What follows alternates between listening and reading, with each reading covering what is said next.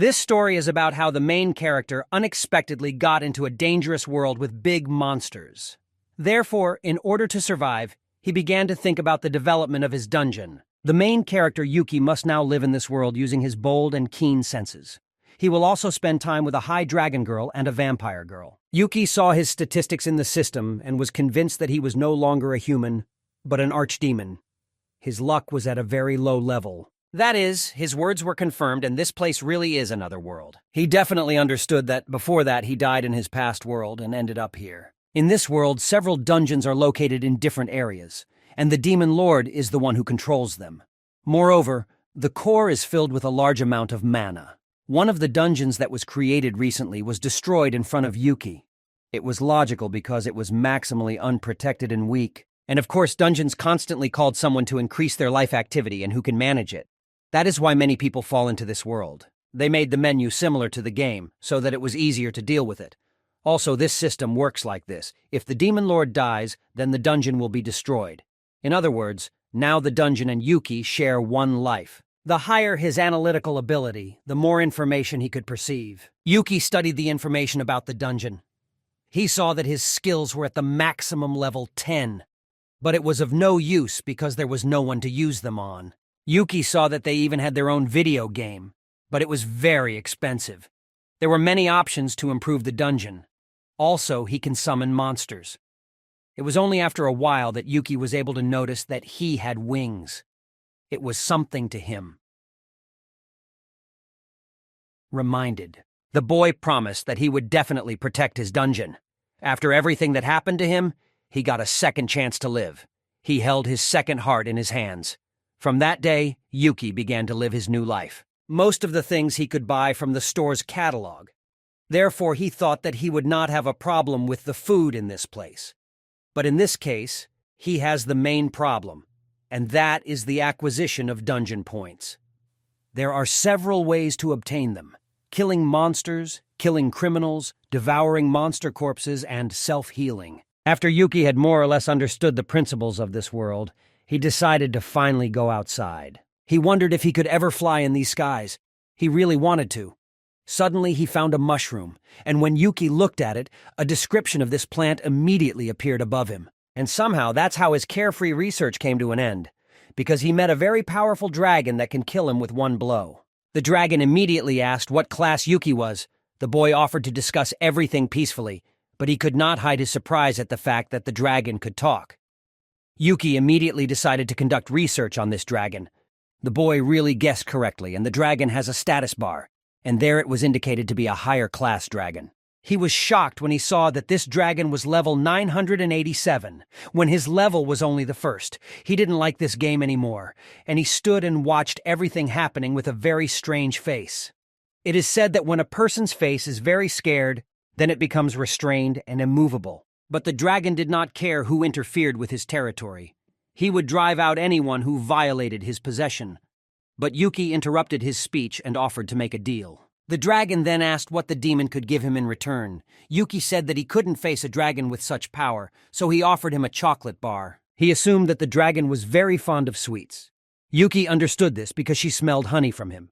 Then she smelled the chocolate and smelled a beautiful aroma.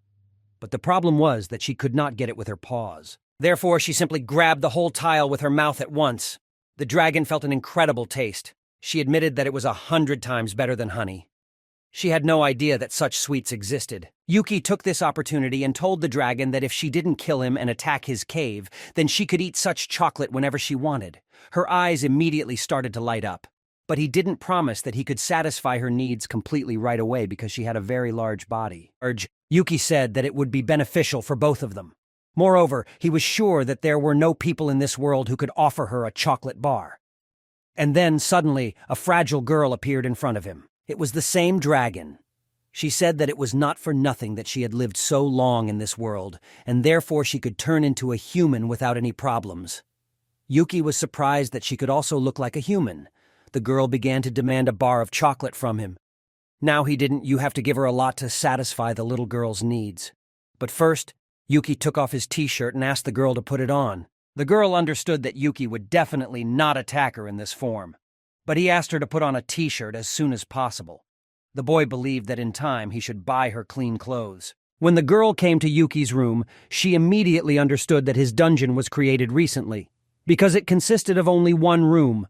She said that demons are born in places with a high concentration of magic, or otherwise, such places are called maso. Yuki did not expect that demons are such strange creatures. The girl began to demand sweets from him for this information. She could not enjoy this chocolate. The girl introduced herself and said her name was Leficios. She also told him not to just call her a dragon. Her full name was very long, and he decided to call her Leffy. She pointed out that this was the first time anyone had called her that way, and Leffy admitted that he was a very strange demon. Most demons were aggressive and arrogant. Leffy thought it was a good decision to walk around neighborhood and destroy several dungeons, because she met a strange demon who offered her a deal. Yuki thought that if she didn't like sweets, maybe he would already be dead just because she was bored. Leffy said that she liked his dungeon and decided to stay there. The boy did not expect such a turn of events. Leffy said that these wards are very cozy compared to the ones she destroyed. Moreover, she just wanted to change her nest, because it became very uncomfortable there. Yuki got nervous and asked to think better and not make hasty conclusions. Leffy hugged Yuki and asked if he would mind her living with him. He was ashamed, and yet he had no way to refuse her, otherwise his life could be in danger again. It was the second day since he became a demon lord. And in his dungeon, a new inhabitant has already grown stronger, who has decided that she can command everything. To begin with, Yuki thought that it was necessary to make the cave a dungeon area. Therefore, he began to study the operation of the menu. But unfortunately, he didn't have enough points to carry out his plans. He has to thank Leafy because she is considered a criminal, and thanks to this, he gets extra points. Next, he decided to try to summon a monster. To begin with, Yuki decided to try to buy the cheapest monster in the catalog. As soon as Yuki pressed the button, his order immediately appeared in front of him. It was the same slime that Yuki kept reading about. He started playing with it. The boy even gave him the name Shu. Yuki decided to test the characteristics of his new friend. He was upset when he saw that Shu had better luck than him. But Shu crawled over to him and started to calm him down. Yuki wanted Shu to become his child because he was so cute to him. Unexpectedly, their idol was disturbed by Cerberus. Their level was 32, but the slime was going to protect its master. Yuki was happy and pointed out that it didn't matter that his opponent was of a high level. Although his Pokémon were of a low level, he believed that, with his intelligence and skills, they would definitely succeed. Yuki yelled for him to use a quick attack, but the Cerberus just smeared the slime on the wall with one blow. The boy was outraged and didn't understand how he dared to do such a thing to his son. The guy was very angry and attacked the monster without any fear. To his great surprise, he managed to eliminate the enemy with just one kick. In fact, Yuki didn't expect to be able to defeat him at all. He assumed that his stats were actually high because he didn't feel the difference of 30 levels. And because of that, he had just managed to raise his level. He gained a new martial arts skill.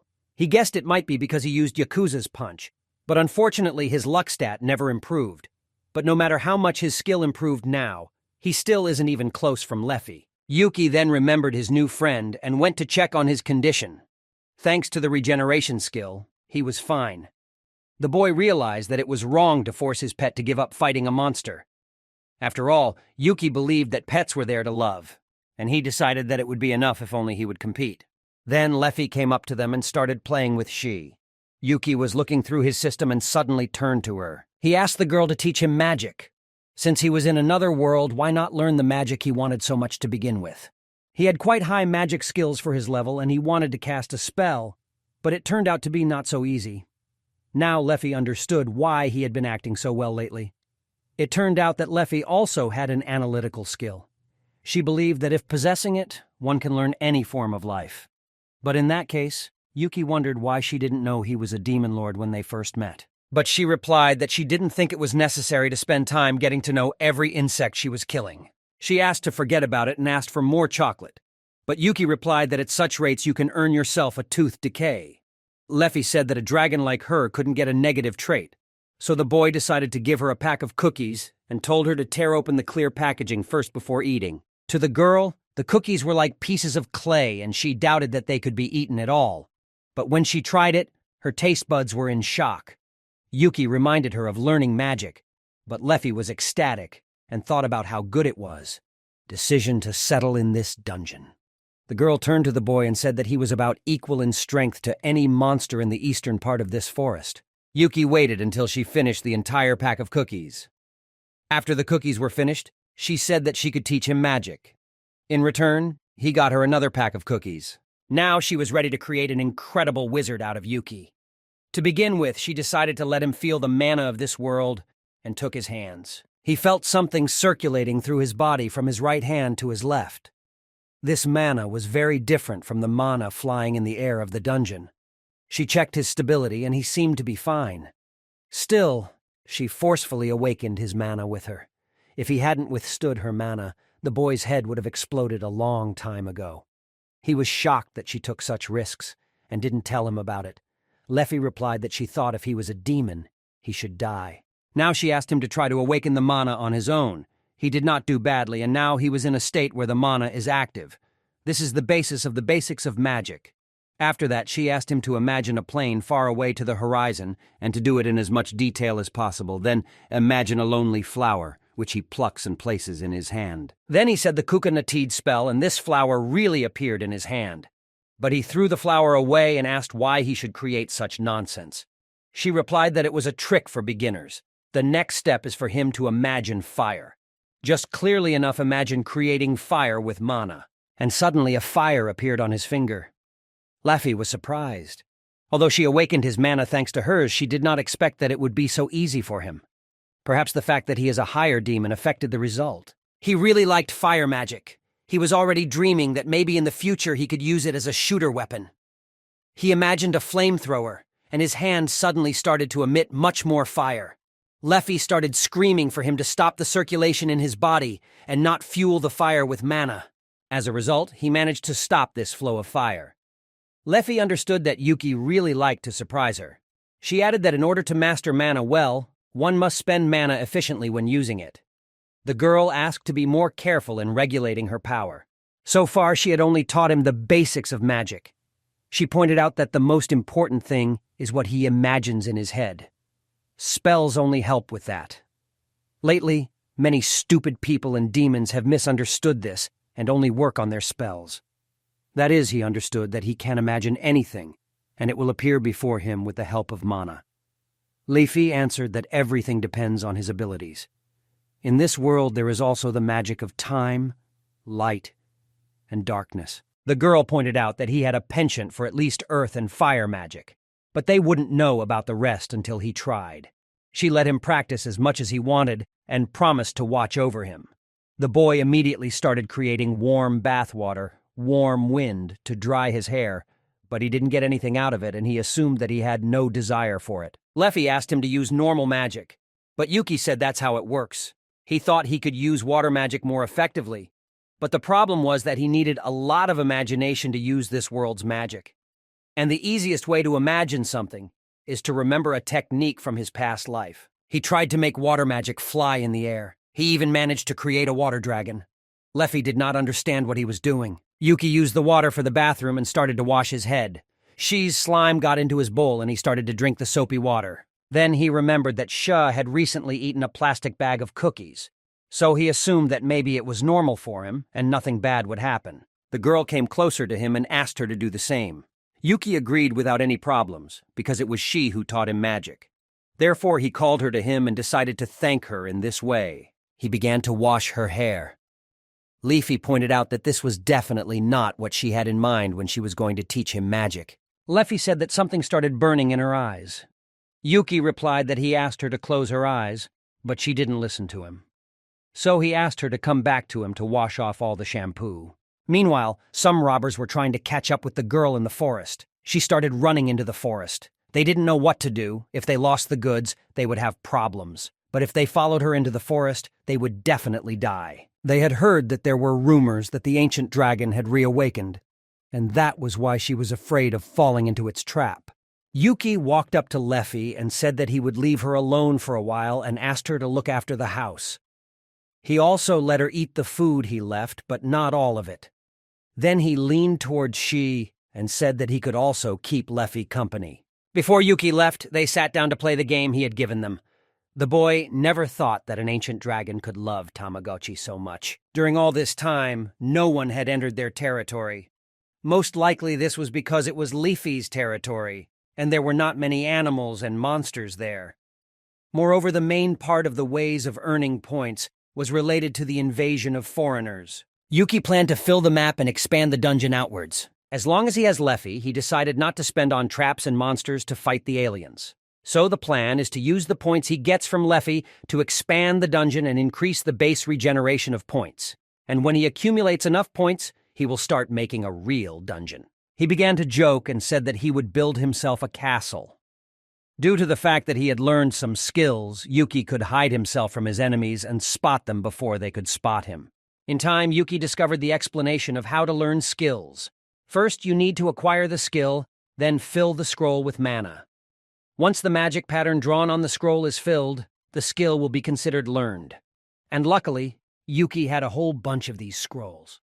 Unexpectedly, the boy noticed a monster in front of him. And if you take into account their difference in level, then the beast will notice him if Yuki comes closer. He began to occasionally notice sufficiently strong monsters. He assumed that he had already left Leffy's territory and entered another clearing. He has completed the dungeon expansion. Now all that remains is to fill the map, since he spent almost everything on it. Yuki returned home and saw that the refrigerator was completely empty. Although when he left, it was completely filled with meat. He immediately called Leffy and asked if she wanted to tell him anything. The girl replied that everything is not as he thinks. Behind all this, there is a serious reason. Therefore, she believed that she had not done anything wrong. Yuki asked to tell the details and promised to forgive her depending on the situation. Leffy said it looked delicious and she couldn't take the pressure and ate it all. Yuki started screaming and said she was a bad dragon. The girl pointed out that he had no right to call her bad, but he did not agree with her, despite how long she had already lived. But she still continued to act like a child and call herself a superior dragon.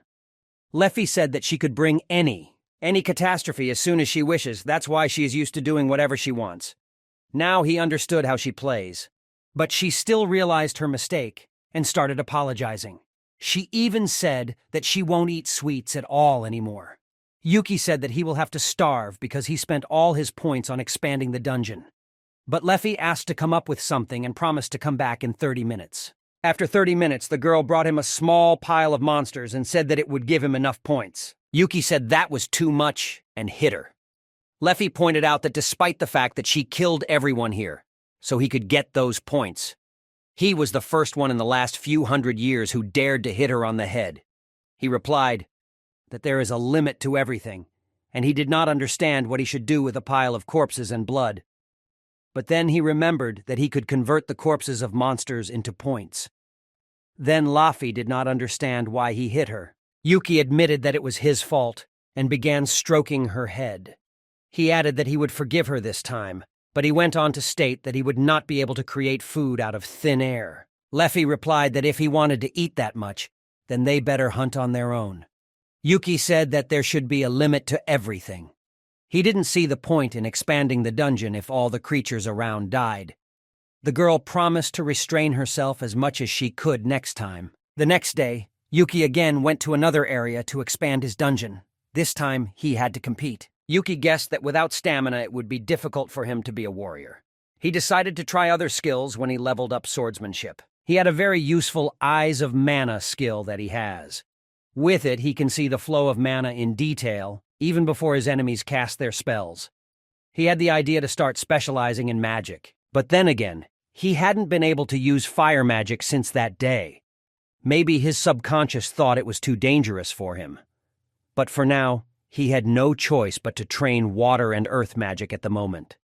He also managed to add additional territories to the map. Also, the profit of points in comparison with what only Leffy brought increased by 3 times, so everything is going quite well. Suddenly, Yuki saw the corpse of a monster in front of him. But as it turned out, he was mistaken, and a little girl lay unconscious in front of him. He immediately ran to her and checked her breathing.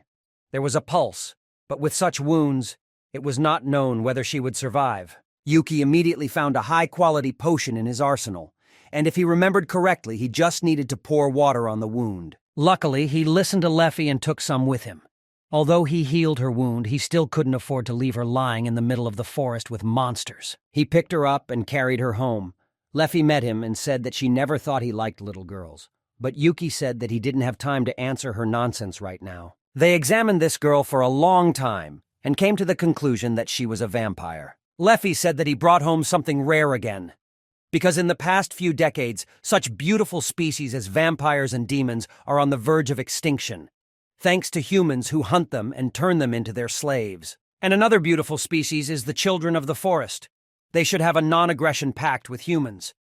But humans still attack them mercilessly, ever since humans started a war with demons and humans. While Leffy was telling the boy about their story, the girl opened her eyes. She slowly got up and sat on the bed. Yuki immediately asked if she was in pain. However, she could not utter a word.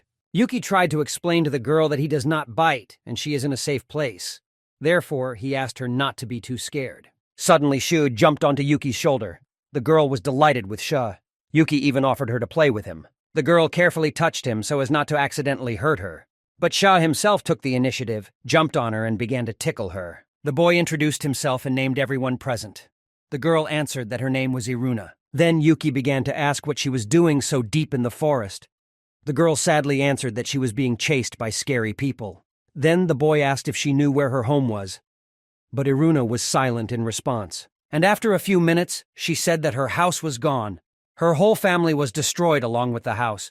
Leffy said that this area was far from human settlements, especially for a child. Leffy assumed that she must have really gone through something terrible if she ran all the way here.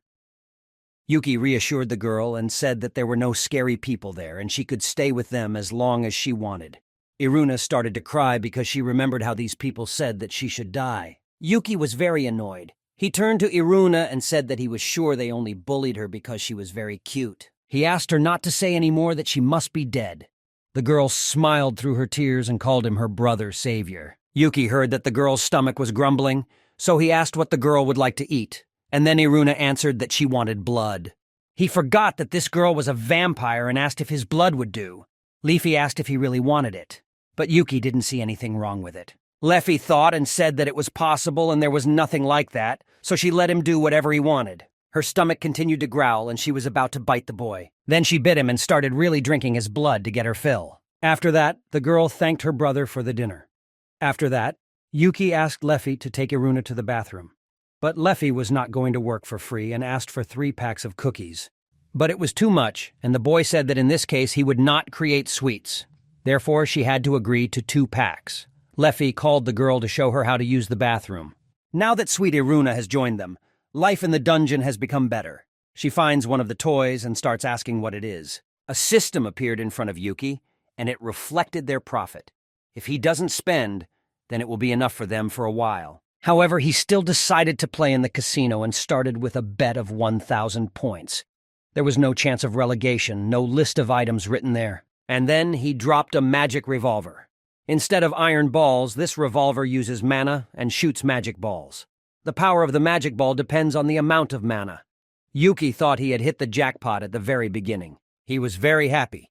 Yuki didn't even imagine that there was such a high chance of a drop in Gachi Casino. He had a premonition that for the next scroll he would get something even grander, so he wasn't going to stop. But as a result, he lost absolutely everything. He forgot the most important thing. His luck is lower than Slime Shi, and he was the weakest monster. Iruna came up to him and asked what kind of transparent board was in front of him. Yuki replied that it was his menu, but then he asked how she could see it. Iruna asked her brother to try this thing that creates items. Yuki agreed, but only once because he had few points left. She climbed into the boy's arms and began to ask what she should press. He began to tell her everything. When she pressed the button, Yuki was shocked because something big appeared in front of them. He was even scared at first, but Iruna rushed to him because he was very fluffy. But Yuki asked to be careful and not run to him so immediately. Iruna said that everything is fine and that Mr. Wolf doesn't smell like a thief. Yuki was surprised where she got such analytical skills. Leffy joined them and assumed that Yuki had summoned another monster. Yuki rightly immediately thought that Fenrir was very strong. Leffy pointed out that he was still a child, but in the future when he grew up, he would become a legendary monster like her. Leffy had even fought one once, and frankly, she didn't want to do it again. If even Leffy had such an opinion, then Fenrir is really very powerful. And it was amazing that with such statistics and dimensions, he is considered a child. Yuki decided to ask Leafy if she could see his system. He explained that it looked like a list of dungeon functions, but the girl replied that she didn't see anything like that. It was strange that Iluna could see him. Then Leafy said that he had a wedding ceremony with this little girl. Now Iluna can see this thing because she has already become his family and Leafy is still a criminal. The girl continued to tell and said that blood is one of the most important components that makes their body work. Therefore, for a vampire, drinking someone's blood is not eating, but sexual intercourse. So it equates to a wedding ritual. Yuki started shouting and asked why she didn't tell about it earlier. Leafy replied that she felt a connection between them, and that's why she didn't bother them. The boy was annoyed and called Leafy a dumb dragon. He also said that he would not give her sweets for 3 days. To begin with, he decided to pretend that nothing had happened. Yuki decided to test the revolver he won at the casino. He decided to load it with 10 mana to start. After several shots, the boy realized that this revolver equalized all losses in gacha. Moreover, he can charge it with several cartridges with different amounts of mana. And even when he checked the mana with his eyes, he did not find any leaks. And this means that his opponent will not be able to feel it. Yuki saw Fenrir come out and realized that his companions had finally fallen behind him. He approached the wolf and apologized for the inconvenience. Yuki saw in the system that Fenrir had some very interesting skills, and so he asked to show them to him. The beast looked at him with an uncomprehending look. Yuki tried to explain to him that he wanted to see his unique skills. Then he still understood what they wanted from him and demonstrated divine speed. This skill increases the speed of movement, and for 1 moment, the user can move at hypersonic speed. The next skill is chain, he calls it, and allows him to control it calmly. And the third skill is physical transformation. It allows the user to change the size of the body. Yuki was happy and told Fenrir that he was very cool. The beast understood the compliment and began to wag its tail in thanks. After that, they started playing together. Yuki would throw him a plate and Fenrir would happily bring it. They enjoyed themselves as much as they could and had a lot of fun together. Yuki kept praising Fenrir. Then they finally lay down to rest, and Yuki noticed these are really incredible. But he was ashamed that he had fun for so long, because he is a proud creature and this is unacceptable for him.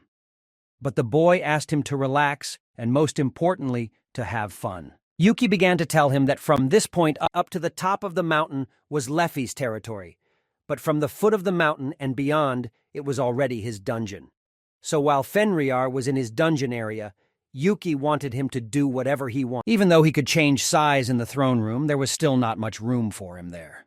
However, everything he caught in the dungeon would eventually turn into points, so he was fine anyway. Yuki insisted that Fenrir visit him more often since this was his home now. When Yuki returned home, Iruna immediately asked where Fenrir went, because she also wants to play with him. Suddenly, the boy shouted that he was no longer human. He decided to try to take off with the help of his wings, but he was met with a spectacular failure. Yuki didn't understand why he couldn't fly. He knew he couldn't fly just because he had wings, and for that he bought the limited flight skill. But it didn't help. The guy was very upset because it cost 10 times more than a normal skill. Then he spent almost all his points on it. As a result, he came to Leafy and began to beg on his knees to teach him to fly freely. Leafy replied that she was disgusted to see him in such a state. And she also reminded him that he had thrown her into an abyss of despair and forbidden her sweets for 3 whole days for an unjust reason. In this case, he offered her a premium donut. Although she was angry, she could not refuse such an offer. When he showed her these donuts, they were covered in different glazes and looked very appetizing. She assumed that this was exactly what the gods ate. Yuki mentioned that if she agreed, he would give her some biscuit as a bonus. After such an offer, the girl promised that she would make him a demon of the heavens. They went outside and Leafy started to suffer from the scorching sun. It was obvious because she was in Yuki's dungeon the whole time. He asked if she shouldn't protect her nest. She replied that she only made the nest in that place because of the honey. But now she doesn't pay attention to it at all. Leafy noted that he has a unique pair of wings. The boy said that in ordinary life they interfere with him, so he usually hides them from her. The boy asked not to touch him because he was tickled. But Yuki didn't understand why he couldn't feel his wings if they were made of his mana. The girl was surprised that he hid those wings all the time. But the boy pointed out that her dragon wings to him like much more. The girl said that flattery wouldn't help him.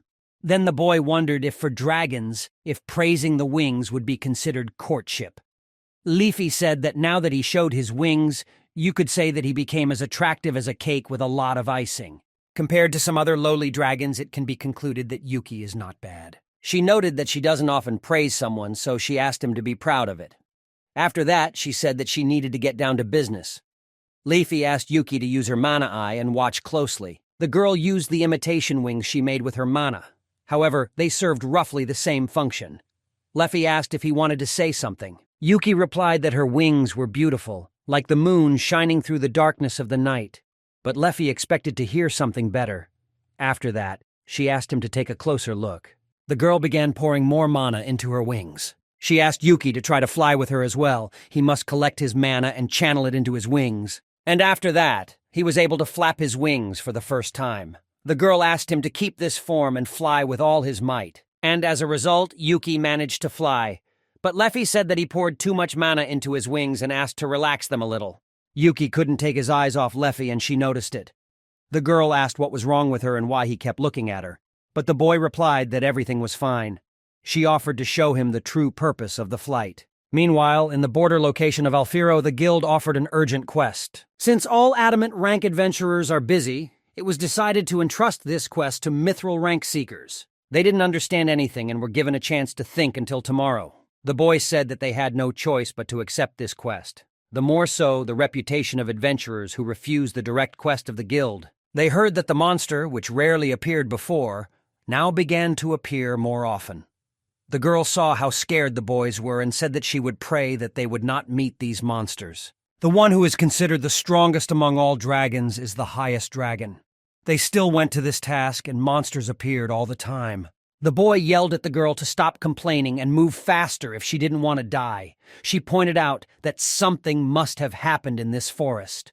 The monsters they were supposed to meet much later in the thick of the forest attacked them almost at the entrance to the forest. They still did not understand what was happening there, but nothing can be done about it, and they have to fight for their survival. At some point, Fenrir appeared in front of them. The guy had already said goodbye to his life and regretted that he never asked the girl from the bar he liked on a date. But as a result, he just turned around and walked away. After that, they decided that they needed to run away from this forest. They wouldn't be able to survive there even if they had many lives. Meanwhile, Leafy demanded chocolate-covered donuts from Yuki as dessert for her work done. Yuki decided to go for a walk with Fenrir, and they ran into the forest. The boy was delighted at how fast he was. On their way, they met a horned tiger, and Yuki said to wait for him until he kills the beast. Yuki said that it was indeed the easiest way to hunt, but this time, his sword broke again. He didn't even remember what it was. Because of this, he wanted to get a stronger weapon. After all, he is a demon lord. Besides, he is going to be a demon lord who specializes in magic. That doesn't mean he can't use a sword. He took a reinforced iron old stick, because he understood that he would quickly break it, and that would be enough for him for a while. Suddenly, large ants started running towards him. They were very fast and quickly approached. He quickly jumped on Fenrir, and they started to run away from this clearing, because with his flight speed, he wouldn't be able to escape from them. But he still decided to show them the results of his hard training. He activated the water dragon and directed it directly at the ants. Yuki was sure that after this they would all turn into mincemeat, but they started attacking the boy with acid, and it was difficult for him to defend himself. The monsters weren't even going to stop. He definitely wouldn't have enough mana against that many. He needed to come up with something to hold them back. His item box. It stores items inside of itself and freezes them in time. He found meat there and started throwing it to them. Meanwhile, he planned to come up with a new plan while they were busy, and then he noticed that they were no longer chasing him and assumed that they had stopped to eat meat. Yuki came home and looked at the various weapons. It would be easy enough for him to use a staff, but it would be strange enough when a demon lord was wielding a staff. The great sword suits him well, but considering how long and light it is, there were doubts that it would last long. Iluna ran up to him and asked if he was going to do another trick. The guy replied that he was going to become a creative demon lord, and if he didn't have a weapon, he wanted to make it himself. Leafy appeared and asked Yuki what nonsense he made up again, but the boy replied that he was not going to listen to her. Moreover, she did not even know about his new title of the owner of the Supreme Dragon, who can bring his own to his knees. In order to create any weapon, the user must prepare the materials and present the desired form of the weapon and activate the given skill. It also needs to constantly feed it with mana. Yuki thought that this was the perfect skill for him. In addition, he also has the skill of magical enchantment. It was a perfect harmony of magic and weapons. He wanted to become just such a demon lord. To begin with, he wanted to try to turn the piece of iron he bought into a knife. The boy began to fill it with mana, little by little. After that, he activated the weapon creation skill. The iron instantly turned into a liquid. Now it remained to set the shape. As a result, he managed to create a demon lord's knife. It turned out to be sharp enough. Lev suspected that it was an art of magic that was spread among the mountain dwellers. Moreover, its quality was also not bad. But Yuki pointed out that he was not completely finished yet. Now he wanted to make a knife that would be sharp on both sides. If you think about it, the effect of magical enchantment also depends on the shape of the object. And if he has a penchant for water magic, then he decided to make it look like a drop. Iruna brought the slime to the new weapon and said that they were very similar. Leffy asked to explain what it does. If it is a weapon, then she asked to show how it works. Yuki said that you need to take the handle and use the second part in order to hit your opponent. The boy was glad that he didn't spend any expensive materials on it, so he decided to quickly move on to the next species. He tried to make one more time something made of iron. Also, he remembered that he got the ingredient from that big rhinoceros beetle. Now he can use it. He sat down on the floor and tried to concentrate. He needed to come up with something simple to begin with and not complicated. Last time he failed because he started to come up with something unusual. He should concentrate on his weight and sharpness. No complicated design is needed. It will be good to get a double-edged sharp blade with a handle. As a result, the great sword of the demon lord came out. It looked like a beautiful flower. Since during the creation of the weapon, Lev constantly revolved around Yuki, and she constantly talked about the flower, in order for the idea of a weapon in the shape of a flower to form in the boy's mind. He asked what he should do with it now. It was his only piece of such material, and he would not be able to use it again. Leafy remarked that this weapon looked very fabulous, and she was sure that any monster could be defeated with it. Yuki asked her to stop laughing. It wasn't the first time she behaved like that. He assumed that she only had flowers and sweets in her mind. She replied indignantly that her admiration did not concern him. Yuki decided to say that he thought her sweet taste did not characterize the rank of Supreme Dragon. Iruna was walking with Slime and said that it looks like brother and sister are fighting again. That's why they went to play in another room. For lunch, Yuki fed Iruna his blood again. Their blood absorption was planned. Iruna eats the same as normal people once a week. She said that she was very lucky that she could drink her brother's blood. After dinner, she ran outside to play, but Yuki asked her not to run far from the house. While she went for a walk, the boy hoped to create another sword. Iluna never returned to the dungeon even before it got dark. No one knew what could have happened to her in the forest. Fenrir returned from his search, but to no avail. But he smelled people in the forest and saw the tracks of a carriage near the forest, so they could conclude that she was definitely not taken by a monster. Judging by everything, Iruna was taken as a commodity. Yuki asked Lef where the nearest human settlement was. She told him, and he ordered to quickly go there. Yuki asked Fenrir to follow Iruna's scent. The boy also asked Leffy to go with them on a search, but she replied that there is no need to ask for obvious things. Even for Leffy, this little girl has become part of her family. They both looked at the sky and saw something like a gathering of dragons there. These were the heirs of Leffy. The girl offered to show people who they contacted. Yuki said for the first time that Leffy was a good girl. She thought he should have realized it much earlier. While they went to rescue their little sister, Iruna lay in a cage chained. She was caught by the same people who couldn't catch up with her last time. They were lucky that she remained alive. After all, now their masters will not throw men into the arena to monsters. Iruna immediately recognized those who killed her mother and father. One of the men started beating her with a stick and said that she had caused them a lot of problems. But at some point, the partner asked him to calm down because if there were scars on her body, the price would drop. She was told that from now on she would be treated like a toy for the wealthy nobility, and she was promised that she would beg for death. The girl was calm and did not even cry. This was all because she had a little brother. At first she was a little afraid of him, but he was very kind and warm.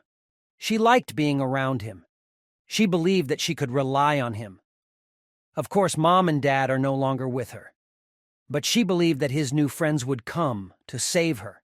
Until they arrived, Iruna was going to do everything in her power. She used the Spirit King skill. Iruna began to ask the Spirit of the Earth to tear the collar and the door to this cage. She also asked the Dark Spirit to make Iruna invisible. There are 6 elements of spirits, namely earth, water, air, fire, light, and darkness. She absolutely did not understand where she was and how to run to the forest. Therefore, Iruna decided that the best solution was to hide and wait for her brother to come. Before leaving, she promised all the hostages that she would definitely save them. The guards urgently ran to the Lord and said that they had an emergency situation. Monsters began to approach from the side of the cursed forest. There were more than 100 of them. The Lord asked if they were sure they were monsters, but the sentinels said they weren't sure. They studied the pack with a viewing crystal and found out that there were adult dragons. The Lord was shocked. He ordered to wake up every adventurer soldier and call him here.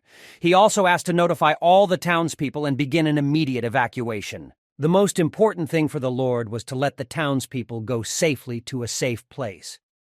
However, he could not understand how a whole 100 dragons could make their way to them. These dragons can destroy even an entire kingdom without any problem. They made it to the city, even though Yuki would have liked to enter it for another reason. Leffy said that if she organized a pogrom, she might accidentally destroy the city together with Iruna. Therefore, she entrusted her rescue to Yuki.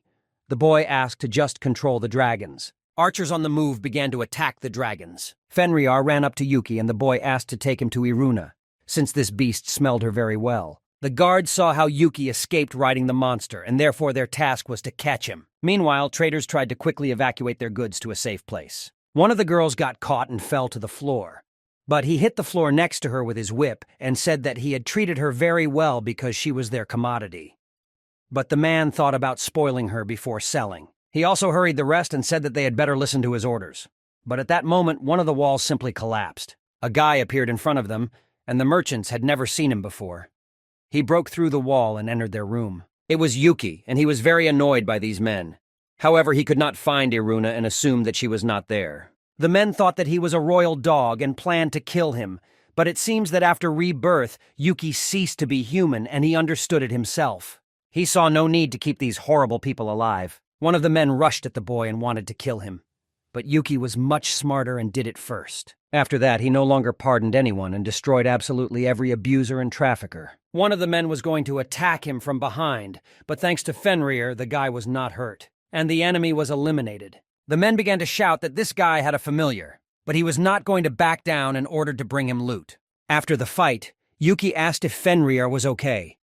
The boy noticed the suppression crystals on these bandits. Now he understood how they managed to go so deep into the forest.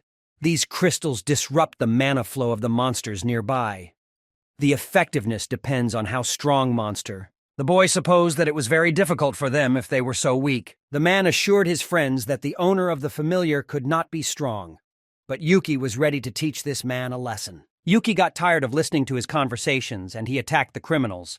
He pointed out that even mosquitoes are stronger than them.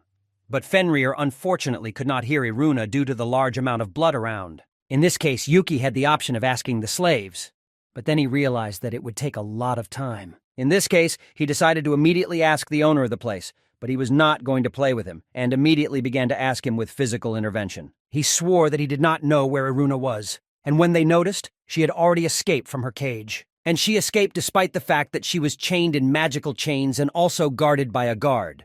When they met her for the first time, she also escaped. At that moment, reinforcements arrived at the owner and he already felt safe. The man ordered to kill Yuki. The boy began to destroy them, but he was only interested in where Iruna was now. Meanwhile, the girl wandered around the corners. The girl remembered when her parents were killed.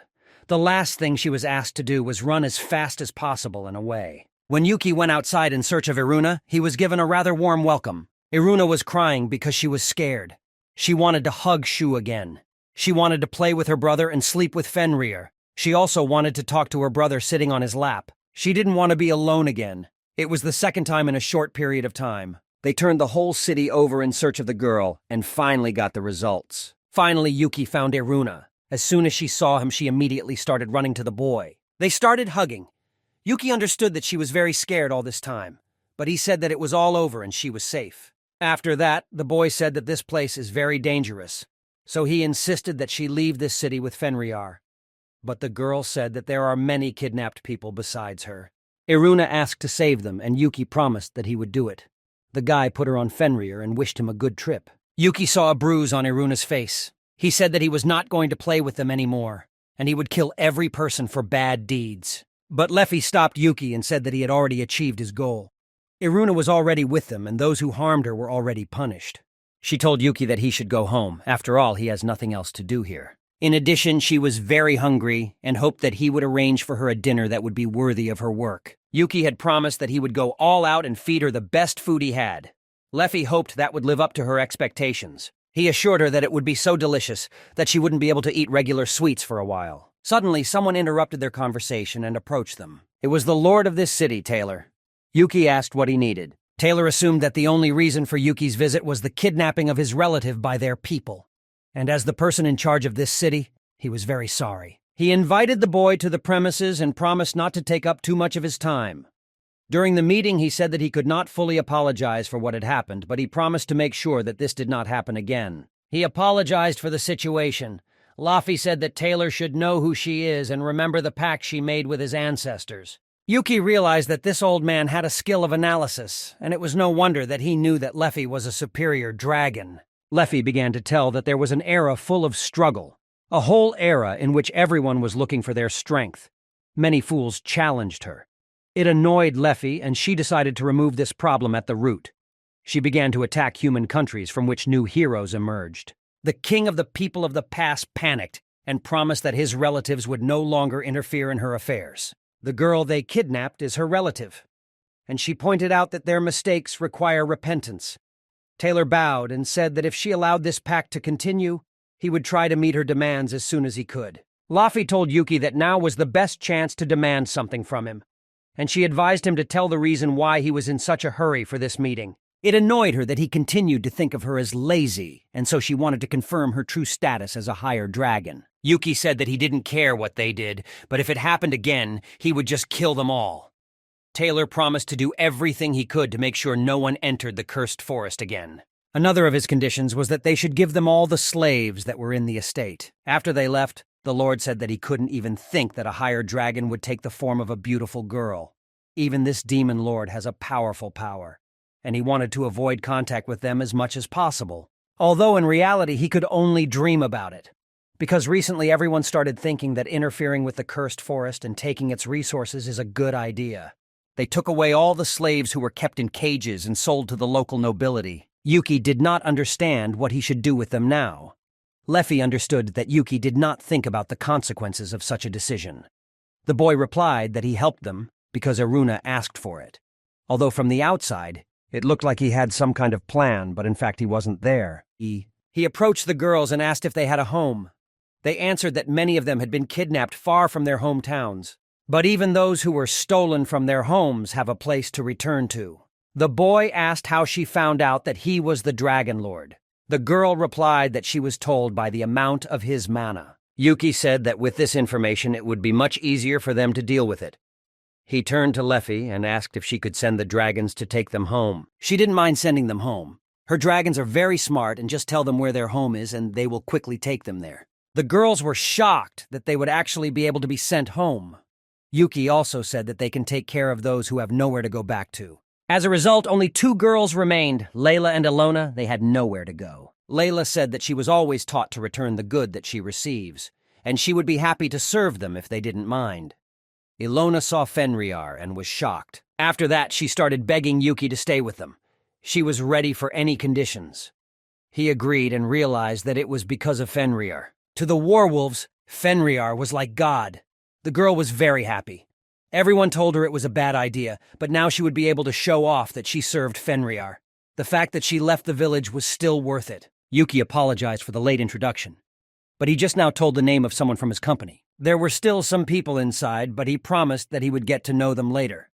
For now, he advised them to have a good rest. The girls were happy to be in such a place and finally be able to rest and relax and not worry about their safety. Yuki thanked Leffy and said that he definitely wouldn't have been able to do it without her. She assumed that he was talking about the situation when she hugged him and pressed him to her like a child.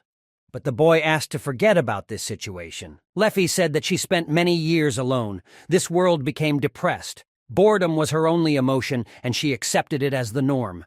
But one day, she met one person. He painted her world with radiance, colors that she never understood. The feelings that he brought to her were very pleasant.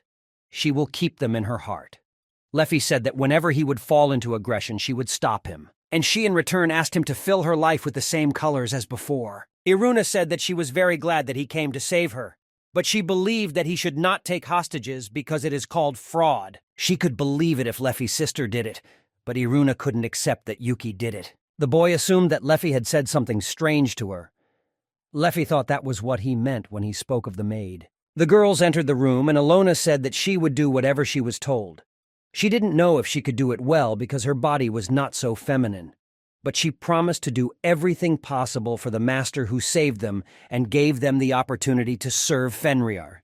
And Layla wanted to ask about the routine of the night service. But in fact, that's not what Yuki meant when he spoke about the maid. He wanted to ask them to do their chores. It was annoying because he was the only one doing it. He let them use the room he showed them yesterday. And if they needed anything, he would try to help them.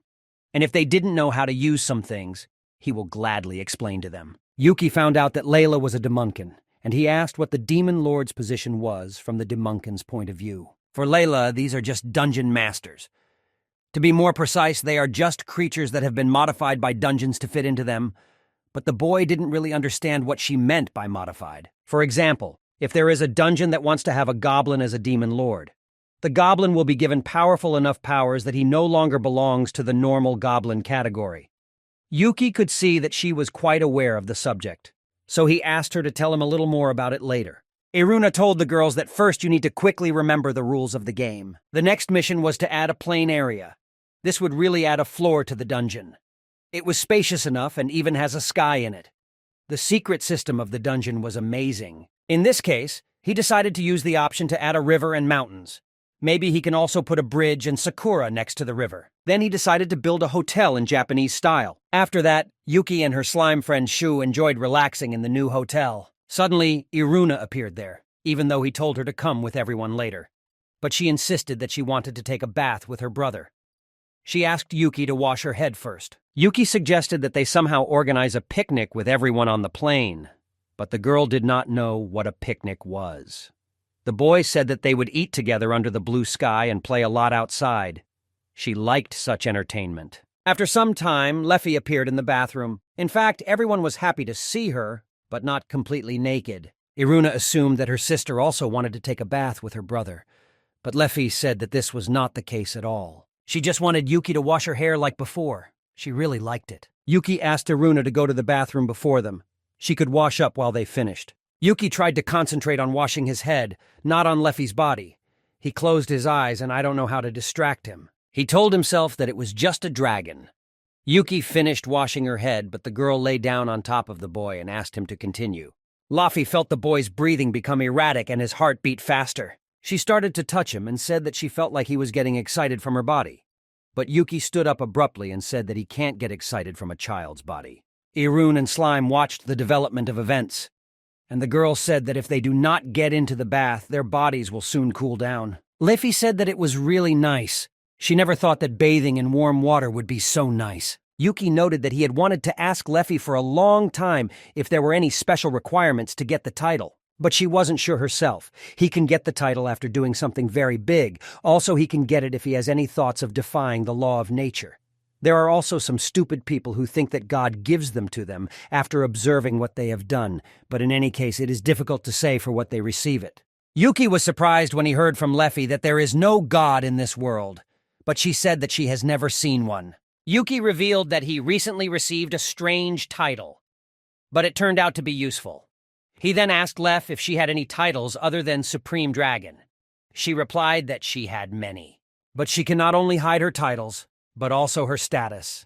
If she wants to do it, Yuki said he'll try to find that skill on the list later. Also, Yuki couldn't see Iruna's status. He assumed it was this skill that helped her escape from the bandits last time. But it doesn't work for him because he needs to look at their full statuses to set a target. Leafy pointed out that he would be able to see her status, only when it becomes as strong as her. But it may take him more than several hundred years to become as strong as he is. He will die of old age long before that. Leffy noted that he technically has the ability to live for more than 1,000 years. Demons whose body is made of mana have a really long lifespan. They can collect mana at the end by breathing. Even if he is missing some part of his body, he will still regenerate over time. This information surprised him. That is why, as long as there is mana in this world, Yuki will not die, unless someone can kill him. He then asked why Leafy has lived long enough. She replied that the dragon is a race that also has a long lifespan. On top of that, her body has become very strong and very attuned to mana. As long as she doesn't use all her power and the mana will not disappear from this world, she will definitely not die. In that case, Yuki was calm. If she was here with him, he would definitely not be sad if he had a long life. The boy noticed that something seemed to have happened to Leafy. She replied that everything was fine. Yuki then asked Iruna if she wanted to sleep. Leafy found out about Yuki's title of Supreme Dragon Master. She didn't let him think of her as a pet. The boy replied that it was not his fault. After all, she herself said that the names appear without their knowledge. Instead of an argument, Yuki asked her to help dress Iruna.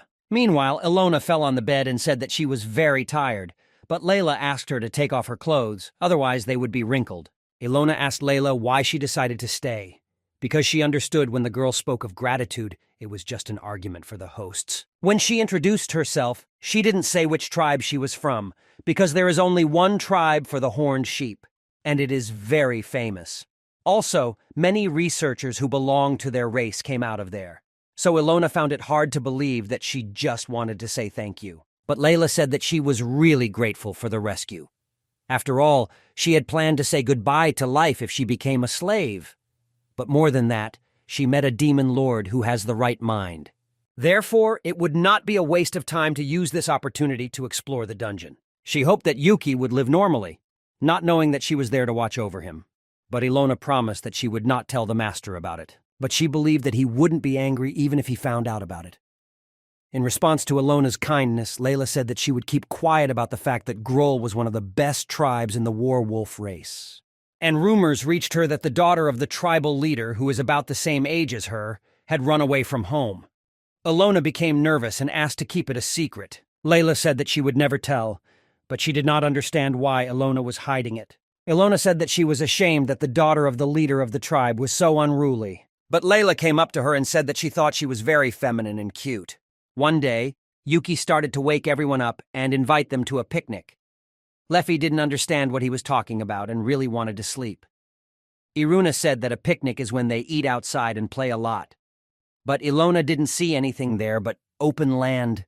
She didn't understand. How can they play there? Leafy said it was a good place to sleep and get some strength, but the boy asked not to underestimate their game master Yuki. He arranged a sleigh race. Everyone said it looked very fun. It was very simple, but at the same time so cool. Then he put Ilona and Layla on the sleigh. After that, he launched them from this mountain. The girls were very scared and did not expect that it would happen so quickly. When they arrived, each said that it was much faster than they expected. Yuki was glad that they got the emotions and enjoyed it. Leafy immediately refused such entertainment, but Yuki was not going to agree with her and therefore took her in his arms and asked her not to speak like that. He thought it would be bad for her if she was the only one who didn't. He got on the sleigh with Leafy and said that he would teach the Supreme Dragon a special course. After that, they quickly went down. The girl grabbed Yuki's head very hard, and for a moment it seemed to her that they were flying above the ground. It turned out that Yuki was applying acceleration with magic, and the girl begged him to stop it. When they stopped, Yuki asked what was wrong with her. After all, she flies much faster than this sled, but she is still afraid. The girl asked not to compare it to flying. The boy could not even imagine that the Supreme Dragon would fall from something like that. While Yuki was laughing, Leafy picked him up from behind and asked him for permission to show him the real course. She wanted him to get a taste of the resentment she was holding. Iruna commented that her sister and brother were amazing. The girls commented that Leafy's ice magic was really incredible. Finally, it was time to eat. After a long walk and fun, everyone was very hungry and didn't mind getting full. Yuki noted that the Higher Dragon's course was just perfect. He pretended he wasn't scared just to annoy Leafy, although she could see how scared he was in the process. They sat and talked about the food they had brought with them. They were very happy and joyful. There was even a dish made of a stone bird. This is the same monster that belongs to the class of military disasters. Leafy noted that all of these dishes were delicious, but she felt that Yuki had forgotten something. But the boy said that she didn't need to worry about that, because he brought dessert with him. Ilona said that all the sweets prepared by the host are very tasty. Leafy said that no matter how big this world is, they can try such sweets only here. But as a result, Leffy ate the largest amount of goodies that Yuki had prepared. She considered it the highest level of praise. Ilona decided to ask the boy why he called Leffy the Supreme Dragon. He forgot that he hadn't told Ilona about it yet. Yuki said that Leffy is a real higher dragon.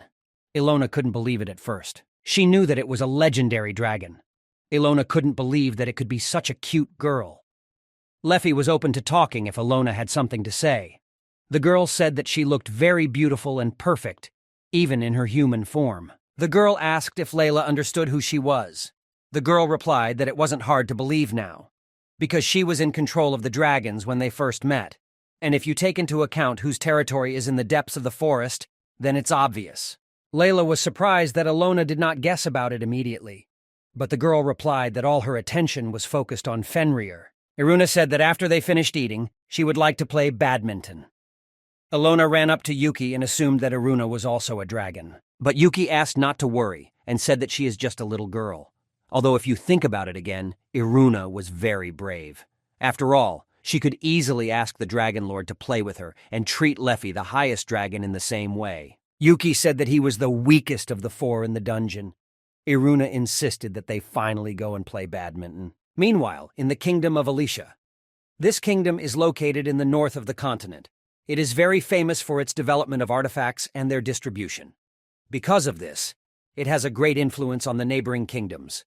Their king is named Raymond. His son Ryuto came to him and said that despite the fact that someone was attacking their kingdom, Raymond was going to just let them go. Because he believed that they should attack right now. The king said that he would not be allowed to attack the cursed forest. From the reference, he learned that they had just destroyed some criminal syndicate. And although Ryuto had talked about attacking the kingdom, they had not actually suffered any major losses. However, the kid believed that it did not matter how much damage they brought. Ryuto said that this is a matter of the dignity of the whole country. And you should only think about the resources of this forest. Father pointed out that he still didn't know what kind of place it was. The boy replied that he knew perfectly well what kind of place it was. But with the power of their artifacts, they shouldn't have any problems with monsters. In any case, Father forbade he should do it. This is a royal order. Ryuto believed that the cowardly king was only hindering the development of the country. Then his assistant offered to carry out this plan anyway. The boy replied that this is exactly what they will do. Ryuto ordered the assistant to gather all the soldiers. Yuki was playing a board game with Layla. In his system, he noticed a place that appeared there unexpectedly. While he carefully examined the map, Layla tried to find out what happened and why he was so nervous. The guy said that they had uninvited guests, and it was unclear what their purpose was. He could see that their equipment was mediocre, but they looked like the soldiers of some country. There were about 400 to 500 soldiers there. They were definitely going to do something bad. Layla offered to go to them and destroy them quickly, but there was something in Yuki that he wanted to try. If something went wrong, then he would ask her for help. They should at least try to warn them first. Layla said she would wait for his return. She said if he didn't come back soon, she could continue the game herself. Yuki saw that they were using artifacts that weakened the monsters, but it didn't affect him in any way. Suddenly, one of the soldiers noticed a guy in his tent. Yuki was surprised to see him. He told him not to make any noise, or he would just destroy him. He nodded his head, and the boy asked if he was the leader of this congregation. But he said there was another leader here. Yuki thought he was joking, because he was the one with the highest level and looked the most experienced. The boy was sure that this man must be one of their leaders. Then Yuki asked to convey to his leader everything he would say. He had no desire to listen to their reasons for coming to their home. Yuki said that this is his land, and if they plan to stay here any longer, he will just kill them all. The man asked why he decided to warn them in the first place. After all, he could just kill them whenever he wanted to. The guy did not answer and simply left. He was ready to destroy all the pests that come to him. Yuki turned back and said that it was a good thing that this old man had retreated with his subordinates after giving his leader a hard time. But as for the rest, they weren't going to stop. Leffy asked him why he came back so frivolously. He replied that he just went to warn them. Now she looked like a complete idiot when she was ready to stay up all night waiting for him to come back. The guy admitted that he was really wrong, and in return promised to show her something really interesting. He gave her access, and now she can see the menu too. He showed her the same offenders. He wanted to test the effectiveness of the traps on these idiots, on those soldiers who entered the territory of their dungeon. These soldiers were being followed by an evil eye. It is an underground monster that can transmit information about what it sees. It uses the dungeon's mana to move. Suddenly, chaos began in their camp. They were surrounded and spiders began to appear around them. Their leader immediately ran out and asked what was happening. The soldier told him that chaos had begun, and everyone started shooting at each other. The hunt for the leader also began, and he begged for someone to save him. Yuki was telling Leffy that this tree was also a trap. It was convenient because he could send mana there from anywhere. Humans were weak to mana interference. But Leafy didn't believe that all of them could be destroyed just by this. But Yuki said that there was no way he would let them go just like that. Leafy noted that people who call themselves smart usually can't do anything. Meanwhile, the soldiers tried to save themselves and looked for the least mana. But all their attempts were unsuccessful. They reached a vine that caught the boys and destroyed them. Only then did they realize that this was a dangerous place. Their artifact that scares away monsters stopped working. No one understood where they needed to run. They entered the swamp, which was very hot, and their feet literally began to melt. Their leader shouted that no one should come near him. Yuki said that everything went better than he expected. They were starting to feel like just a collection of third-rate soldiers with an ineffective leader. At least the test of the trap's effectiveness went well. Leffy suggested to continue the game. Yuki was surprised and said that it will be dawn soon. The girl replied that lately she's been falling asleep late, so she does not want to sleep at night. He pointed out that she was a lazy supreme dragon. Leffy replied that a truly talented dragon must know how to preserve his power when the time comes. A few days later, in the border town of Alfiro, there was a conversation between the captain of the knights and a nobleman. The man asked the captain not to force him to repeat himself. He fired him right in the corridor. He took away his opportunity to become a captain, because he is only retreating from the battlefield. But Boston replied that he could not fire him of his own free will. But the man replied that he did not fire him. This is an order from the person who holds the highest position in this mission, Prince Ryuto. Boston went to the bar and began to think about the situation. Despite the fact that there is still no connection with the soldiers who went to the Cursed Forest, there is no sign that the mission will be cancelled. If this continues, then they will simply increase the number of victims. A man came up to him and said that Boston looked very excited. He replied that he was accused of fleeing from the enemy and then released. He could not even add anything. Boston did not understand what the king was thinking when he sent troops to where such a monster lives. It was Raymond, the lord of this kingdom. He said, "Something is happening in this place where their hands cannot reach." Boston turned to the man and saw that it was the king himself. Raymond said he ran land next to the infamous cursed forest. He would like to hire a talented soldier who had just lost his job. He also offered to pay the bar bill for him and listen to a drunken conversation as a bonus. But Boston said it would take a long time to talk. The king replied that in that case he would play along with him. Meanwhile, Yuki and his friends went for a walk. Leffy turned to Fenrir because she understood that it was hard for him to go through this, even if he is a legendary monster. She meant that he was treated like a pet. Yuki thought she wanted to hold the leash, but Leffy replied that she didn't say anything like that. It would be difficult to take Fenrir for a walk if he couldn't walk on his own. Iruna asked the boy to give her a chance to go out with Fenrir as well. Yuki immediately apologized to Fenrir because he couldn't refuse Iruna's request. Leffy understood that a walk for such a beast was necessary, at least as exercise. But the problem was that he always ran around the mountain alone. Leffy walked over to Fenrir, removed his collar, and let him go to his favorite spot. She said that one day he might bite him to death. Yuki replied that if he bites him to death, then the dungeon will also be destroyed. Fenrir was very intelligent, so the boy was sure that he would not do such a thing. Laffy then asked why Yuki was looking at her like that. She assumed that he was fascinated by her. But the guy replied that he just thought that her appearance was the only good thing about her. Leff demanded an explanation why he used the word only. Fenrir returned, and Iruna asked him if there was anything in either direction. He showed them which way they should go. On their way, they saw a huge tree. Even if they all joined hands together, they would not be able to reach it. It was unknown how many thousands of years this tree lived. Maybe it's even older than Leffy. The girl couldn't deny it. The trees were growing there even before she was born. A little further, they noticed a large flower. With its size, it could even eat them. But Leffy ordered them not to get too close to it. At that moment, the flower closed its petals and caught the butterfly. Leffy pointed out that one of their heads could have been in place of the butterfly. Iruna hugged Fenrir and said that she had never seen such a beautiful place before. It was actually incredible. The surroundings of this lake had very dense mana. When Leffy sees such a place with such dense mana, for some reason something new appears in her. It was a very pleasant feeling. In this case, Yuki suggested that she rest a little in this place. They all sat together on the lawn and enjoyed the scenery. They all felt the wonderful fluffiness of Fenrir.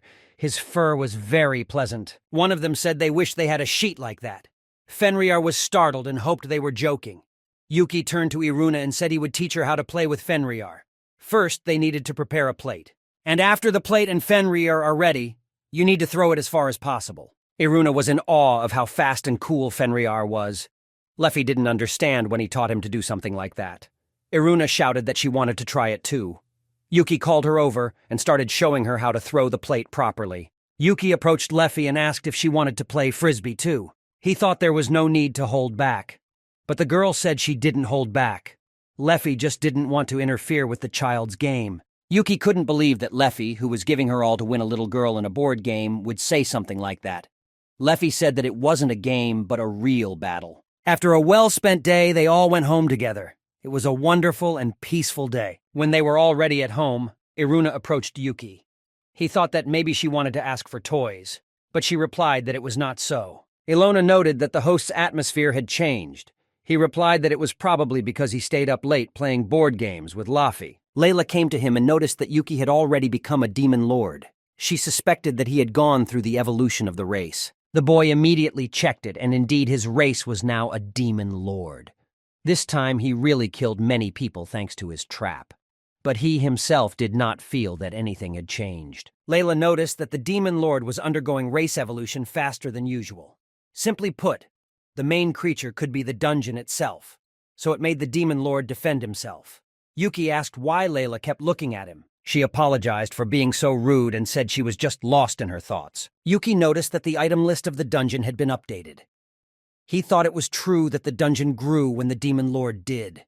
It seemed that his mana quality had also changed. The guy asked Leffy if she had ever undergone such an evolution. The girl answered that no, because the ancient dragons are already the strongest. He understood that, but her level is 987 and maybe she will be able to get through it when she reaches 1,000, but she was sure that her level would not rise even after several decades. Therefore, they would only be able to find out about it after 1,000 years. Anyway, it was strange that it looks the same after evolution. The monster usually gets another horn or claws. There are some demonic races that grow something like tentacles. Then he took out his wings and noticed that there were more of them.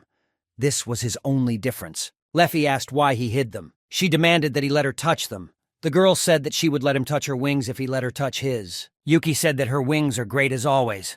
The girl also complimented him and said that his wings are very cool. Yuki didn't understand why he enjoyed touching Leffy's wings so much. It was a heavenly pleasure if he could sleep on it. The girl pointed out that he could touch them but asked to be gentler. Layla was walking by and said if they wanted to do something like that, they'd better go somewhere else, preferably to a room. Even when Yuki was no longer holding Leffy's wings in his hands, that feeling still didn't go away. He was afraid that the old man was a fetishist like her. Ever since his race became a demon lord, a new function had appeared that intrigued him. Its construction. He could build any object in his head. The number of points to complete depends on the size of the building. If he can apply it correctly, he should be able to build a castle. It is quite expensive, but if you compare it with buying a lock from a catalog, it is cheaper. The only problem is how much it will cost in terms of magical power and its representation. But he believed that he could do it. He decided to start by creating a miniature using earth magic. He planned to show his full power as a person who spent many hours in Minecraft. Ilona approached him and asked what he was doing. She was shocked when she saw what he had done. She couldn't believe he had done it on his own. These houses were incredible. She asked why he was lying down. The guy replied that his head was boiling from how much he had to imagine with his head. But he couldn't afford to stop there. Yuki wanted to build a whole castle. Meanwhile, Layla turned to Ilona and reminded her that she had asked her to hang the laundry. But Ilona replied that she had a reason why she didn't do it. The girl asked to look at what the demon lord did on his own. At that moment, Yuki himself appeared and said that he even managed to paint him with earth magic. Layla was shocked at how easily he and Leffy could use magic even without reading. Yuki asked if their magic was so different from normal. If they could use magic without reading, then she suspected that they were using primal magic. Primary magic is considered lost in today's society. There are less than 100 people in the world who can use it. Modern mania uses a reading to create a core before imbuing it with magical power and activating it. However, there are rare exceptions that have a strong affinity for magic and can only do so by imagination. She was referring to the difference in how a demon is born, as she had explained to Leffy earlier. There were many things that Yuki didn't know yet. He thought about going to the outside world himself. The guy decided to come to Leffy and ask her what he was most interested in. He needs to learn a way to increase his magic power. He plans to do something and guesses that his magic power will not be enough. Leffy immediately thought that he wanted to use some forbidden magic, but it was actually not that dangerous. She didn't know what he was going to do, but she agreed to lend him her magic power. It was similar to what they did when she taught him magic, but this time, she will channel the magic into him, not through him. It is impossible for him to do the same now. He must hold the magic power within himself before sending it. He must be able to control his magic before that. In any case, he needed her help, but she was only willing to help for the donuts. Leafy said if he wanted to do it the other way, he would have to drain his magic power. When he did that, it would increase a bit when he regenerated. Also, she suggested using water magic to train her magic power control as well. He thanked Leffy and said that it helped a lot. She was glad that she could be of some use to Yuki. The boy sat down and started holding his head. Leffy immediately asked what happened to him. Yuki replied that she was too cute. A few days later, Leffy woke up. She slept very well. But when she opened her eyes, she saw a strange creature in front of her. It was Yuki. He said he was looking for inspiration now. Had he finally awakened to a new world? He said that just a little while longer, and his plan for the demon castle would be complete. He believed that he would gain enlightenment if he looked like a true demon lord. If he wants to build a castle, she advised him to ask Layla for help. Her knowledge is much wider than hers. She definitely knows something about construction and art. He had asked Layla once, but the magic he used was unique, so she just watched. Levi said that she burned the demon lord's order, and also saw the castle of people. His miniatures were of course amazing, but she noticed something strange and asked what it was. Yuki said that this is a super transforming Mofarir, version 2.0. Leffy thought that he could really transform, but Yuki said that was not the case. You should use common sense and understand that there is no way he can do it. But his transformer unexpectedly exploded. It was done by Leffy and he did not understand why she did that to him. Yuki was sure that he could get into the puppy patrol. Leffy replied that she only did it because his face really annoyed her. The more she was sure that he could do something better. He said she was right, and he was the most creative demon lord. Leffy wanted to see the blueprints of the castle he was talking about. Yuki decided that now was the best time to show off his new creation of Super Transformer Leffy 2.0. And if he managed to add a dark aura and evil clicks, then he was convinced that it would be a crazy version. But Leffy destroyed this creation as well. Yuki said that he would not lose. He was going to prove that his art would not lose to the art of explosions. Yuki continued to create her statues, and Leffy destroyed them. But at one point, they both lost their strength and were exhausted. After a few days, Yuki brought his friends to show how he embodies the ambitions and dreams of all men. He seems to be completely lost in his own world. Willpower, magic, imagination, everything was ready. Yuki asked Leffy to help him if something unexpected happened. Yuki stopped because his mana ran out faster than he expected. He needed to keep the image of the castle in his head. Leffy came to his aid and raised his magic level. It was an amazing amount of mana. It was grander than large-scale magic. But he finally managed to finish it. He was much bigger than the girls imagined. Iruna was happy that they had a new home. She had never seen such a big castle. It seemed that its power was greater than Yuki thought. It had a lot of rooms, and Yuki suggested that everyone choose the one they like. Layla and Ilona understood how much more work they would have now. Yuki wanted to eat and go to bed. The boy began to look for the door leading to this guest room. Ilona had already gone to wash the dishes in the new castle. Yuki sat powerless and watched as the girls divided the responsibilities between them. It's good that it ended up being so big, so it's difficult to get around it. The corridor was very long, there were many rooms. That's normal. After all, it was his dream that he had come true. He was convinced that most foreigners would be scared after just will see him. Leffy said that this castle was the best she had ever seen, but Yuki expected to hear that this castle was too big to use. The girl didn't understand what happened to him because he was rarely that pessimistic. She suddenly climbed on top of the boy and began to rub against him. Leffy asked him to relax and said that he was very interesting. Yuki said that thanks to her, he is no longer bored in this world. Every day was so fun. She tried to cheer him up because Yuki seemed very tense and withdrawn. She just decided that the sister should pamper her brother. Leffy snuggled up to him because he was so warm. She wanted to be by his side always to laugh at him when he did something wrong. Iruna ran up to them and said that it was not fair, and that she also wanted to sit on her brother's lap. But Yuki did not know if she could stand the two of them. Ryuto was very angry that his soldiers were defeated. He pointed out that if they want to win, they need a much bigger army. But if they send more soldiers, then the king will know what they are doing. They can no longer cover the nobles because of this failure. Their trust is gone. Since they can't send a bigger army, Ryuto suggested to send some adventurers. They should have a few more oracle adventurers. But his assistant thought that they wouldn't be enough. Then he remembered the adventurer whom the church had received. The man replied that they were all under the protection of the church, and all the more so that they were just going through their training. Ryuto asked to convey to the church that they will receive a good amount if everything goes well. They may act like saints, but in reality these people are after money. The assistant could not understand where they would get the money to pay, but Ryuto replied that it was their problem, that they would believe the verbal promise. In the meantime, the girl Neil appeared in the thick of the forest. She did not understand how everything had turned like this, and what now awaits her in the depths of the forest. Yuki noticed this girl and was convinced that there really are heroes in this world, and her status is much higher than that of all the people he has seen so far, although in appearance she was not strong at all. Then the boy flew to his friends to share the news. He said that a hero had come and asked everyone to go to the throne room. Layla said that she also wanted to see her. Ilona said that it is dangerous. After all, heroes are super strong people who kill not people. They are cold-blooded killing machines. Now Yuki understood how other races perceive heroes. The boy thought that everything would be fine. Leffy decided to ask if he needed her help. He replied that Leffy could relax and offered to do so by checking the castle's defense system.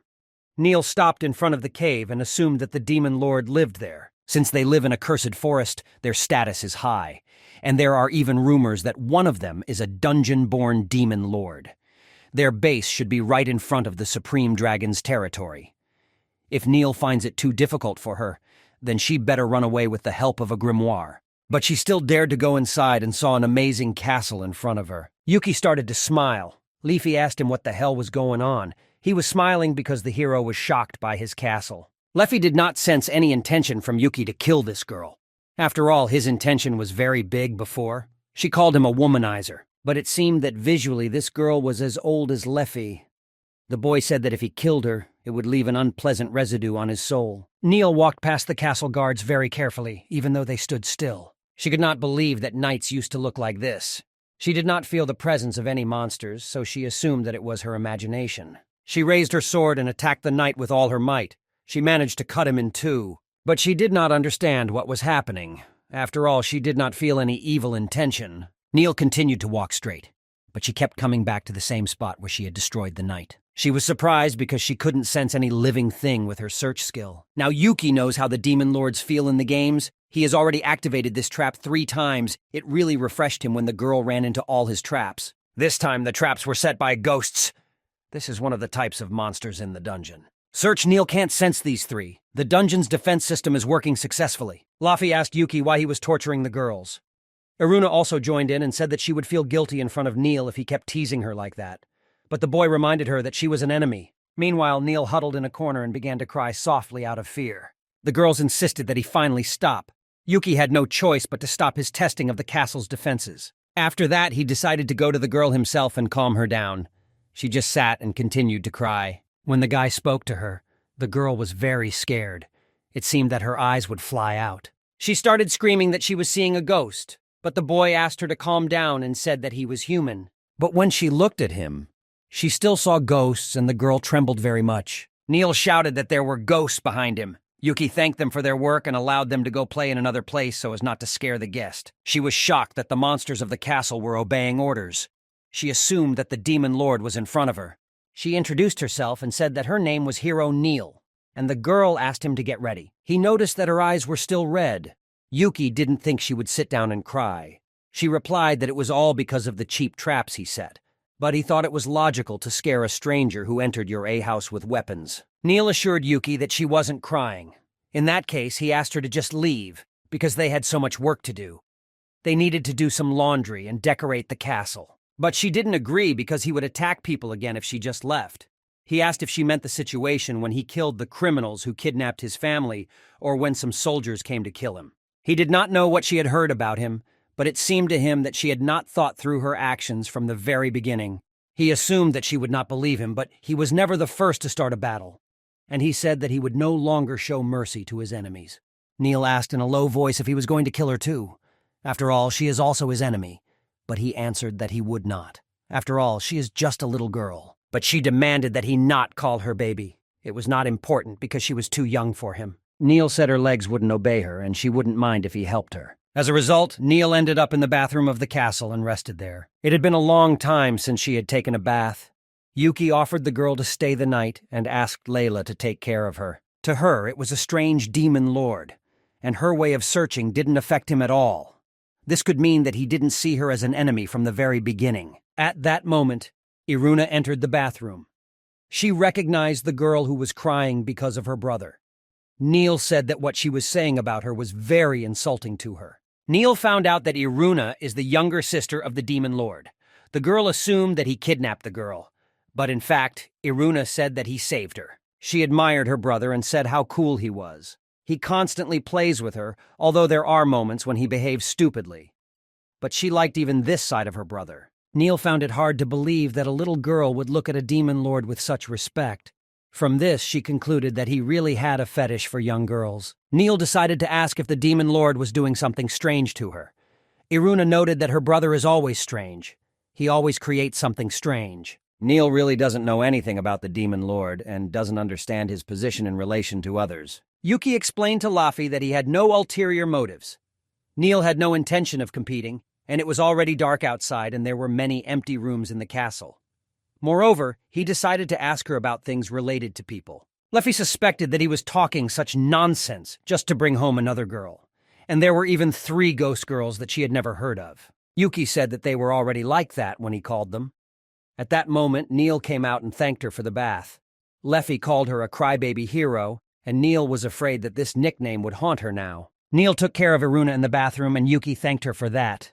Layla said she took her clothes to her room. The boy said that he should also show hospitality to the hero, but Laffy grabbed him and told him to leave it for Layla, and she ordered him to stay close to him, especially as the night was just beginning. The next morning, Yuki met Neil and asked what she heard about this place and from whom. At the church, she was told that there was a demon that killed many people, so she should go to him and castrate him. But he suspected that this was not all. He asked how she could trust people so openly, because it is far from certain that they always tell the truth. She said she understood that, but that person seemed very convincing. Neil hoped that Yuki wouldn't go to him to punish him without Vaseline. The boy replied that it depends on their future actions. He said he would punish anyone who trespassed on his home. He asked her to convey this to her mentors. She had been thinking about it since yesterday. Not even a day had passed since she arrived here. The demon lord did not use terror to make the girls follow him. He said that he only takes revenge when he is attacked. She could not understand if this is true, because she does not know anything. But Yuki was definitely someone to talk to. Not only did he not kill, but he even showed hospitality. Neil only came to him to win because the people told her that the demon lord was harming people. There was something else she wanted to ask. She decided to ask if he really likes little girls. The boy almost choked on water and said that he did not understand why he was accused of this. Neil hoped that he didn't like that little girl Iruna. Yuki replied that it didn't matter how she looked at it. Iruna was like a younger sister to him and he would never hurt her. Then she inquired about Laffy. He replied that Leafy is different from Iruna, but he still did not confirm her words. She was one of those who could talk to him on an equal footing, and he wouldn't misbehave with her in any way. She noticed that the boy had not yet fully decided on this question. Yuki wanted to understand who was behind all this, but it seems that the decision to infiltrate was not made openly by the country. But he decided that nothing would come of simple guesses. It was better for him to just ask directly. So he asked Neil for a favor. Yuki and Neil went to the city itself. Before the very entrance, he already started behaving very strangely. Neil tried to calm him down and asked him to behave more discreetly, but Leffy replied that nothing could be done about it. The last time he was in the city, he didn't even have time to explore all the places of honor in the city. This time he was going to have a little fun while he searched for information. Before the entrance, he was stopped by the guards and asked to show his identity card. Neil came up to him and said that she was from the church and these two were her guests. She asked the guard to prepare a temporary identity card for them and let them pass. When he saw this sign, he immediately began to comply with the request. Yuki asked what she showed them. The girl answered that it was a special pass prepared by the church. After all, it was unpleasant when the hero was stopped at every border. But she asked to be more careful with what they call her. Yuki assured that he and Luffy understood everything clearly. The guard gave them temporary ID cards and warned them that they would be kicked out immediately if they caused trouble. He wished them luck and let them into the city. They looked at absolutely everything around them. Their money disappeared incredibly quickly, because they spent it on all kinds of sweets. They also bought different dishes. They bought meat and noted that it was just as delicious as Layla's cooking, but the soup was much better than the one she made recently. Yuki said that Leffy really looks like a normal person now. He noted that it would have been better for her to hide her horns and tail from the start, but she compared it to losing her arms or legs. It felt the same. They were walking and saw a crowd of people. They became curious and decided to come closer and see what was happening there. Leffy was very short, so she couldn't see anything because of the people standing in front of her. Then, he took her on his shoulders, and she could see everything very well. He was glad that she was satisfied. Leffy said that she didn't mind him getting turned on by her, but asked her to keep her lustful face under control. Neil just stood aside and watched these two doves. They were fighting and laughing, but still she concluded that these two cannot do without each other. They complement each other very well. Neil decided that after the walk they should go to the guild. It would be better if the two of them got their IDs quickly. Luffy assumed that adventurers are people who kill monsters and other races. This means that Yuki is also their target. It is true that the main job of an adventurer is to subdue monsters, but they also work as guards and collect precious herbs. But in the past, Luffy mentioned that she was attacked by a lot of adventurers, and she would like to destroy these bad people, but Neil asked her not to do it. They entered the guild and were met by a nice girl who asked how she could help. Neil asked to register these two adventurers. She was surprised that the young lady also wanted to register. Neil could vouch for their biography. In that case, the girl asked them to fill out an application. Yuki asked if Leffy could write, but she could only write in an ancient language. In that case, Yuki was going to fill out the questionnaire instead of her. First, you had to write their full name. The next question was what class they were in. In front of her stood a demon lord and a supreme dragon. But such classes were not suitable because a war would break out if they wrote it down.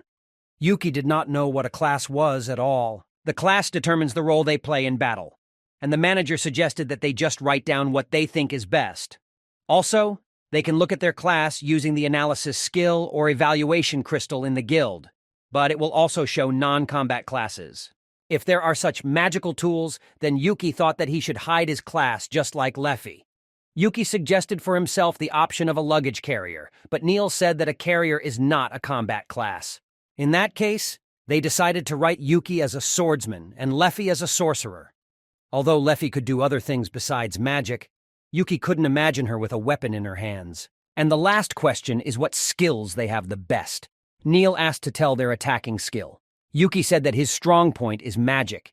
In that case, Neil decided to change his class to sorcerer. Leffy thought for a long time and finally said that her strong point is breathing. She can shoot beams from her mouth that burn anything they touch. Yuki said it's really cool and he wants to see it. But if she uses it in the city, it will be destroyed. So Neil wrote down magic for Leffy as well. In this case, the manager said that she would register them based on this information. She asked to put her hand on the magic tool. After that, their registration was completed. This plate they were given will work as their ID, so the manager asked not to lose it. It turned out to be much easier than Yuki thought. The girl answered that they made it more difficult, so not many people would want to register. Neil said that with these IDs they can go in and out of the city with ease, but they also need to return their temporary passes. Yuki asked if it was normal to use the item box here. Neil replied that it was rare, of course, but there were people who could use it, so she thought it would be fine. Yuki felt embarrassed that Leffy was paying for everything. He had just been told that the guild would be buying materials for the monsters. So he immediately showed them the difference in their strength.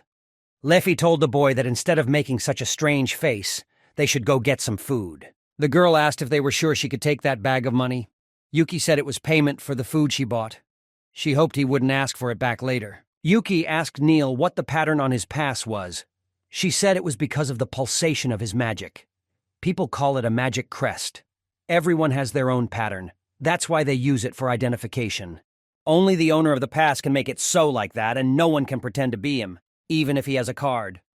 But Yuki was interested in what happened to people without magic. Neil answered that there are no people without magical power. There are only people who have problems with the circulation of mana. Yuki forgot that this is the world. For now, this city and the capital need a pass. The pattern also shows which element the user is close to. Leafy had fire. That's what she does best. But since fire has a low uniqueness, she hasn't shown it yet. It can only set fire. But he thought that was cool enough. And he noted that her fire definitely possessed an amazing heat. Suddenly, Yuki noticed that some annoying and angry people appeared in front of them. Yuki asked if they were never taught that you can't point your blades at people. The man replied that the only thing he was taught was that the weak have no other choice, other than to leave everything they have and run away. Yuki asked if they didn't see what monster materials he just sold. If they did, they should know who defeated all those monsters. But they were convinced that a weakling like him could never defeat them.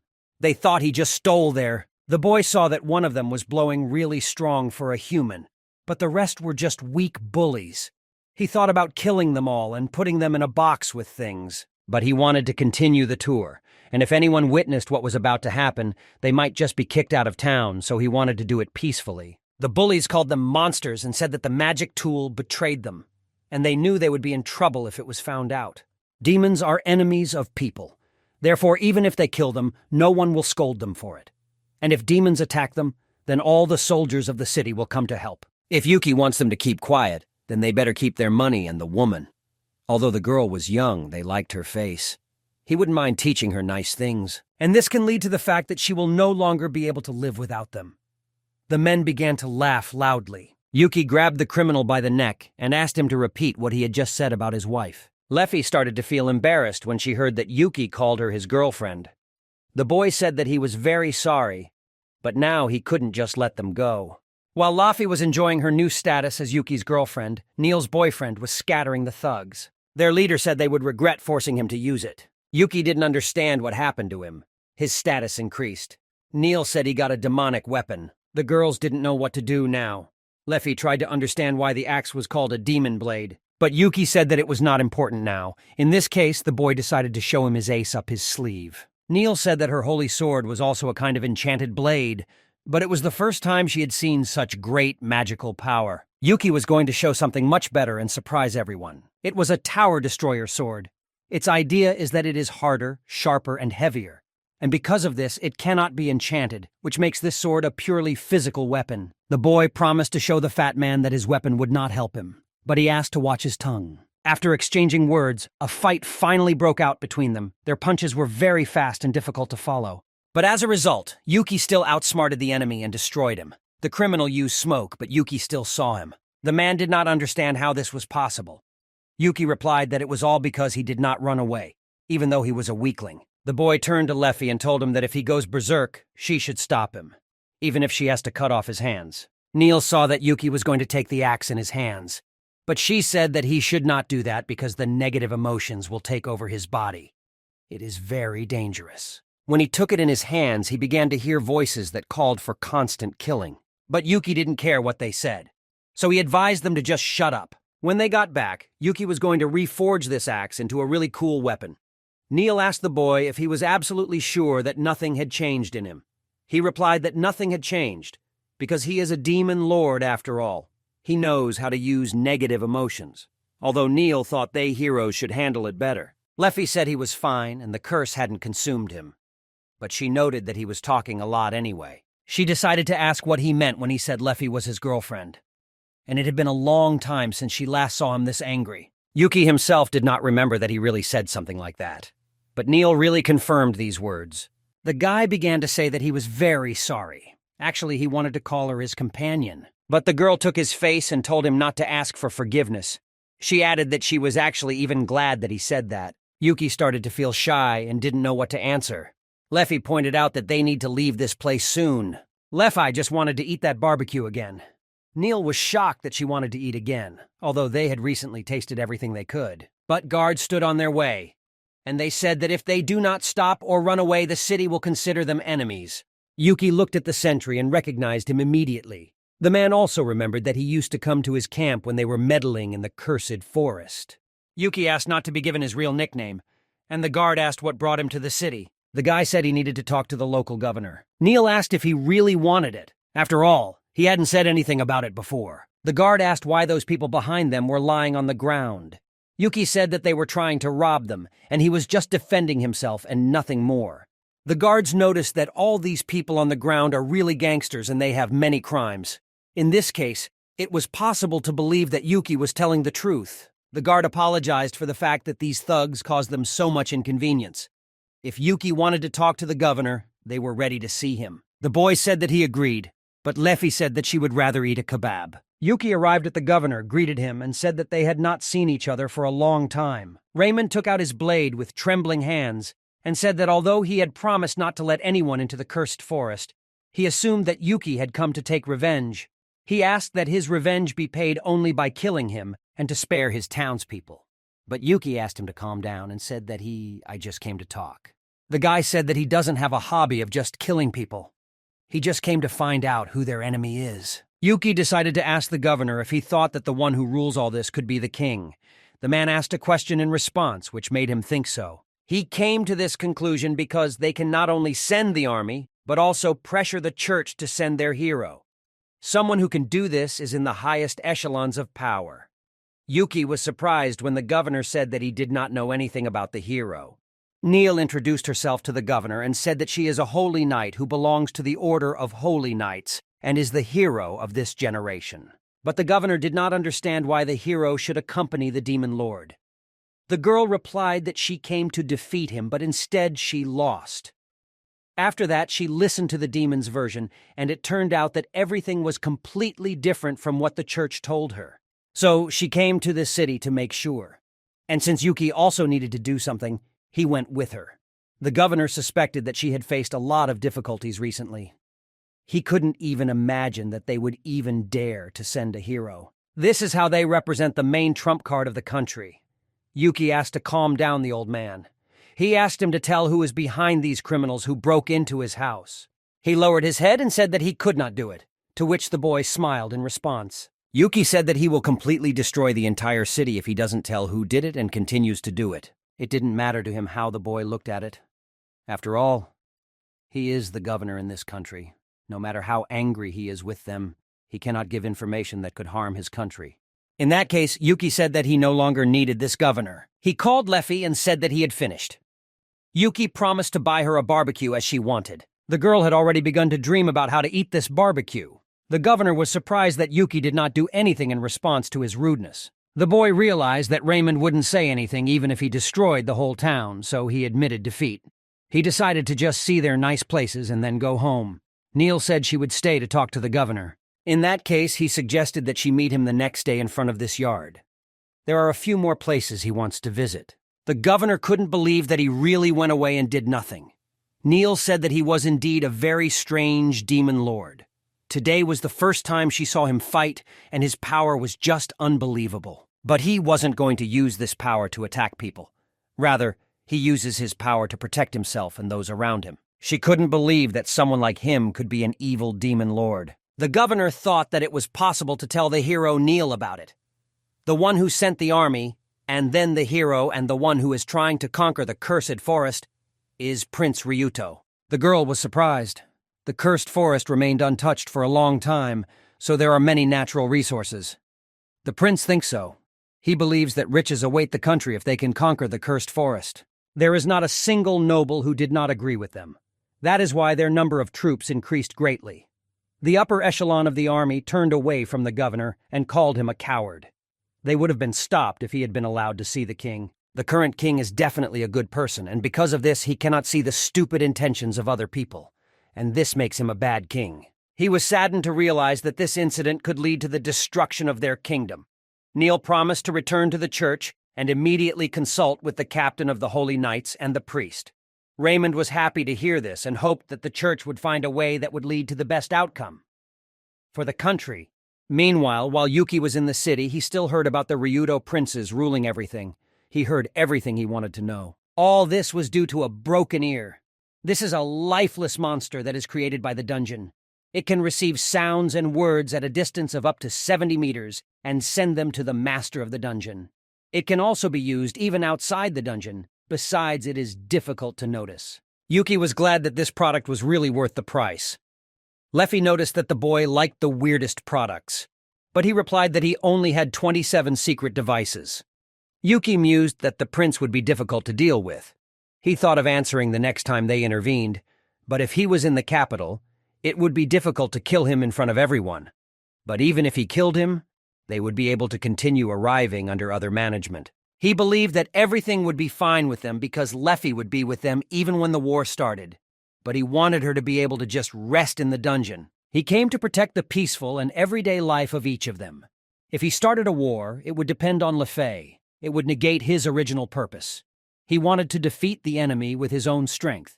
And if he did, he would have to destroy everything from the very top. Leffy turned to Yuki and said if he couldn't finish his food, she would be happy to help him. But the boy replied that under no circumstances would he give her his food. She began to insult him, but Yuki promised to buy her more food. After the walk, as agreed, they met Neil near the yard.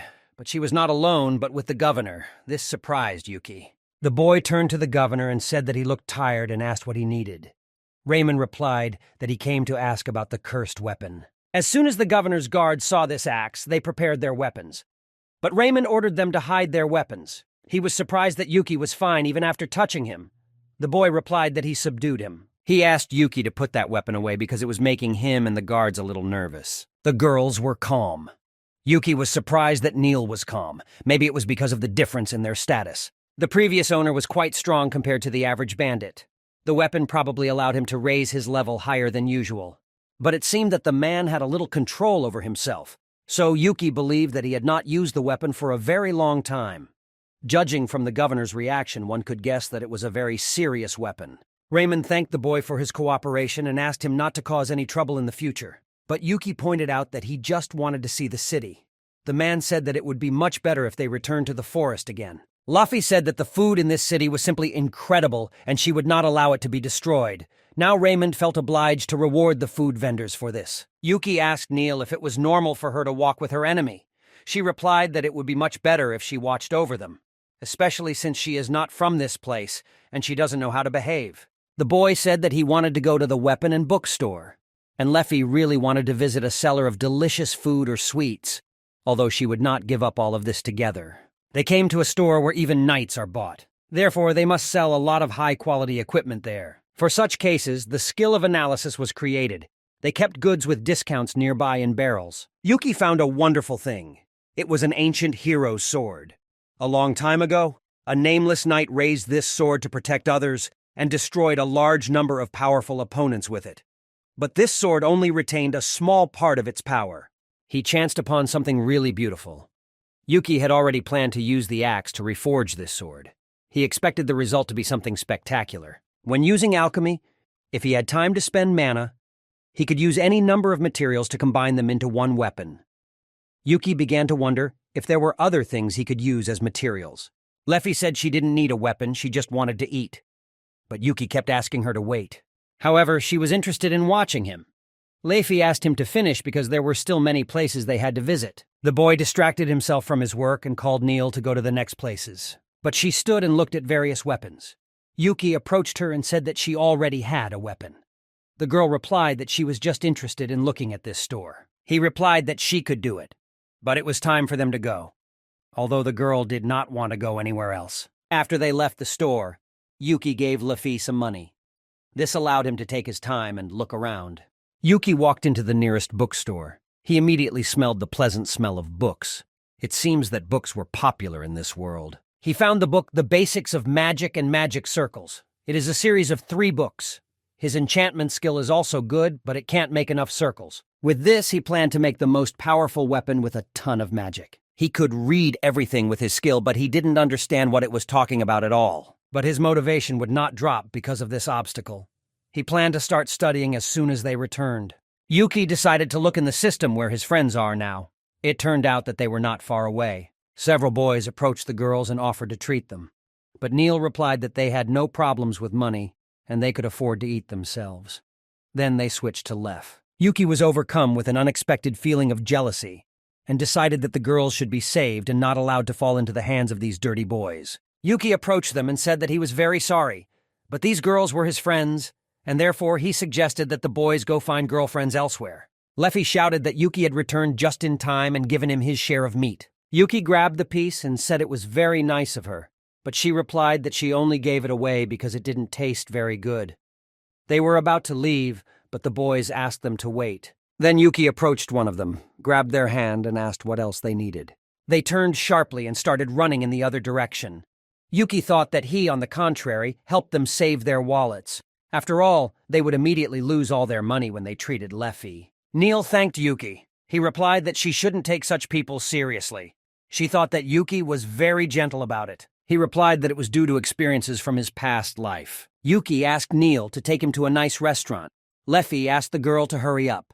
Neil was shocked that Leffy still hadn't had enough. She led them to one of the establishments, and when they sat down at the table, Neil remarked that these two really ate a lot. Yuki replied that he was hungry most of the time after he arrived in the city. But still, the mana in the city is much less than in the forest. The body tries to compensate for a deficiency that it cannot reproduce on its own. But Yuki actually didn't even feel that there was less mana in the city. Leffy said that he was just not a rumor. That is, it meant that he lacked the energy needed to sustain his body. While Yuki was enjoying his burger, he asked Neil what the governor said about the cursed weapon. She decided to tell him anyway. One case was very similar to this one. Yuki assumed that she was implying that this weapon had other owners as well, but Neil replied that she didn't think so. There were often cases when a good person suddenly became cruel and started killing, or started aggressing and moving everything. That's why she thought it was just a coincidence. But it seems that since the beginning of the month, the number of such cases has greatly increased. And when he could not understand the reason, the story about the cursed weapon appeared. And when they interrogated these people, they said to get this cursed weapon from one person. Yuki understood everything that Neil wanted to tell him. He noticed that the city had become very noisy, but he still could not understand why. The boy now knew that there was someone handing out what looked like a cursed weapon. He assumed that someone was targeting this city. But Neil replied that she had no sign of anyone except Yuki. But the boy said that they didn't do anything. Neil understood that, but if they were going to look around the city again, she asked them to be careful. Yuki might be fine, but it will be dangerous if Leffy meets someone suspicious. Leffy listened to what Neil was saying and thought that she had asked to be careful about overeating. But Leffy replied that her stomach could handle even a poisonous king snake. Yuki immediately asked why she ate the snake. She replied that the snake was so colorful and she thought it must be very tasty, but it was actually horrible. Neil remarked that it would be great if they were always around. Neil also asked what their plans were for the evening and what places they wanted to visit. He had completed all his tasks for today, so he was planning to find some tourist spots. The girl doubted that there was something similar in this city, although it was full of tourists. But it was not a tourist city. They decided to do some quests from the guild. Neil asked if he was sure he wanted to do this. She knew how strong he was, but the danger level of the monsters was very high. Yuki replied that it was fine, because he knew that their level was lower than the weakest level. Monsters in the forest. These monsters usually move in groups, so Neil asked him to be careful. This girl seemed very timid to Yuki, so he suggested that Lefei show off his strength. Laffy grabbed him by the collar and said that she could demonstrate on him. The boy said that he understood everything and it would not happen again. She still decided to feel sorry for him, especially since there were enemies nearby. She turned out to be right, and a group of goblins was hiding behind the trees not far from their clearing. Neil was surprised that Laffy had noticed the enemies from such a distance. Yuki said that it was impossible to hide his presence from Laffy in the forest. Laffy was already ready to do this and was waiting for the opponents to finally attack her. But Yuki barely managed to stop her. Laffy did not understand what happened. Then the boy replied that this magic was similar to the one she used to destroy Mofurir's mech. This area will be burned in fire. Then she showed him a pressurized layer of water. It was similar to his water dragon. In this case, the boy was sure that everything would be fine. But she decided to demonstrate the power of this bullet and destroyed an entire lawn. Yuki was shocked, because she said that it would be like his water dragon in strength. The girl said that this magic uses compressed water and creates a vortex inside, increasing the pressure. Therefore, if there is any influence on it from the outside, it will explode. Neil was shocked at how powerful a wizard Leafy is. The girl said that she is a really good wizard, but even without magic, she can destroy an entire city with ease. After that, Neil decided to ask what Lef's race was. She answered that she was an ancient dragon. Neil did not expect this at all.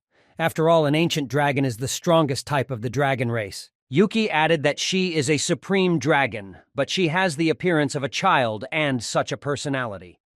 So it was not surprising that she did not notice it. Leffy immediately asked Yuki what he meant when he spoke about her character. He replied that she was a respectable person and she has incredible power. It was impossible to describe in any words. Neil couldn't believe that it was a supreme dragon in front of her, but in that case, she didn't know why Laffy was following Yuki. He wanted to say it was because of the sweets, but Laffy wouldn't let him do it, and said that she had a reputation which cannot be destroyed. Yuki started spinning his head and she understood his position and offered a match. But the battle never started because Yuki took out the sweets and started teasing Leffy. Her eyes immediately lit up like a child and she started chasing after him. That's why Yuki said that whatever happens, everything will be fine. There is no reason to worry. Leffy also confirmed his words and said that she will protect Neil. But she didn't want to protect Yuki at all if he continued to act like this. Neil enjoyed watching these two fight and argue with each other. She counted on their help. As a result, because of Leffy, everyone ran away and only goblin-like monsters remained. Leffy was annoyed that Yuki blames her for their failure. Meanwhile, the cloaked people gathered in the cave because something very terrible had happened. The cursed weapon had been stolen. They assumed that it was done by the governor or maybe some tourist. The user of the cursed weapon was defeated. But they were in no hurry to accuse him, because few people can control themselves while holding a cursed weapon in their hands. In this case, they decided to brainwash that tourist. Judging from what they had heard, the new owner felt absolutely no effect from the cursed weapon. He was also strong enough, so one of them suggested to just forget about the cursed weapon. They needed to change the plan.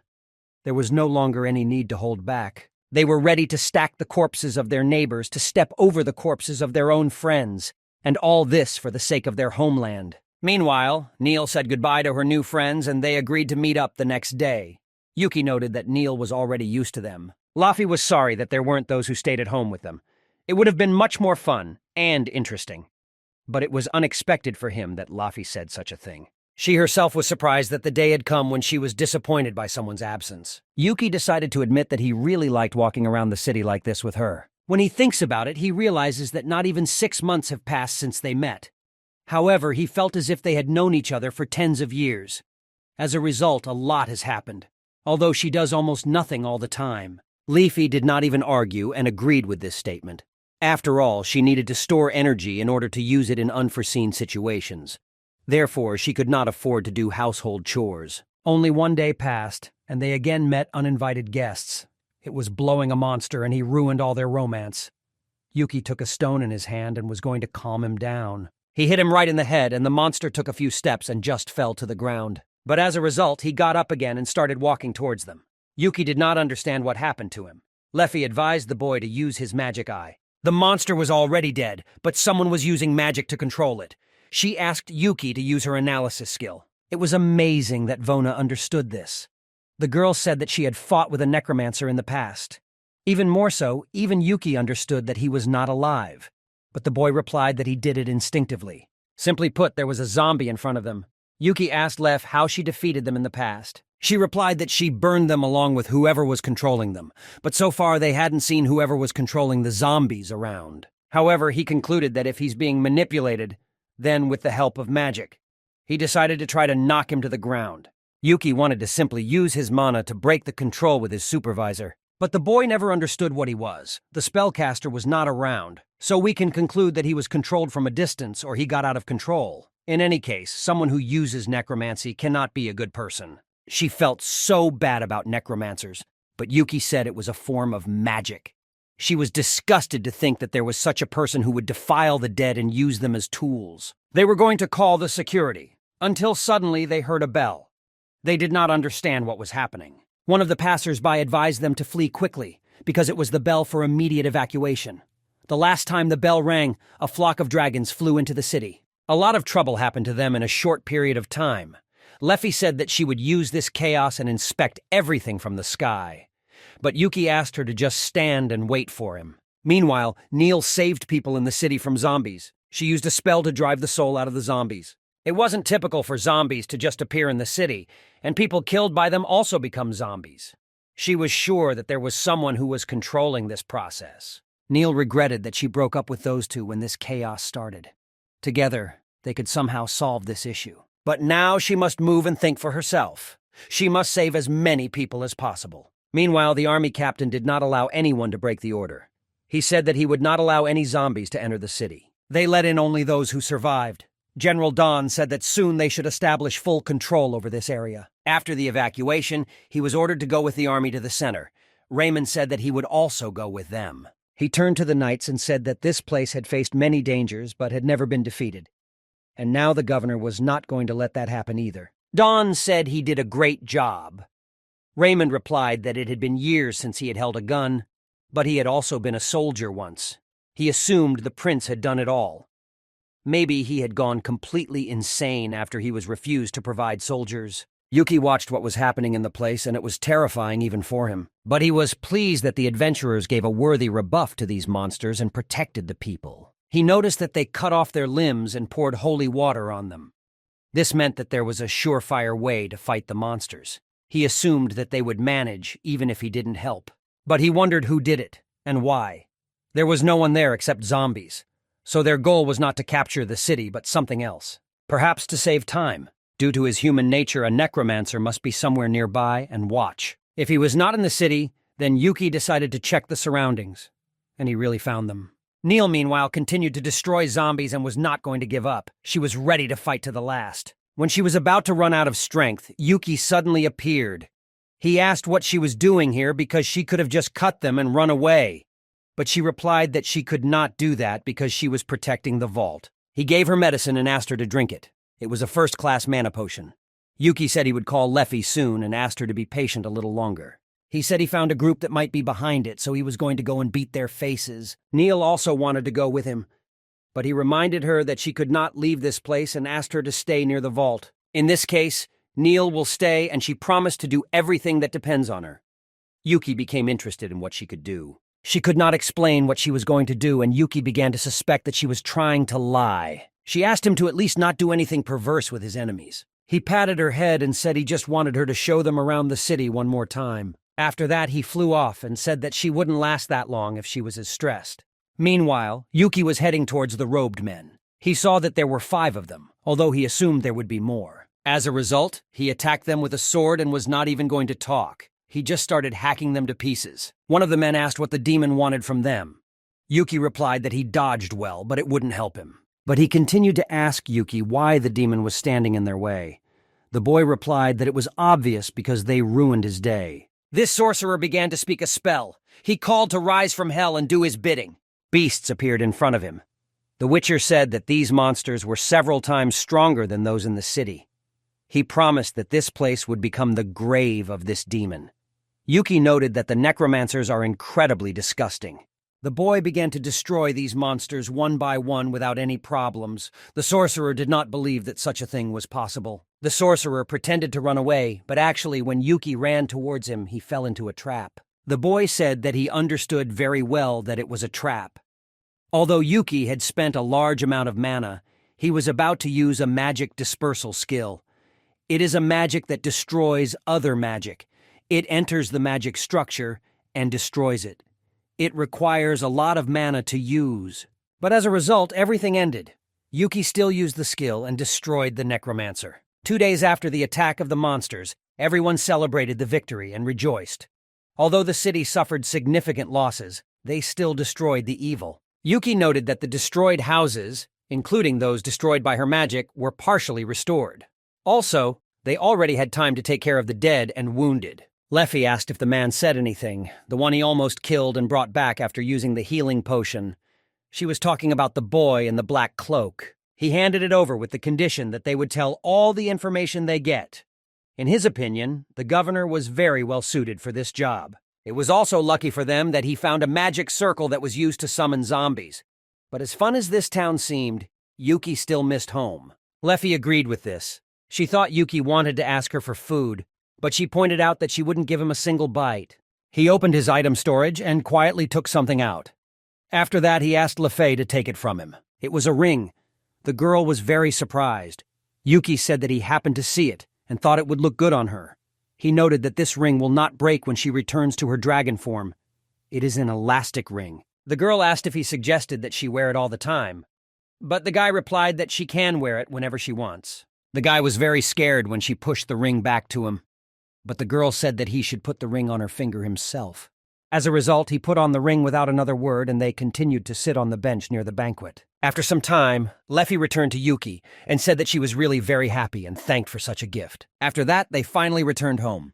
Iruna was infinitely glad to see them. She immediately pounced on her brother and began to hug him.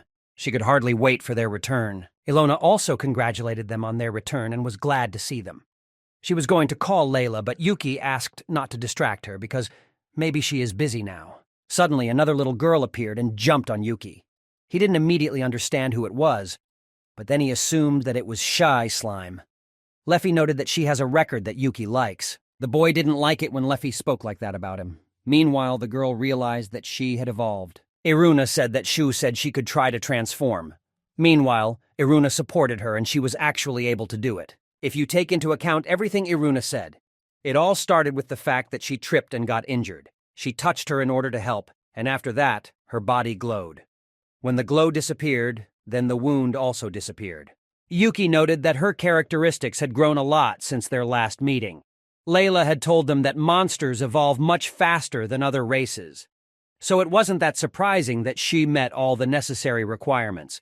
But it was still very surprising that her specs grow so fast. Laffy remembered and said that it might be because she gave her mana periodically. It was logical, so Laffy's mana is much denser than the others. Yuki asked if Leffy ever wondered how powerful her magic was.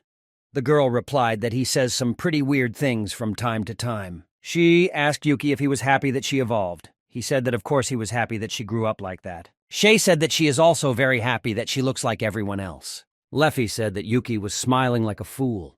He was surprised and replied that she was doing the same. The girl said that it was the fearless smile of the strong. Yuki remarked that if you think about it, so much has changed, even though they were only gone for a few days. He was also surprised when he saw monsters when he opened the plain area. Ilona assumed that he meant the monsters who became Fenrir's servants. As a legendary monster, he may look cute, but his characteristics are higher than Yuki's. It is normal for him to have 100, 200 servants. Yuki decided to finally go and rest in his cute house. He really liked to relax, although he rarely did. The next day, Yuki said that he will make new weapons. They need to make sharp and heavy weapons. Ilona and Layla helped him. He showed the materials they could use. After they prepared everything they needed, all they had to do was put their magical powers into the materials and activate the skill. They had cursed demon weapons, ancient hero weapons, magical power, and orichalcum in their arsenal. And so they received the final product. It was a fiery red sword, similar to a Japanese katana. After it absorbs the blood of living beings, it becomes sharper and larger each time. Ilona noticed that it was very unusual. It had an unusual bend. Yuki said that it was a katana, just like in Eastern countries. She asked to hold the sword, but Yuki warned that it was sharp and heavy. Although she assured him that she knew about swords, she could not hold it when she took it in her hands.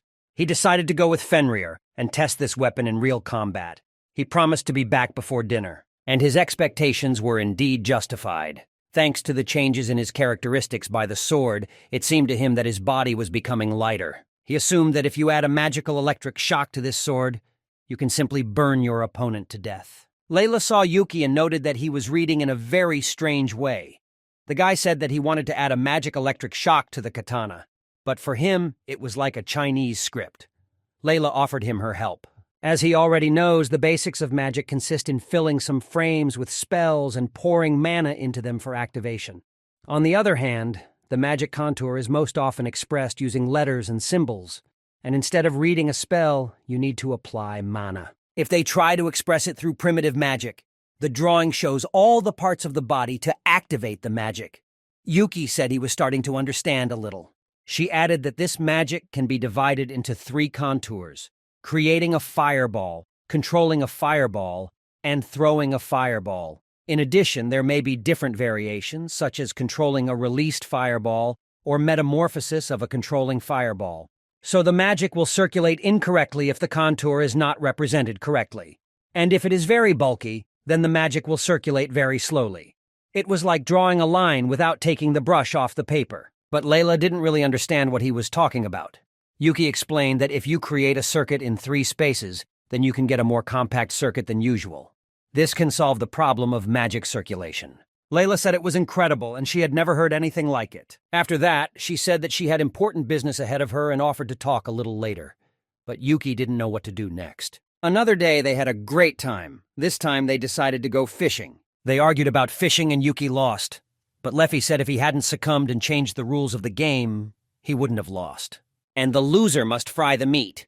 She handed him the meat and said that it would be a shame if he didn't even try the meat he had cooked. He snatched this piece from her and said that it was incredibly tasty. However, the girl was annoyed and demanded that he return the piece because it was the last one. Iruna asked them to calm down and called her brother to her to let him enjoy the meat. Yuki noted that this meat was even tastier from Iruna's hands.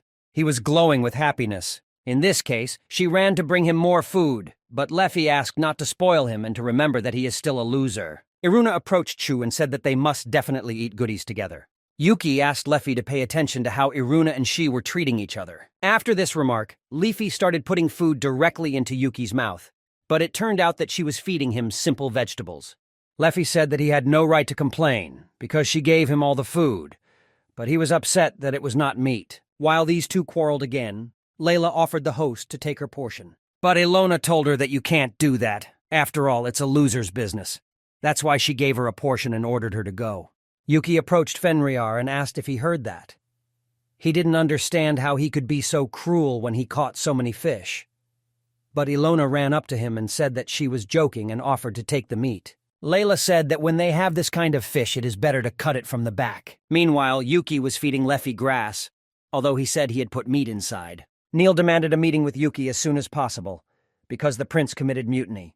The king and princesses are currently missing. Yuki was surprised. He even stopped thinking about him. But as it turned out in vain, he relaxed his vigilance. Neil said that the incident with the cursed sword and the zombie attack was just a diversionary maneuver. They were hoping to get rid of the governor as well. But Yuki spoiled their plans a bit. Although they still achieved something.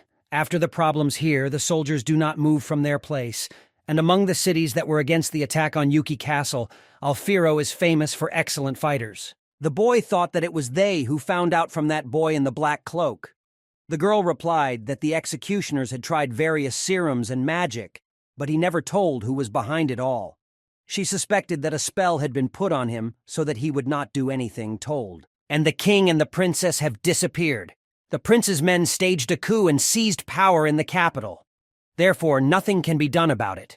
If the king is still alive, then he definitely needs to be rescued urgently. If not, then you need to attack the city and kill the traitors. But for now, it is unknown because the prince's opponents have no reason to attack. Yuki thought that after the prince took the throne and took command of the army into his hands, another army would appear at the gates of his castle. But this time it would be bigger. After thinking about it, the boy decided to ask Neil what the church was going to do. She replied that knowing the prince's aggressiveness, she assumed that with his coming to power, they would be under the influence of the crown. Therefore, the church also wants to free the king from captivity as soon as possible, but they do not know whether he is alive or not yet. However, Yuki also thought that it was worth trying anyway. He said that he would help save the king. Especially as far as he could remember, His Majesty was against invading the forest. Therefore, he thought it was better to sit on the throne than his son. Of course, it would be faster to kill the prince himself, but then he will have to fend off those who want to take revenge. Therefore, he decided to leave the prince for the resistance forces. But he understood that no one would want to take the Demon Lord as an ally. Although he wasn't going to say who he really was, he decided to wake up as an armor-bearer. However, Neil still thought it was a bad idea. But Yuki asked not to be afraid because he had invented something. Everyone began to see Yuki off. Layla, Ilona, Iruna, and she. The boy asked them to behave well while he was not at home. Suddenly, Laffy grabbed his cheeks. She told him not to let the other girls make his head spin. She also forbade him to linger without good reason. The boy had no choice but to agree. Leffy promised that she would follow the dungeon until he was gone. Yuki was very grateful to her and said that he was counting on her. Before heading to the city, Yuki asked Fenrir to drop them off. Although Neil was scared and she was even ready to walk, That night, the girls had a party. They discussed how they felt so good around the Demon Lord because of his energy. Layla said that every creature has different magical power, and his peculiarity is that others seem to draw others to him. The girl did not know if the nature of his magical energy was to blame for this, or if they just had a good affinity. Take, for example, Iruna or that heroine. Only a real lover could lull their vigilance so quickly. Layla had been going to ask Leffy's hostess for a long time and decided that the time had come. She was most afraid that they would ask her about the ring, but it turned out that they were interested in this very question. She shyly answered that Yuki gave it to her. They immediately began to assume that in this way he proposed to her. But Leff denied it. Then Ilona asked her how she feels about him, because it seemed to her that they communicate very well. Leffi replied that she did not know, because this is her first time and she has never experienced such sensations. All the men she had met before that either tried to kill her or ran away in fear. And she had never lived with someone in one house for so long. She's never had so much fun before. But maybe that's because she has nothing to compare it to. So she replied that she has not yet decided who he is for her. Layla understood her because this guy was really unusual. Meanwhile, on the way to town, Neil's back began to hurt. But she still said that it was better than jumping on his beast for 2 extra days. And so they finally reached the capital. Now Yuki wondered how they could get inside. Neil replied that she didn't have any options either. She simply did not expect that the management would place so many guards near the castle. But then Yuki noticed something. They saw a grate that serves as a spare entrance, although it is usually not visible due to the imposed charms. Neil said that they arranged to meet a knight from the church near her. But since guards were posted there, nothing can be done about it. Yuki asked Neil if she had decided what she was going to do when she got inside. The girl replied that she had decided. So now they just had to somehow fly over this wall. The boy grabbed Neil by the arm and was going to use his wings to overcome this wall. And in order not to be noticed, he used the skill of disguise. Neela tried to ask Yuki to let her go and put her on the ground, but the boy asked her to keep quiet for a while. The girl was trembling with fear and could barely restrain herself from screaming. Yuki reminded that it is necessary to be silent, but Neil replied that it is not as easy as it seems. The guards heard a sound. The 2 guards were talking to each other and discussing some strange object in the sky. But they could not see anything, because it was very dark outside, and even their torch did not help. Yuki said that the guards heard them through the Nile. But the girl didn't like it and said that he should have at least warned her before taking off. But the most important thing is that as a result, they were still not seen. And Yuki warned Neil, as she asked, that they were going to land. Once they were on the ground, Neil pointed out that he could have been more careful with her. The guy apologized and said that he actually warned her when they took off. But Neil replied that it was a very strange warning when he just told her not to scream. The girl offered to talk to him and said that the guards were already coming to meet them. While the boy was thinking about what to do, Neil began to command and asked to follow her. There was no one else around them. Usually this city was much livelier. The girl assumed that the residents of the capital also felt the danger and went to safe places. Neil turned to Yuki and saw something strange on him. She immediately got scared and asked what it was. The guy replied that it was a disguise. Since he is a demon lord after all, he did not want the church to know his face. But actually, Yuki really liked this mask. He found it in the catalog and decided to order it. The girl said that she does not know if it makes sense to hide only the face. She also asked him not to complain if he was not allowed into the shelter because of her.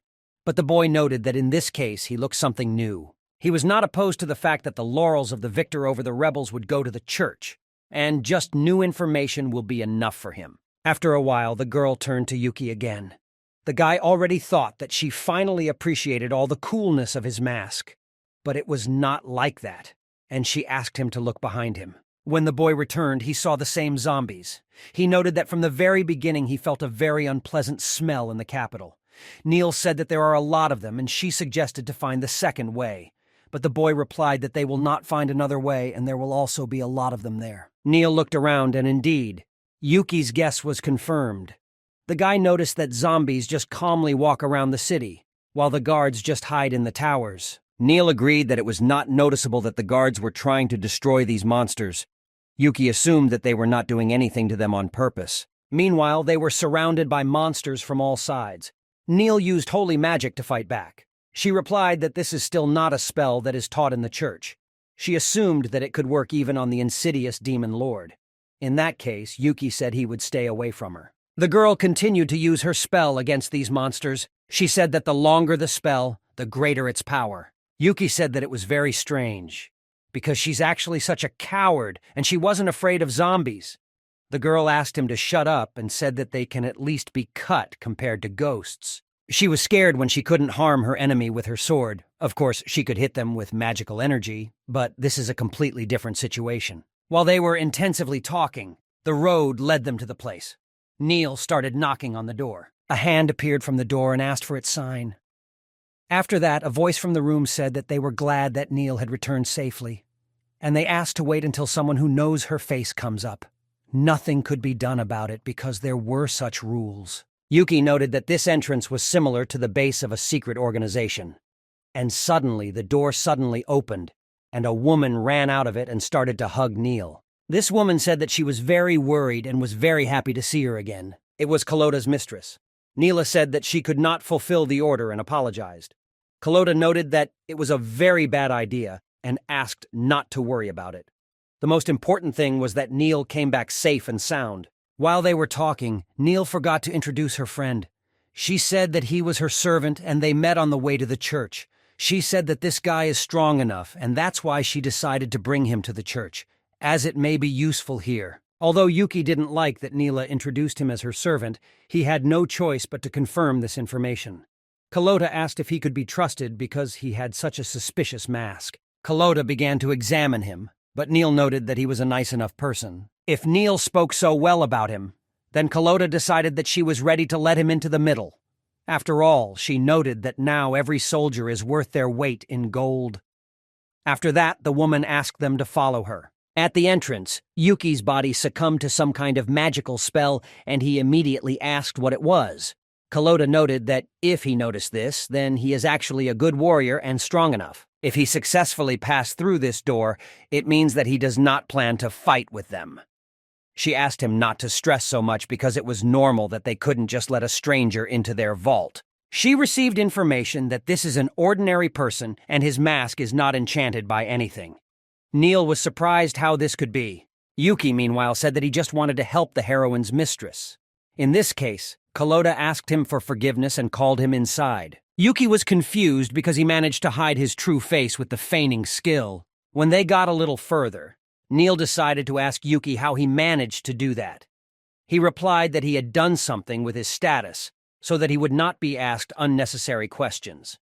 He added that everything will be fine and she was nervous for nothing. He wrote down his characteristics worse than Neil's and left only normal skills. But still, he needed to be more careful with this skill because the opponent was of a higher level than him. Kulota warned that the road ahead would be a little uncomfortable, so she asked them to walk carefully and look under their feet. Neil began to ask Kulota how long ago the dead began to appear in the capital. Kulota replied that they were first seen about 2 weeks ago, just when the prince started the rebellion. The girl decided to ask Kulota if she thought the prince was involved in this.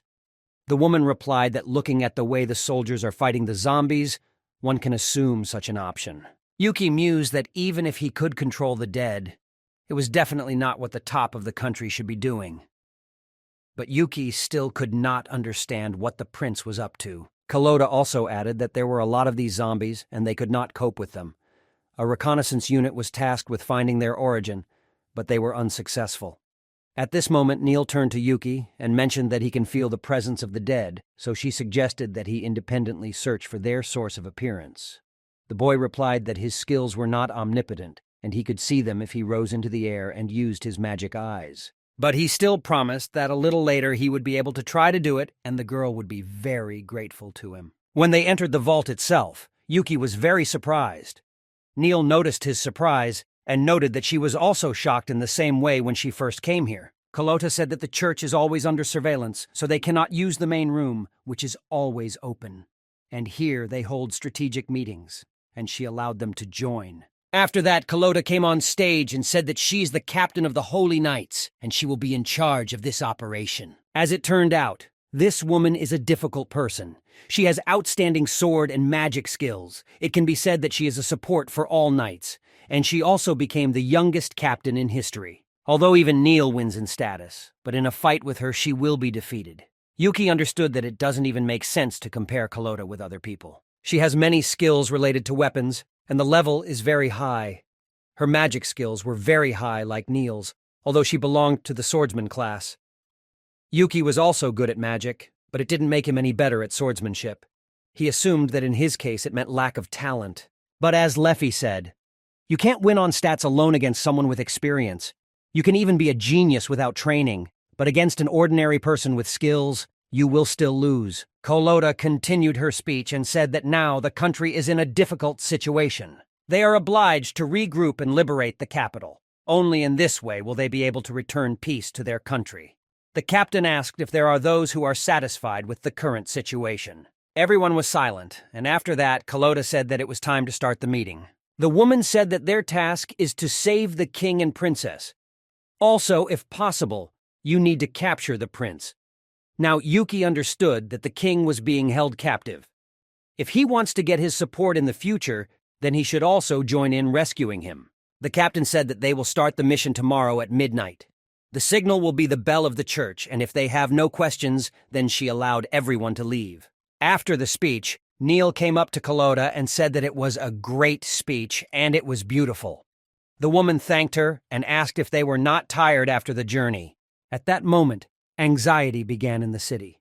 Carlota said that soon they would begin their plan and the city would be completely filled with fighting, but asked permission to show them a place where they could rest. The sentinels shouted that the dead have entered the city, and their number is constantly increasing in geometric progression. Carlota asked the guard Jerome what the chances were that these zombies had not attacked purposefully.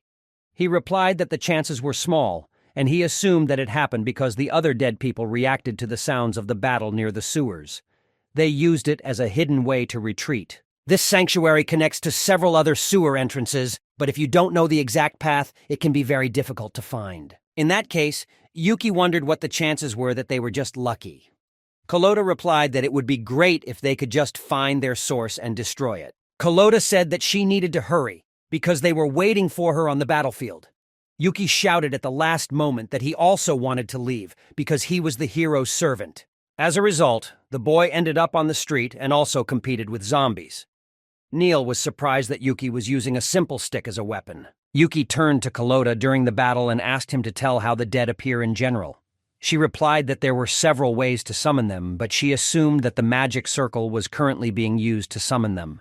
That is why they could not find their lair, but most likely it was hidden somewhere. Now everything was clear to him. He felt an aura similar to a demonic sword from the dead themselves and the flowing water. He assumed he could find the magic circle if he followed these tracks. The guy turned to Carlota and said that he seems to know where the magic circle is. He couldn't say for sure, but he could feel the magical flow. Carlota immediately told Neil that they were going to go check out a place that could be the lair of the dead. Yuki said that actually he himself is not completely sure, but the woman said that she would be glad for any clue, even if it is false. She said that you can't waste time and ask them to go for a checkup right now. The woman said that Yuki was right, and the density of magic there was much higher. Even with her skills, she could sense it. But the fact is that there was no further road. Carlota said that it looks like it's time to work. She called the guards for help. After a few minutes, they already found the castle in this wall. After that, Carlota asked everyone to move away from this wall a little. After everyone left, she delivered a powerful blow to that lock to clear her way. As a result, she managed to destroy the entire wall with one blow. Yuki was delighted with how she did it. From the other side of the wall came a very terrible smell. Carlota ordered the guards to stay here and guard the entrance. She then asked Neil and Yuki if they would go with her. They unanimously answered that they would go with her. In this case, the woman asked not to lose vigilance and be careful. As a result, after a few meters, they got into a crowd of the living dead. Now they needed to find a way out of this situation. It seemed to Carlota that the corpses were brought there by the current of water, and then they turned into monsters. And after that, Neil managed to notice the magic circle. It could be spotted with the help of poles. This was the base of the hexagram circle. To destroy it, you need to pull out at least 2 pillars. It is necessary to destroy 2 triangles that are used in 6 steps. Neil didn't understand how they could break those pillars when they were in such a crowd of dead people. Yuki replied that he deals with the dead himself and leaves the pillars to their responsibility. After these words, Yuki activated his water dragon and was going to ride all the dead on the water slide. Kalat had to admit that this guy in the mask was quite skilled. Now it remains to complete the task with the pillars, and as a result, everything worked out for them. Carlota did not even expect that it would be so easy and expressed her gratitude to Yuki. He was glad to hear that, and was also surprised that they had managed so easily to deal with the pillars that were dug deep into the ground. Some monsters could still move. Most likely they were in this state for a very long time, so they turned into monsters. Carlota said that you can turn a blind eye to them, because the source of the problems was broken, and now you can concentrate on the main mission. Neil immediately thanked Baki, and Kalat said that she cannot thank him right now, but she can take them to a place where they can rest. Meanwhile, the zombie leaders are resigned to the fact that the dead are dead because they did their job anyway. Now they thought they could proceed to the final part of the plan. Yuki went outside and started playing with the children, but they were actually very afraid of him and started running away from him. One of the girls fell, and Yuki quickly jumped up to her and asked if she was hit hard. He asked her to be more careful when running. One of the boys ran up to Yuki and said that he would defeat the Demon Lord. He began to threaten him with a blow from the Holy Sword. Neil came over to the lawn and said that they seemed to enjoy playing together. The boy said that he has to lose on purpose because he cannot beat children. Yuki invited her to join their games. He even offered her to wear his mask, but she refused. Although the boy said that she will regret it because when she joins him, she will become popular among the children. Meanwhile, Carlota came to the girl. Her name is Fernie, and she is the head of the orphanage. She said that she was forced to come because they are ministers of the church and they should help people in times of need. Fernie noted that she was not very comfortable because she did not even have anything to treat the captain. At that moment, her son approached her and said that he was hungry, but his mother asked him to be patient a little longer. Yuki looked at it and understood that now it was a war after all. Neil noted that they are not given donations, and there is very little food left. Yuki then asked Neil to help him.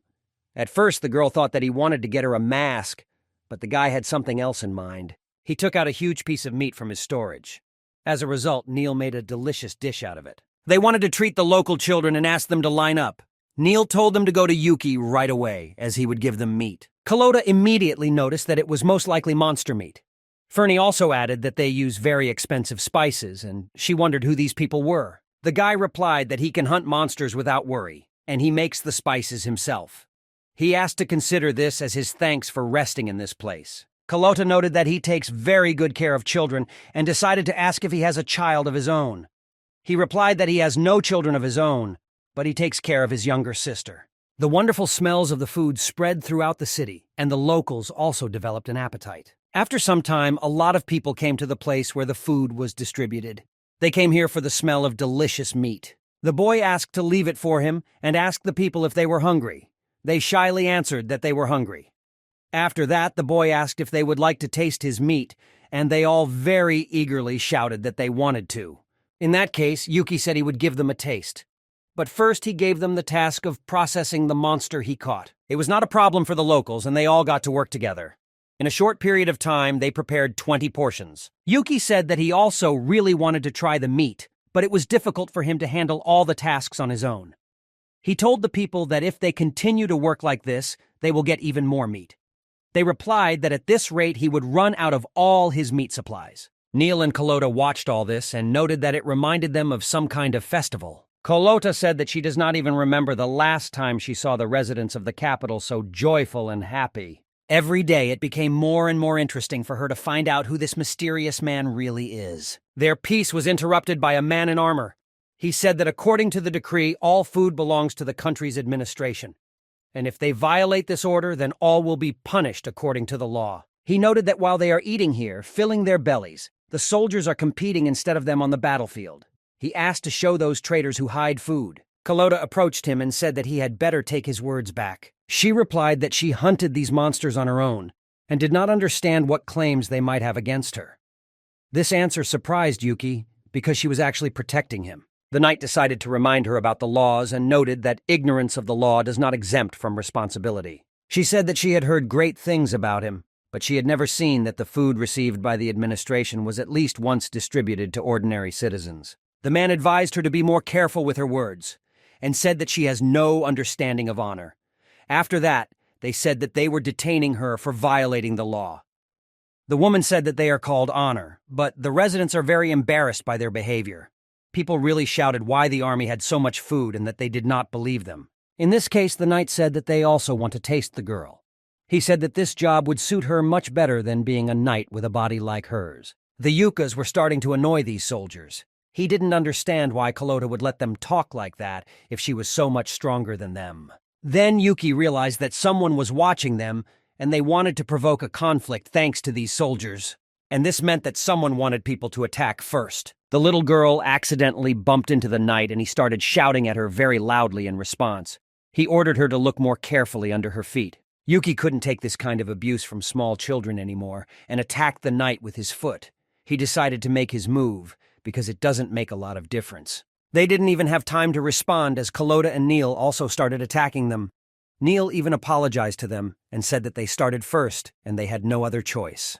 Yuki told the girls that he had to leave these knights to them. Neil asked what he would be doing at this time.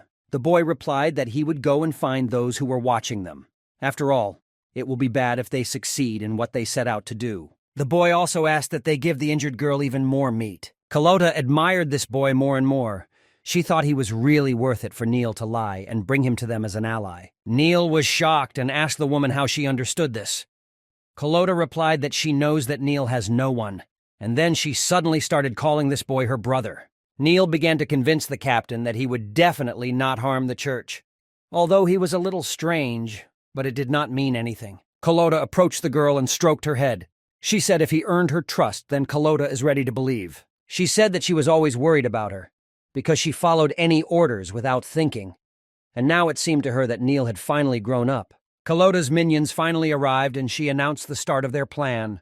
She also asked them to pass them on to everyone else. Kalota turned to Neil and said that they should go to the yard and wait for further tasks. While Kalota decided to finally take action, at that moment in the Demon Lord's castle, Ilona turned to Leify and said that she had an idea. She suggested that Leify get closer to the owner. But the girl did not understand why Ilona proposed it so unexpectedly. The girl remembered that she had recently said that she had not yet decided what kind of relationship they were in now. That's why she wants to help them get closer. She wanted to reduce the distance between them while he was gone. But Leify did not understand what she was talking about at all. Ilona assured that everything would be fine, and she even had an advisor. And at that moment, Iruna came into their room wearing a very funny mask and said that she would make Leify enchant her brother. After that, Iruna approached Ilona and asked what the word enchanted meant. The girl answered that this is when a girl starts to like a guy so much that he goes crazy for her. It sounded like something incredible. Then Leify approached Ilona and asked why she was teaching the child this. Iruna said that she knows what Yuki really likes. She said he was fascinated by fur. But Ilona said that she was mistaken. In this case, Iruna used the second chance and said that he likes Leify's wings. After all, his face changes a lot when he strokes them. Leify could no longer listen to their discussions, so she went to bed and went about her business. She also started to list what Yuki likes. She said that he likes it when they all have fun together. When he sees this, he himself becomes happy. Ilona thanked her for her help. Leif noted that she did not even know how persistent Ilona was. After that, Ilona asked Layla to tell her opinion.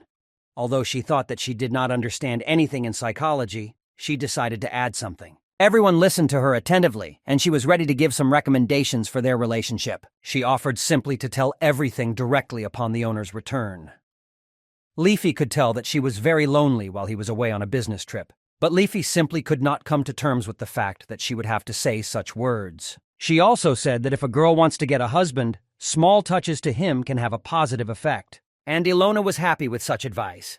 As expected from Layla, her speech was informative and useful. Layla said that she wishes a long and happy life for Leify's mistress and the Demon Lord. That is why she agreed to implement Ilona's plan. Layla approached Leify and asked if she was ready to implement it and if she would follow all their instructions. Meanwhile, in the capital, Kalota went on stage and spoke to the people. She introduced herself as the captain of the Holy Knights. She noted that now everyone saw the state of the capital. Right now, the king is being held captive by the prince, and if he gets power, this country will have no future. Therefore, she decided that the church would go to free the king in order to return him to the capital. She asked all brave men who could bear arms to join them. She was sure that everything would work out for them, because God was on their side. Meanwhile, Yuki found someone who was watching them. Of course, he would like to catch him now, but it looks like he was headed for the royal castle. So, Yuki used the stealth skill to follow him and then release the king. Although they had a small fight with the prince's knights, there were enough witnesses, and he hoped that the church would not wait for the night.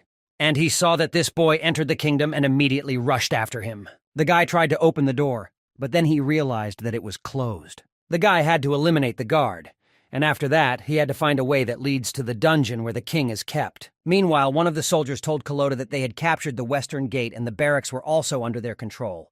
The soldiers were detained. They have finished seizing the main gate by 70%. The captain was interested in what their losses were.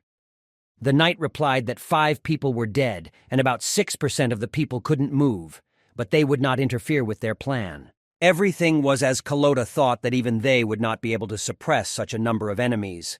But the knight said that the locals also rebelled, and the losses were less than they expected. Kolot allowed them to go and rest, because they had worked very well. She asked the aide if they had noticed anything strange about the enemy, but he said that only a few unknown wizards were seen, and one of the locals suggested that these could be necromancers. Then she remembered that the soldiers were not informed, and froze in horror when they saw the necromancers raising the dead. Now she definitely understood that the dead and the capital were definitely the prince's idea. And if they had not destroyed the magic circle yesterday, the losses would have been much greater. She thought again that she would definitely have to thank that guy in the mask. Kuloda called Neil with her and said it was time to go to the next target. Meanwhile, even though Yuki had a complete map of the castle, he still couldn't find the entrance to the dungeon. Even if the guards don't know about the existence of the secret passage, it should still be displayed on the map. It seemed that some kind of magic was applied there to stop those who would interfere in the castle. He decided to check if the guard had anything to prove belonging to this place. And then he found a sign with him that indicated that the owner of this device was not confirmed and that the magic of restricting access in a certain place was imposed on it. While the boy was looking at this sign, a maid came out from the next door. He quickly covered her mouth with his hand and said that he would not harm her. He's just looking for the king, and that soldier on the floor wasn't dead and he didn't kill him. He once again asked if she would not scream and carefully let go of her hand. The maid asked if he really came to save the king and Princess Ariel. Although the boy did not know the exact name of the princess, he answered that he had come precisely for this. She asked to save them as soon as possible and even offered to take the boy to the very dungeon where they are sitting. The maid led him to this place, and the boy was very grateful to her. He advised her to protect her loved ones and friends and flee from this place as soon as possible. After all, sooner or later this place will simply turn into a battlefield. She said that she would pray for him, and after that the boy went to the dungeon in search of the king. The guy thought that the king had no reputation, but it seems that he still had charisma. However, the boy put himself in the place of the prince and said that he would have killed him a long time ago. Yuki suspected that he was holding the king in order to publicly execute him. Or there was another option, that the prince still had some feelings for the king, and that's why he didn't kill him. After he was inside the dungeon, he saw how a fat man was beating a girl with a whip in one of the cells. It was the same princess, and the man said that she should blame only her father for her beating. At that time, the king shouted and ordered him to stop, but the man didn't care. He continued the beating. Since Yuki hates violence, he immediately stopped this man and said that he did not like him. After that, he stuck a knife right into his back. After that, he approached the girl and asked if everything was fine with her.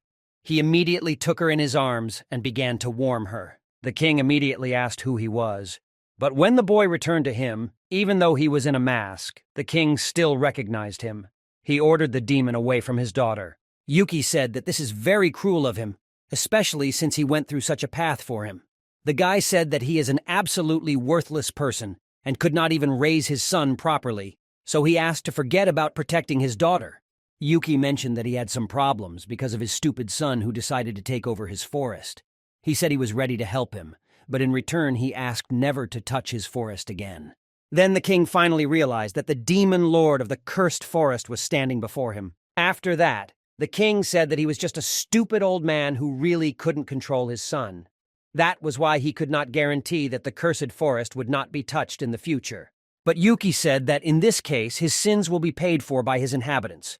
When they come here, he will kill everyone who comes to his territory. Yuki said that there are definitely people in this place who believe in him. Therefore, he advised him to make the right choice, at least for their sake. He noted that even the church is coming to save him, and he chooses to sit in prison and wait for something. The king lowered his eyes and said that parents must be responsible for the actions of their children. Yuki broke the iron bars and told him not to forget his words. If he does not comply with her, Yuki promised to kill the king and the people who will be around him and even those who will call themselves his children. After that, the king immediately ran to his daughter and noticed that there were no wounds on her. The king assumed that it was an elixir.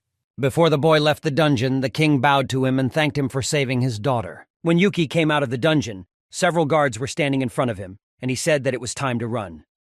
Each of them began to invent some reason so that the boy would not kill them. But Yuki noted that it was terrible acting. It looked really worthless when they wanted to get wounded to escape from the battlefield. Although the soldiers loved the king, the boy still decided to lead him to a safe place. But not all soldiers were ready to obey the king's orders, and some of them gathered to capture them. Yuki decided that it wouldn't hurt if he pushed this smart soldier a little. But the fact is that after his push, the knight almost broke the castle wall. Now the boy wanted to know where the prince himself was, and it seemed that the prince's soldiers were not so many in the city. One of the knights approached Yuki and said that the prisoners had also come to help them. Most likely the prince is now in his office or in the throne room, and the prince's soldiers do not pay attention to the chaos that is happening in the city. One of the soldiers asked for permission to deal with the prince's soldiers who remained inside. Yuki agreed and said that he would take the king to a safe place in the meantime, and asked them to be careful. The guy said that everything went as planned, and the church worked quickly. Yuki said that the king should hurry and hide in a safe place as soon as possible. The king decided to ask what would happen to his son. Yuki immediately said that he would kill him with his own hands, if it didn't hurt him to hear it, but he couldn't do anything about it. He had only one request. He wanted to go into battle with them. After some time, Kalota finally met the king and said that she was very happy that he managed to survive with the princess. Yuki noted that they were late. Neil asked the boy what he was doing next to the king. He replied that he freed him, although if he confesses, he did not even know that the king was in front of him. Kalota asked the king to go quickly and hide. She said that their soldiers would lead them to a safe place. He said that he was happy with such an offer, but he asked that it would be better to take only his daughter. But the captain shouted that they are now on the battlefield. If he is caught or killed, the country will no longer have a king. He immediately apologized for such inconvenience, but noted that he wanted to see everything with his own eyes. Kalota hoped that the king would change his mind after all. Suddenly, the boy felt that his danger detection skill was activated. As you level up, the danger detection area increases, and suddenly, a big knight attacked the boy from behind. He was shocked that such a weak boy managed to block his powerful attack. Yuki tried to explain to him during the battle that attacking from behind was a very bad habit. This man said that he had already heard that there was a very strong woman and a heroic knight on the side of the church, but he had not heard anything about this boy. Neil immediately asked if Yuki was okay. He replied that everything is fine, but advised them to be more careful because this man is really strong enough. In this case, Yuki decided that he would have to deal with this man. Kalota then turned to Yuki and asked if he needed their help. The guy thanked him and said he would figure it out himself. Then the captain ordered the soldiers to take the princess and the king to a safe place, and ordered the rest to go and help her. The soldiers promised that they would protect him at any cost and carry out this order. Kalota warned Yuki that they were on their way to the prince and asked him not to die in the meantime. After all, she had a lot of questions for him. Yuki asked the man if he would be punished for letting the king go so easily. He replied that he was ordered to simply kill strong opponents. He thought that he was very lucky because he did not even think that there were such people here. Yuki asked to give him time to rest. Kalota asked Neil if she was worried. She was asking this because that man had an adamantite adventurer rank. Kalota said that she had hoped that the guild would remain neutral, but as it turned out, she was wrong. This man's nickname was a war fanatic. He was so crazy that he could not live without fights. But even with his skills, he should be Ori Hulk rank, because his reputation is very bad, and there were many problems because of him. Also, the captain said that if she had left the soldiers there, they would only have prevented the masked guy from competing. Therefore, it remains only to believe in his powers. A war fan said that the strength of this guy simply amazes him. The speed of the counterattack surprised his imagination. Yuki asked him to finally shut up and stop making an inexplicable face. The guy said that this man is really strong. His stats were roughly equal to his, and his skills were even higher in general. Yuki was already getting nervous because he didn't come to this place to compete to the death. He just hunted monsters for points and only kept himself busy stroking Fenrir's fur instead of fighting. It seemed to the war fan that this guy was too calm, because he did not come here to rest, but to compete. Yuki decided it was time to finally use his water dragon in this match. He attacked the war fan powerfully enough. However, the boy understood that the match was not going in his favor, because he had little experience in real fights. He could win using only skills that the enemy did not have. Yuki used the right moment to attack the opponent with his sword, but the war fan had already expected this and was ready to fight her back. But at the last moment, Yuki took out his gun and fired at the enemy. But the war fan turned out to be much more cunning and managed to dodge this shot. He now had a winning position and attacked Yuki with his sword. However, the boy was not going to give up, and he put his hand up to protect himself from the sword strike and simultaneously counterattacked the war fan. The war fan said it was a lot of fun, and these were his last words before dying. Yuki was finally able to breathe out and calm down. Yuki apologized to the man and said that he is 1,000 years younger than the one who can really challenge him. Meanwhile, in the castle of the Demon Lord, Ilona and Lila could not understand where Leffy had gone. They noticed that recently Leafy often leaves to be alone. They assumed that she had her own problems, but they knew for sure that she would come back when she was hungry. She sat alone on the horizon and practiced saying the phrase she should say to Yuki when he returned.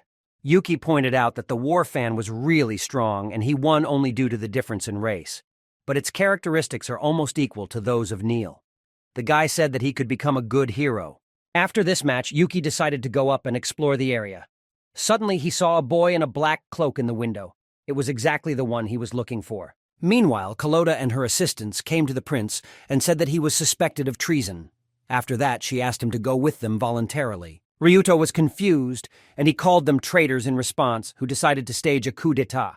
He ordered his guards to seize them. Then a fight broke out right in the prince's office. When Neil turned her attention to the boy, she noticed that his eyes were very strange. Then she decided that it just seemed to her, and concentrated further on the battle. Otherwise, it would only be a matter of time before they were caught. Neil immediately thought of Yuki fighting with a war fan on the street, so she wasn't going to feel sorry for herself. She wanted to resolve all the issues here as soon as possible to go and help him. It was at this moment that Yuki flew into the room through the window. He realized that he attacked early enough, but he still destroyed the object that was preventing his skills from opening. The guy in Black Poland called him a pitiful demon and understood that Yuki had an analysis. In one moment, Yuki turned his gaze to the side and saw the prince there. He also noticed his strange eyes. Kuroda ordered the knights to protect the king and not to retreat under any circumstances. They got the upper hand, and as a result of the fight, they pierced Ryuto with a sword. Yuki said that this guy was already dead for a long time and asked to move away from him. While he was distracted by the prince, the boy in the black cloak flew out the window thanks to his wings. Neil ran up to the boy and asked what happened now. Yuki replied that most likely that boy was ruling the already dead prince. The ring he broke changed his status. It was a ring of truth and lies. It allowed making false changes to the user's status. The magic that came from the prince was the same as that from the boy in the cloak. Yuki said that he wanted to take off now and catch up with him, so he asked Neil to distract the others. But after a few seconds, it became clear that his plans were ruined, because a huge walking dead man appeared before them. He was a spirit whose name cannot be named. What angered the boy the most was that he was not even allowed to rest.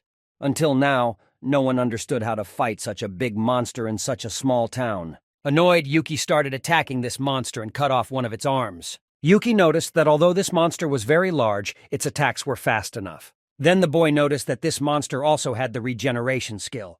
Another way was needed to defeat him. Neil tried to attack him with her holy spells, but it seems he just didn't care about them. Although it was unclear to them why this was happening. Yuki said that it was most likely because he was created artificially. He asked if Neil had a more powerful spell. She replied that she has it, but she needs more time to prepare. Then the boy promised that he would detain him, and at the same time try to set him on fire with his sword. Kuroda also said that she would help him. He had a very high regeneration rate. Yuki hasn't been able to attack that fast yet, and he needs one but powerful attack. Even the red flame did not work on him, and the other knights could not even scratch him at all. Neil finally prepared another spell and ordered everyone to back off. She had enough time to prepare the spell, and it was time to activate it.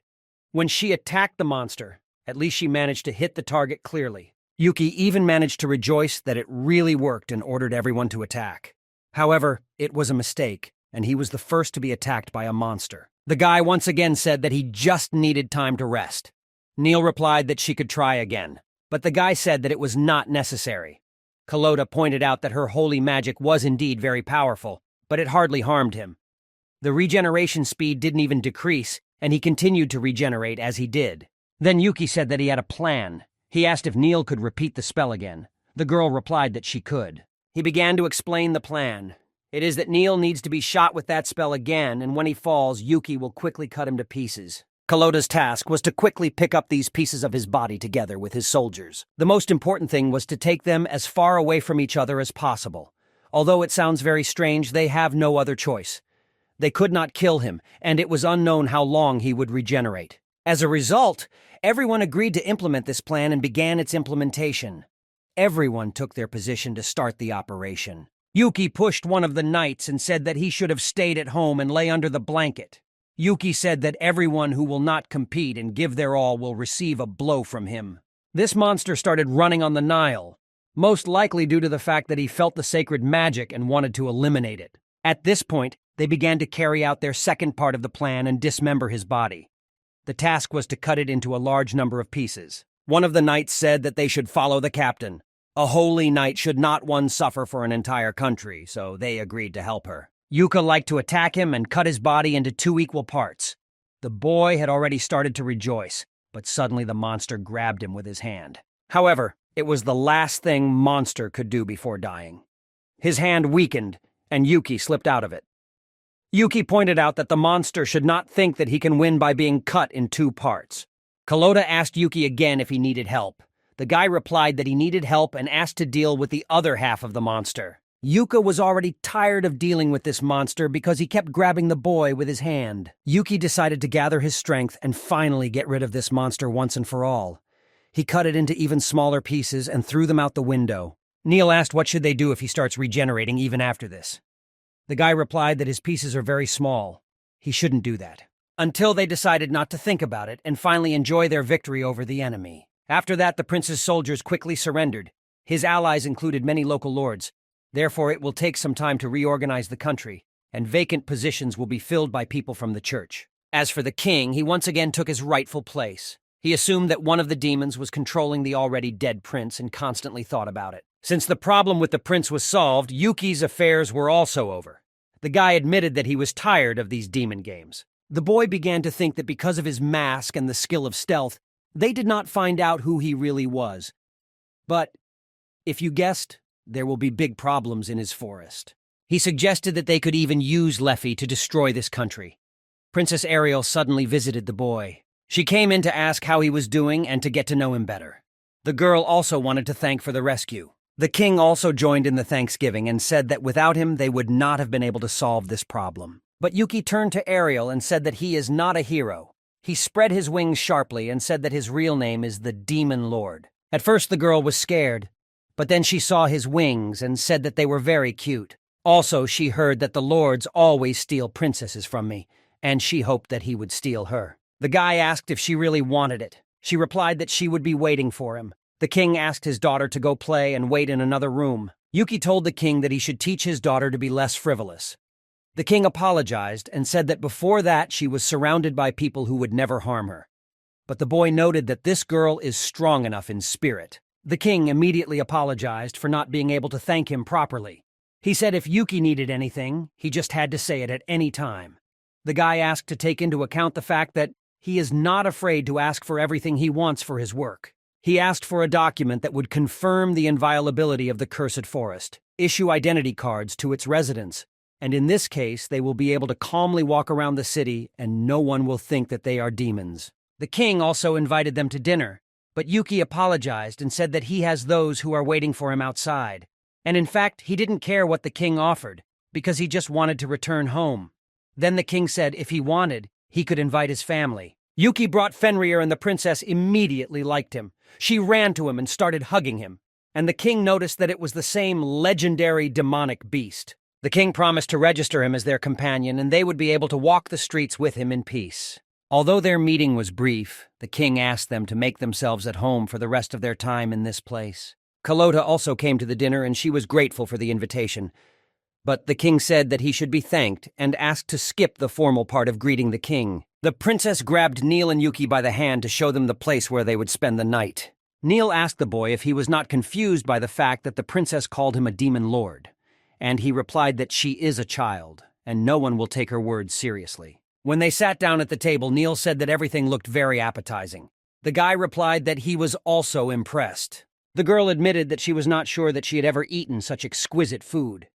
The princess said that their cook tried to prepare the best food for the guests. The king raised his glass and began to thank everyone for the work they had done. He said that this is only the minimum he can show for their heroism and devotion to the country. After 2 hours, everyone was already drunk and Neil started pouring alcohol into Yuki's glass by herself. It was noticeable that the atmosphere had changed. Something went wrong and Neil started flirting with Yuki and wanted to kiss him. But the boy noted that the hero should not have gotten drunk to such a state. He decided to drink to calm her down.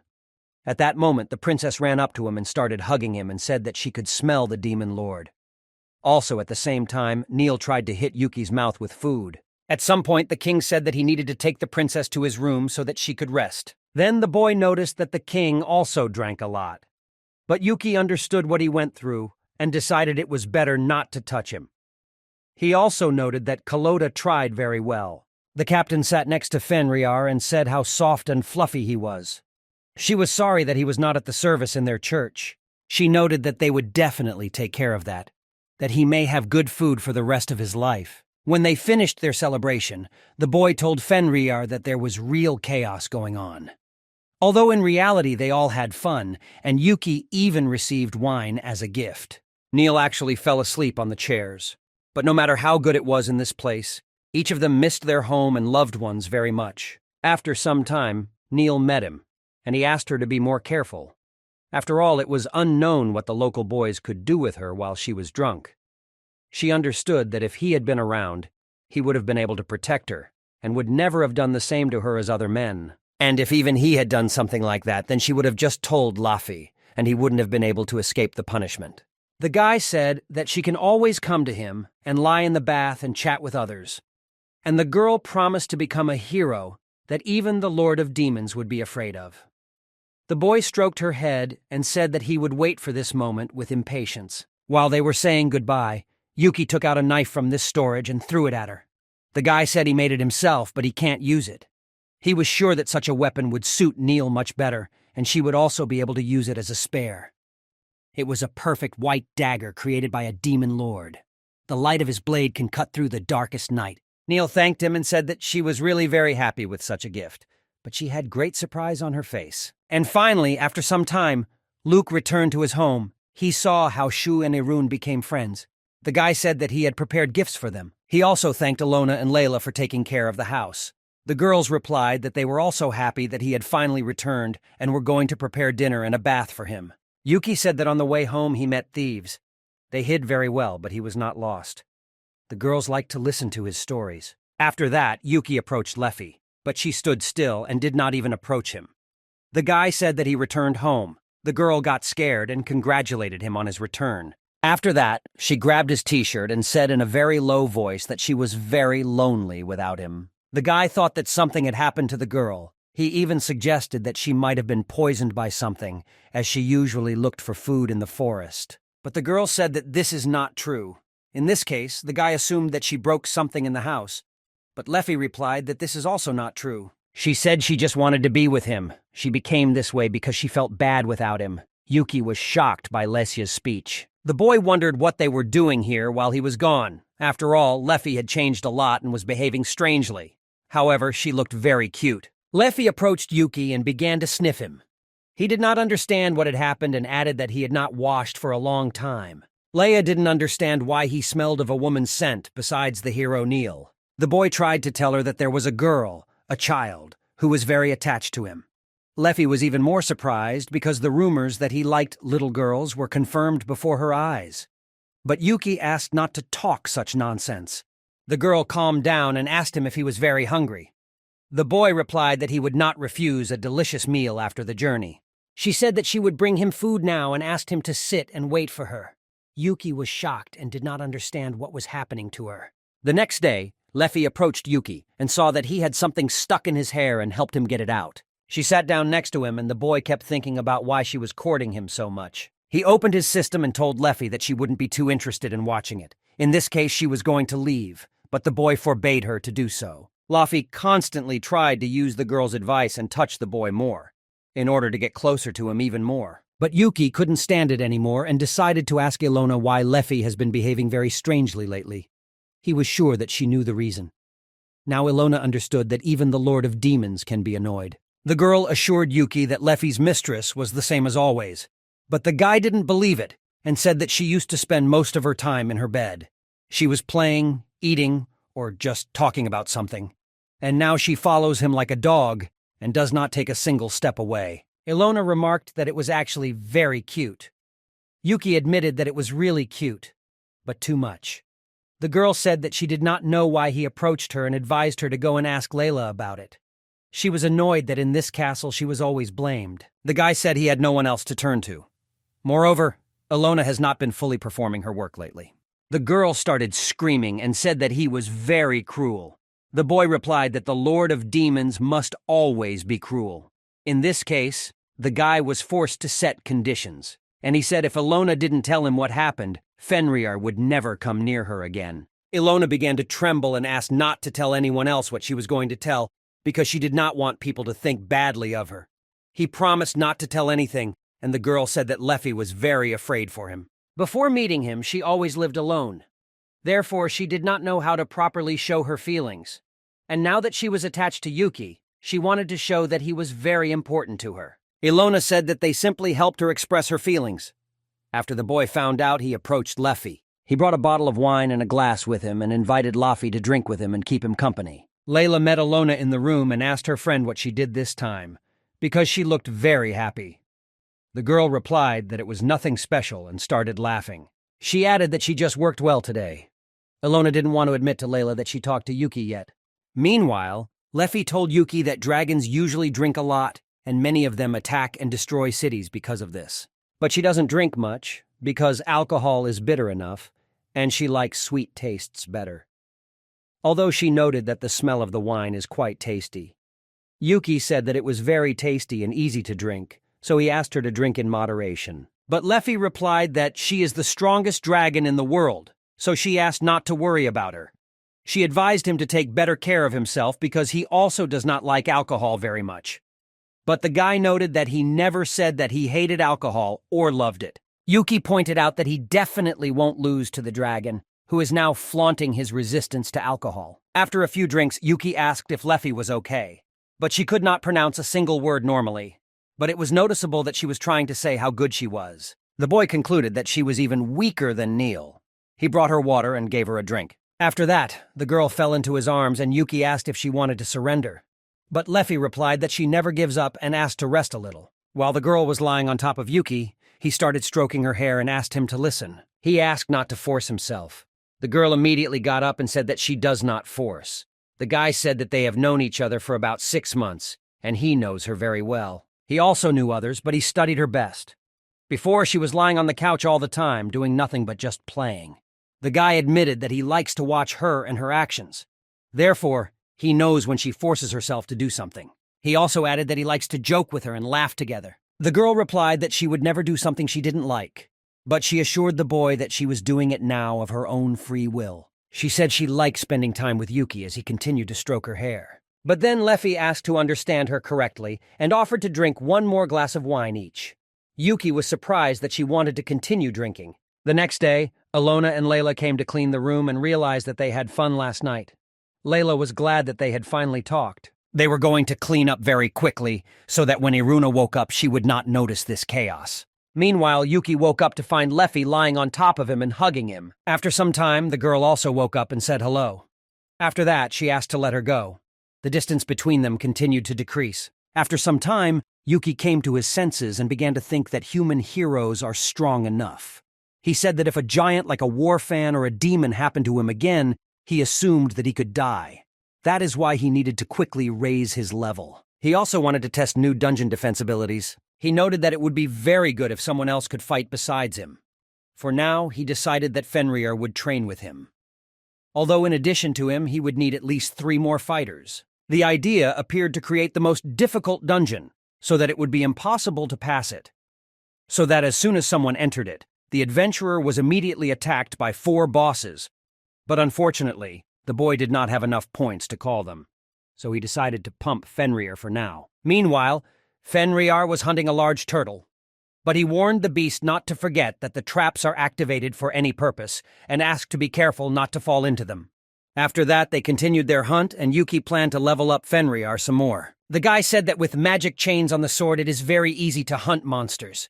Yuki noticed that a very strong enemy appeared next to them. It was a level 96 manticore. He is also called the Beast of Suffering. Meanwhile, an assistant came to the king and said that they had examined examples of weapons worn by demons.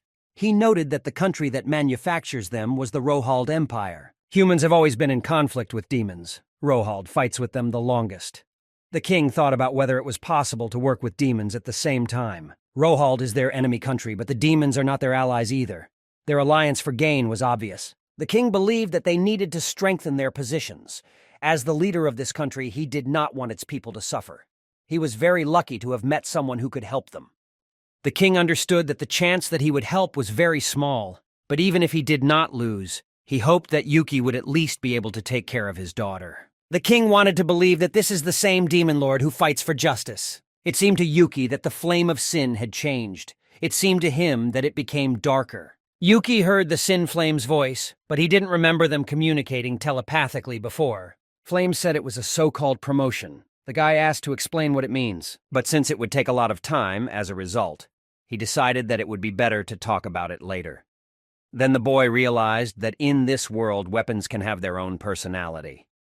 He became interested in what happens if the weapon does not like the way the owner uses it. Sin Flame had special skills: telepathy, bloodletting. The guy decided to pick up a weapon sheath. Thanks to the scabbard Yuki chose for his weapon, the flame of sin will not break even under a great load. The guy noted that in this style, this weapon does not look like a brutal killer. But he was convinced that everyone will tremble with fear when they learn that death is hidden behind a cute appearance. Yuki decided to ask the flame of sin if he didn't mind if the boy called him Yana. He replied that he always felt only anger and despair, sadness and hatred. He felt only negative emotions absorbing him. He assumed that it was exactly what people call a fateful meeting. It was Yuki who shielded him from these emotions and gave him a new reason for existence. Therefore, he asked not to ask him any more questions and to be allowed to serve only him. Suddenly, another unknown girl appeared in front of the demon lord. There were now 3 little girls in front of him, and he thought it was wonderful. But Leffy approached the boy and asked him to explain what was happening here. Leffy asked where he had already kidnapped this girl from. The boy replied that he did not teach it and said that it is his weapon, which is called the Flame of Sin. He had only recently learned that it was an intellectual weapon. Therefore, he unlocked some skill for points. Leffy accused him of being such a pervert that these 2 little girls were not enough for him. But he said that it is not so.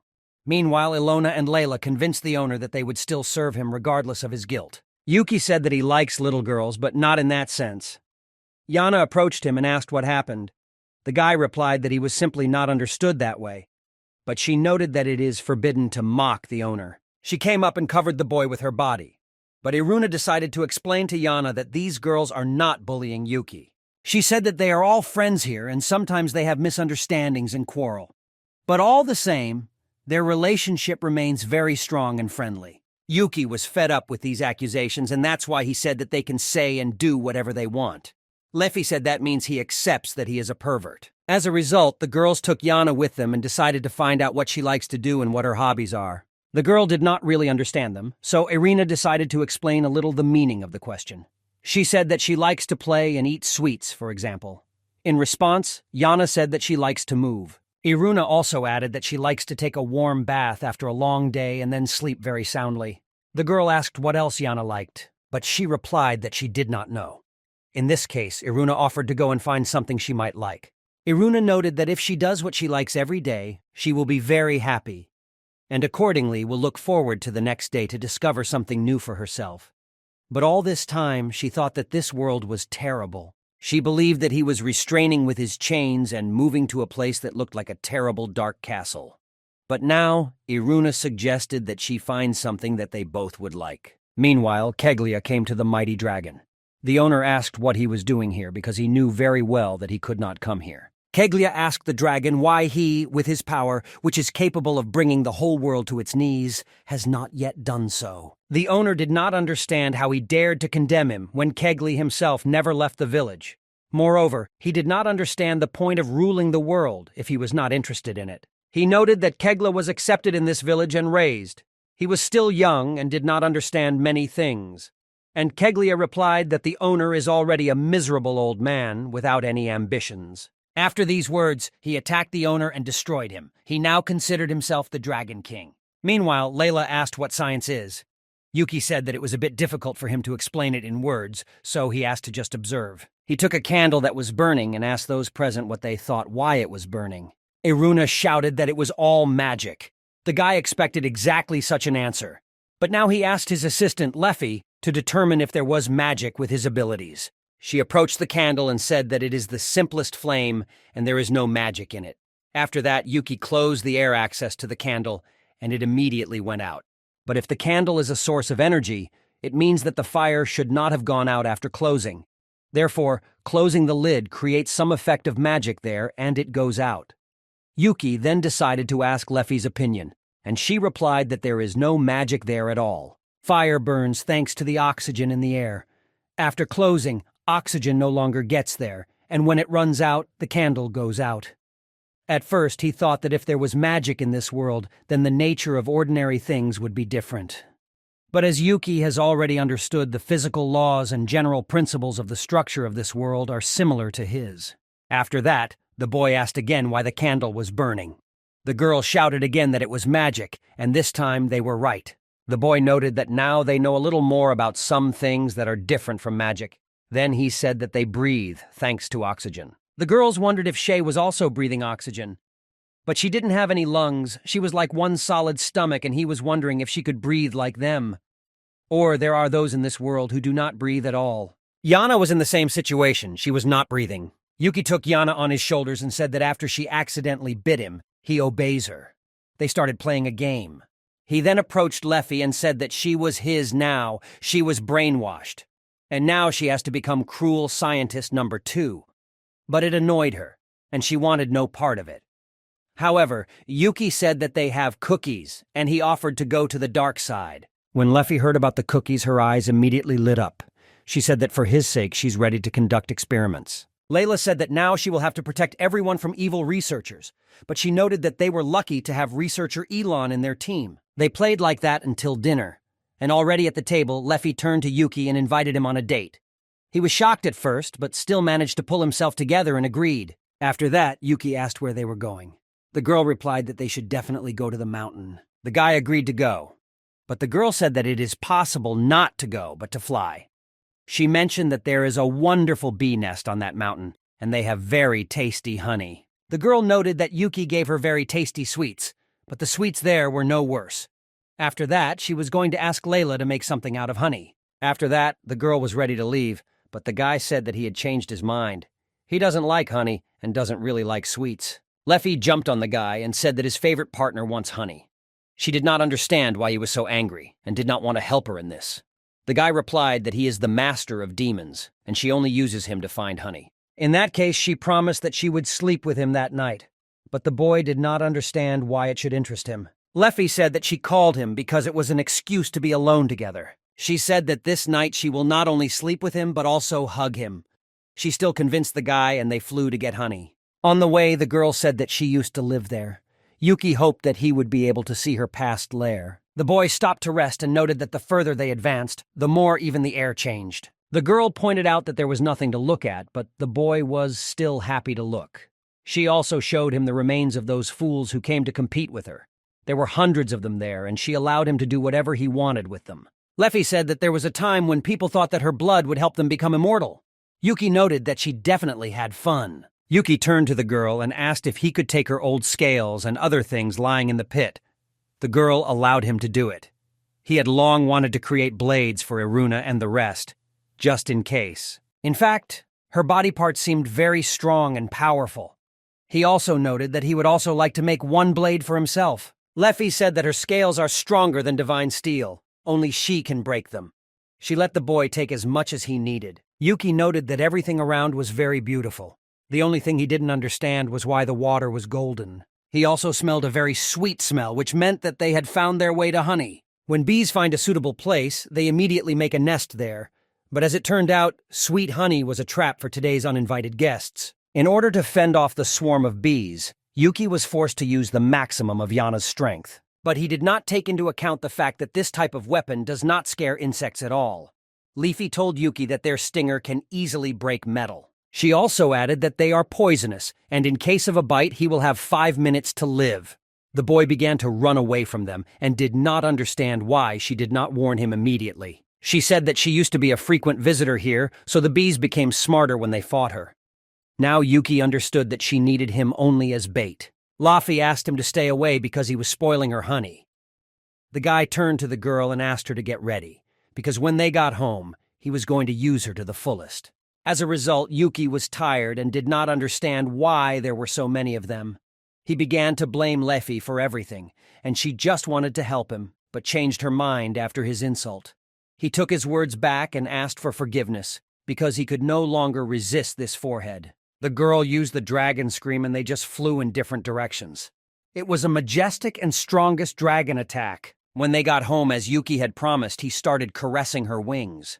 After he helped her, she had no right to refuse. He said that now it was his turn to make fun of her. He wondered if her tail was as soft and began to touch it. Since she very strongly asked not to touch the tail, the boy decided to have mercy on her and turned back to the wings. The next day, Iruna and Sho brought Yana to the castle and promised to show it in full. They said that this castle was built by Yuki. When they went inside, they were met by 3 ghosts. The girls suggested that they go for a walk and show Yana the castle together. While they were walking around the castle, Yuki ran up to them and said that it was time to eat. But he met only Yana there. She said they were playing hide and seek. He was happy that she managed to make friends with girls. When the girls heard that they were being called to dinner, they immediately came out of their hiding places. The boy also invited the ghosts to dinner, although he did not know if they ate at all. After lunch, Leffy and Yuki started playing cards. The girl always liked Yuki to win, and that's why she was very enthusiastic about the victories. Suddenly they heard a knock on the door. The guy decided to check who it was, but Leffy replied that it was her old acquaintance and decided to go talk to him. Yuki said he wants to go with her. Although Leffy noted that this acquaintance is very emotional, and in this case the guy decided that he should definitely go with her. Leff asked him not to worry because she is a supreme dragon after all, and Yuki said that he is her partner. They came out of the cave and saw Kegla in front of them. It was possible to assume that from this moment the heroes will have a new enemy. He noted that he had been looking for her for a long time and finally found her. He immediately asked Leffy why she was in human form. The girl did not answer his questions and immediately asked why he came to this place. The girl assumed that he seized all the power over the dragons and came to show off. She told the dragon that the old dragons would not serve him. He replied that he solved this problem and simply killed them. Now the other dragons obey him. He shouted that now he is the king of dragons and his goal is to take over the whole world, and that is why he came to Leff. Keglia invited her to join him and rule the world together. But Yuki got tired of hearing this and asked him to shut his mouth. Yuki added that conquering the world requires a lot of time and effort, and Leff will never participate in this in his life. She suggested the pin turn back and flaunt it there. Maybe he will even be able to find a girlfriend this way. Then the dragon realized that she was not pretending and that she really chose death on her own. Laffy pointed out that her partner was a fool, but she called Kegla an even bigger fool. But Yuki asked not to insult him with his words. The girl replied that she has not known him for the first day, and therefore understands what he is talking about. Keglia was not going to listen to their conversations and attack the boy, but he did not think that he would be able to dodge the blow. The dragon noted that Leffy had become very weak. After she became human, she lost the right to be with them. After these words, the girl was going to show him who the real Dragon King was. However, Yuki asked her to calm down, and he said that he would deal with this aggressive fool himself. In fact, Leff was very pleased that the boy wanted to protect her, so she allowed him to do it. She only asked him to be very careful. Keglia noted that such an insect as Yuki would never force him to his knees. Although Leffy supported him, the dragon said that he would not succeed. The boy got tired of listening to his conversations and asked him to shut up and get down to business. But then the boy realized that he said so in vain. This dragon's level is 5 times that of Yuki. The chance of his victory is equal to 1%. But even if so, it was not noticeable that the pin considers him a weak opponent. With his demon lord body, he can at least dodge his attacks. After all, if he weakens his defense even a little, he will instantly turn into minced meat. Keglia laughed at him and asked where his bravery had gone. Even during the conversation, he did not stop attacking. Yuki gathered all his strength into a fist and attacked the dragon. He hoped that he managed to cut Kegla, but the result was unexpected. He counterattacked the boy and asked Leffy to watch this beating of his young boyfriend. He considered this guy just an ordinary weak loser. Keglia noted that he is much better suited for Leffy as a boyfriend. Yuki hoped that while the dragon turned his attention to Leafy, he would be able to recover. It was necessary to admit that he was too strong. But in reality, Keglia was not as stupid as Yuki thought. At that moment, he attacked him with spears. One of these spears hit Yuki in the leg. The dragon noted that he did not expect to see such a living insect. The boy met a strong opponent for the first time and found himself in a difficult position. Yuki suddenly began to laugh, and the dragon thought that he had gone completely crazy.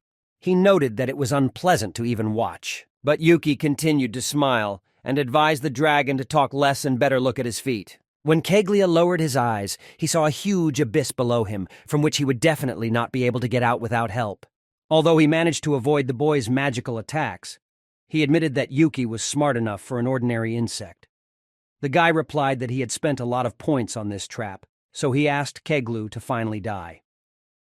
Yuki also placed a lot of mines while dodging him. In this way, he expected to remove the difference in power between them. After that, Yuki said it's time to start the second round. Keglia warned the boy that he would not allow him to use such a dirty trick again.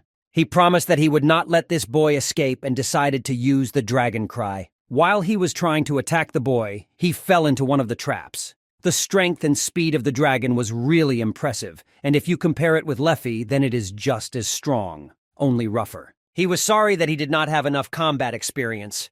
Meanwhile, Leffy hoped that Yuki would not be so frivolous. Yuki finally found a moment to take his chance.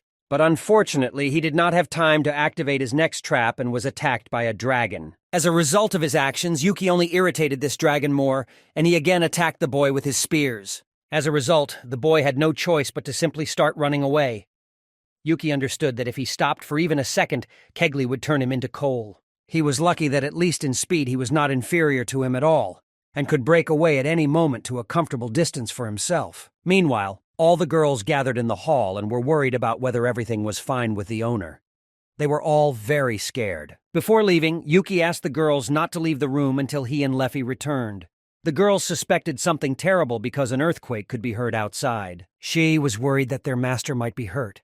But IRU convinced her that it was impossible because Life and I did not go with them. The girls were sure that everything was fine with them. But in reality, everything was going to the point that Yuki got his first defeat in his life. He was critically injured. Yana tried to wake up Yuki and ask how he was feeling. After all, he was terrible in appearance. She asked the owner not to move because he was wounded, but he replied that he could not afford to give up and began to raise the sword with his teeth. He said that the matter is not over yet, and therefore it is too early for him to rest. Laffy watched this fight and thought it was stupid. Keglia approached Leffy and asked to look at his boyfriend.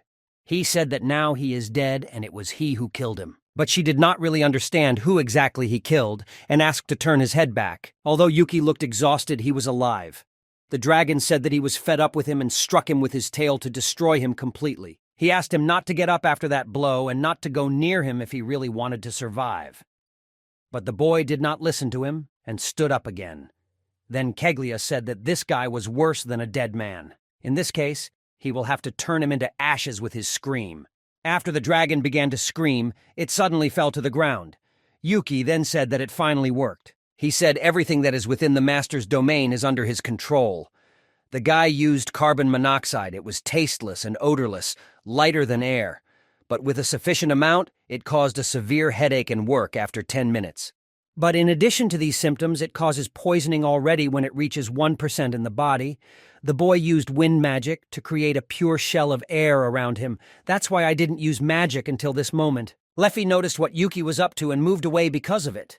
But Kegli had muscles instead of brains. The dragon could not believe that this is how the confrontation would end. After the match, Yuki passed out, but when he regained consciousness, Leafy was sitting in front of him. Leffy said that he lost consciousness, and she, like a real woman, made a pillow for him from her knees and put his head on them. The guy shouted that she is the best, and the feeling of her soft knees is simply wonderful. Before that, he had only evaluated her wings, but he could not choose the best option for himself. This behavior made it clear to Leffy that he felt good. But then the boy realized that all his wounds had disappeared. This meant that Leffy also worked. She smiled and said that it was easy for her to heal him, but now she said that he will be her debtor. She also noted that she dispelled his carbon monoxide and now you can breathe the air calmly. But although his wounds had healed, his physical condition was terrible. Leffy noted that he needs to rest more because he did a great job and protected her. The boy himself could not believe that he had protected Leffy. The girl said that she is proud of him. Yuki realized that this award was really worth his efforts. Suddenly, Yuki turned to Leffy and said that he liked her. The girl was shocked. He added that he understands that he is not worthy of her now, but he is trying to become stronger every day to be on the same level as her. Then Leffy said that if he really wants it, then she is ready to be with him until the very end. As a result, Leffy said that she agrees. Yuki concluded that from today she is now his wife. The girl immediately blushed and asked not to call her that because she was ashamed. The guy came up and hugged her, and he said that this means now they will be able to have children.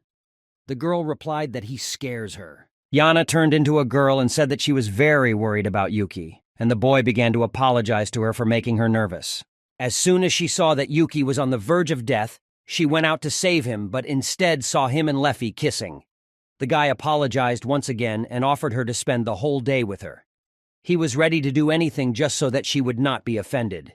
Anyway, she said she just wanted to sit here with him. The guy was surprised that her request was so modest. Iruna knew that when Yuki was seriously injured or tired, he would come and start sleeping for days. The girl tried to show him that she was also worried and nervous, and she said she wanted to hug him. After Iruna, she also joined with the ghosts. At that moment, Leffy came in and couldn't believe that her husband was hanging around with young girls again. Yuki checked his system and realized that he had become very strong. He received the skill of resistance, and this meant that when his health drops below 20%, the damage inflicted by enemies is significantly reduced. He also gained the Fear Monk skill. After he defeated Kegla, his title was renewed and he was now the Dragon King, but he did not understand what to do with them if he did not want to manage them. He also received the title of Groom of the Supreme Dragon. The most important thing is that he was able to raise the level of his dungeon, and also the corpse of that dragon turned into extra points. Since he got stronger, he can now see some numbers in Leffy's status. Yuki was simply amazed at how strong his wife was. It hurt Yuki to watch him lose all his accumulated points, but at the same time, he felt very good when he saw his result. Ilona met the host and noted that he had a very nice wedding ring. This ring was created especially for the Supreme Dragon Leffy. But Leffy saw that the boy got up and started walking, so she asked him not to do this and to go back to bed, because he needs to recover his strength. Ilona listened to all this and admired the new couple. After a while, Yuki decided to finally try to fuse his sword and Leffy's shards. Perhaps in this way, he will be able to increase the skill of giving magic. Before doing so, Yuki decided to ask Yana if she would mind if he gave her new magic. And since she didn't mind, thanks to the progress, she has already become a legendary class sword. And if you take the ring that he gave to Leafy with the magic of self-healing and the enhancement of magical power, he can become invincible. It was only because the Demon Lord became stronger that he began to destroy monsters together with Fenrir and used Yana's wind magic. Leffy understood that the world is big and full of adventures. And even after years, she still won't know him completely. At this moment, Yuki returned home and told Leffy that today they killed the Manticore and Alicorn. Leffy understood that if she had never met Yuki, she would not have known what it means to truly live free. Without him, she just lived on top of the mountain and did nothing. Only now did the girl begin to understand how lucky she was to have found new friends. Meanwhile, Yuki went hunting again with Fenrir. He asked him only once if he was ready to fight. He summoned new beasts. Among them was a black raven, a large bloody snake, a water spirit, and a cat. He said that from this moment he was their demon lord and added that he was very happy to meet you. He wants them to live in this dungeon hunting monsters and uninvited guests. But the monsters around are very strong, and there are also a lot of traps. Therefore, he leaves Fenrir as the elder for the time being, and asks to obey and follow all his instructions. Yuki approached Fenrir and said that he was counting on him. Fenrir was called a bad wolf who fights every day and doesn't even know that the next battle could be his last. Leffy and Iruna suddenly approached them in the forest. The boy wondered why they were looking for him. He assumed that perhaps they had come to see his new friends. Laffy replied that she was afraid that he would do something unnecessary again, and after that, another little girl will appear at home. Yuki noted that she was talking as if he was doing it on purpose. Iruna immediately ran up to the animals and said how big and strong they were. She introduced herself and said that she was very pleased to meet them. After that, she came up and started hugging everyone. Then Iruna approached the bloody snake and said that it was very shiny. She also asked if he would like to give her a ride, to which the snake agreed. After the girl received permission, she climbed on top of the snake and began to ride. Leffy turned to the boy and said that he should learn proper manners from her. The guy said if he did that, he would have to sleep all day. Meanwhile, the girl was already flying on a black crow. Leffy demanded that Yuki take her off, and was also going to secure Iruna from below from falling.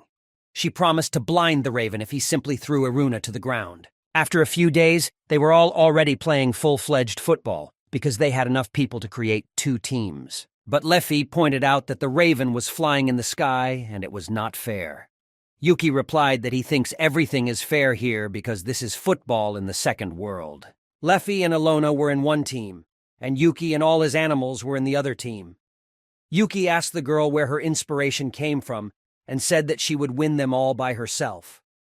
Leffy replied that the game had just begun, and he would still regret his words. As a result, the girls watching the match did not have time to count the goals of Yuki and his team. The score was 16-3 in favor of Yuki. Leffy noted that Yuki's cruelty crossed all limits, but he was not afraid of her because she was powerless in this match. After that, she grabbed the ball and hit it very hard towards the goal. After such a blow, a bloody snake flew into the sky and the ball hit the goal. Leff said that such a blow deserves 120 points. They decided to interview Yuki and asked how he spends his weekdays. The guy replied that he began to lie on the bed with his wife more often and use her as a pillow. His traps and generals drive away those who interfere in his forest. Due to this, the number of attackers has decreased significantly. Another day, guests came to Yuki, but this time they were not his enemies. It was Caloria, and she was a demon. Yuki asked what the royal guard from hell needed from him and why she came to his house. He immediately found out who she was, although she did not expect anything less from the demon lord who destroyed the plans of the first devil tribe in the kingdom of Elysia. The guy tried to understand what she wanted. The girl replied that she came to talk. They sat down at the table and Caloria noted that her words would be very important to him. They have information about an enemy that will soon attack their forest. But she noted that she would not share such information for free, especially considering that she came straight from hell. She came to talk to Yuki about forming an alliance against their common enemy. Meanwhile, Layla entered their room and brought them tea. Then Caloria recognized Layla with disgust. She knew her as the Demon of Knowledge. That was her childhood nickname. Caloria heard that she had left the demon world to go look for research materials that were only available in the human world. Since then, no one has heard from her. But Caloria was most interested in why Layla became a servant and how she could descend to such a level. She replied that a lot had happened during this time. Layla asked her to tell about the Demon Lord, what he had to do with Yuki's master. There are several types of Demon Lords. The first is the owner of an abandoned dungeon, like Yuki and his ilk, and the other kind is the ruler of hell. She wanted to talk to Yuki about the regions ruled by their king of hell. Caloria said that the old faction of the Demon Lord hates everyone except the demons themselves. It was they who created chaos in the capital. And there is now a demon faction that is trying to introduce new rules for the demon world to make the world a better place. They try to come to an understanding with other races and make alliances with them. Yuki noted that hell now looked like there was a civil war going on, and he didn't want to get involved. Caloria answered that it is worth taking into account what the enemies know about Yuki and about this dungeon. Considering what they had already done in the country's capital, Caloria believed that it would be better for Yuki to form an alliance with them. Yuki turned to Layla and asked what she thought about this. The girl replied that the similar hell did not change much after her departure, but she was sure that the situation there had definitely worsened. Demons are always radical, and an attack on this dungeon is only a matter of time. Yuki thought that he would not be very pleased if they came to him in the dungeon, but he will never forgive the fact that they wanted to use it only as a weapon. Caloria noted that they are their common enemy and came to ask for help.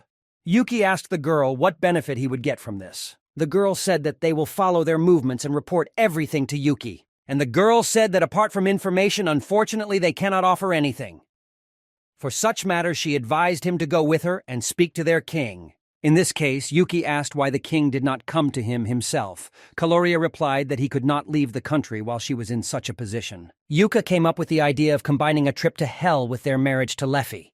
He was going to arrange a tour of Hell for his honeymoon. However, when Yuki offered Lefei a trip to Hell, she refused and said she just didn't want to go there. He hugged her and said that he just thought that only traveling alone with her could heal her sick heart. However, the girl did not answer, and Yuki decided to apologize. After all, he thought that she would be pleased to hear a compliment from him. Ilona met with the owner and asked how far he was going to go to Hell. He replied that he did not know yet, but assumed that it could take about 3 weeks.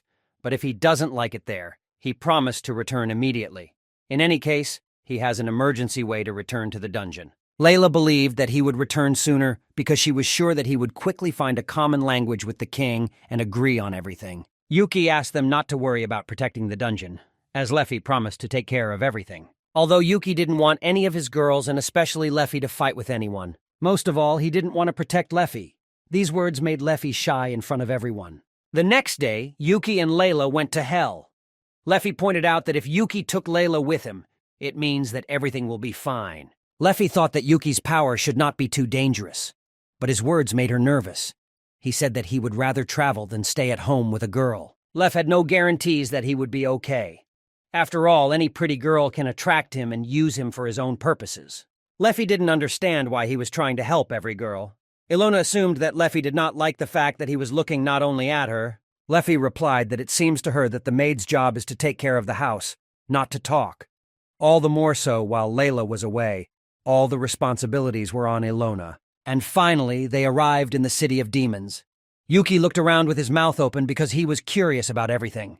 The guy immediately noticed very beautiful girls. There were quite a lot of them around. But Layla said that if he tries to do something wrong, she will tell everything to the owner, Leffy. Kaloria said that today they will stay in a hotel and tomorrow they will go to another city. She asked them to rest well. Yuki decided to ask Kaloria if she was really sick of the speed of his beasts, but she remained silent. The next day they came to their karita.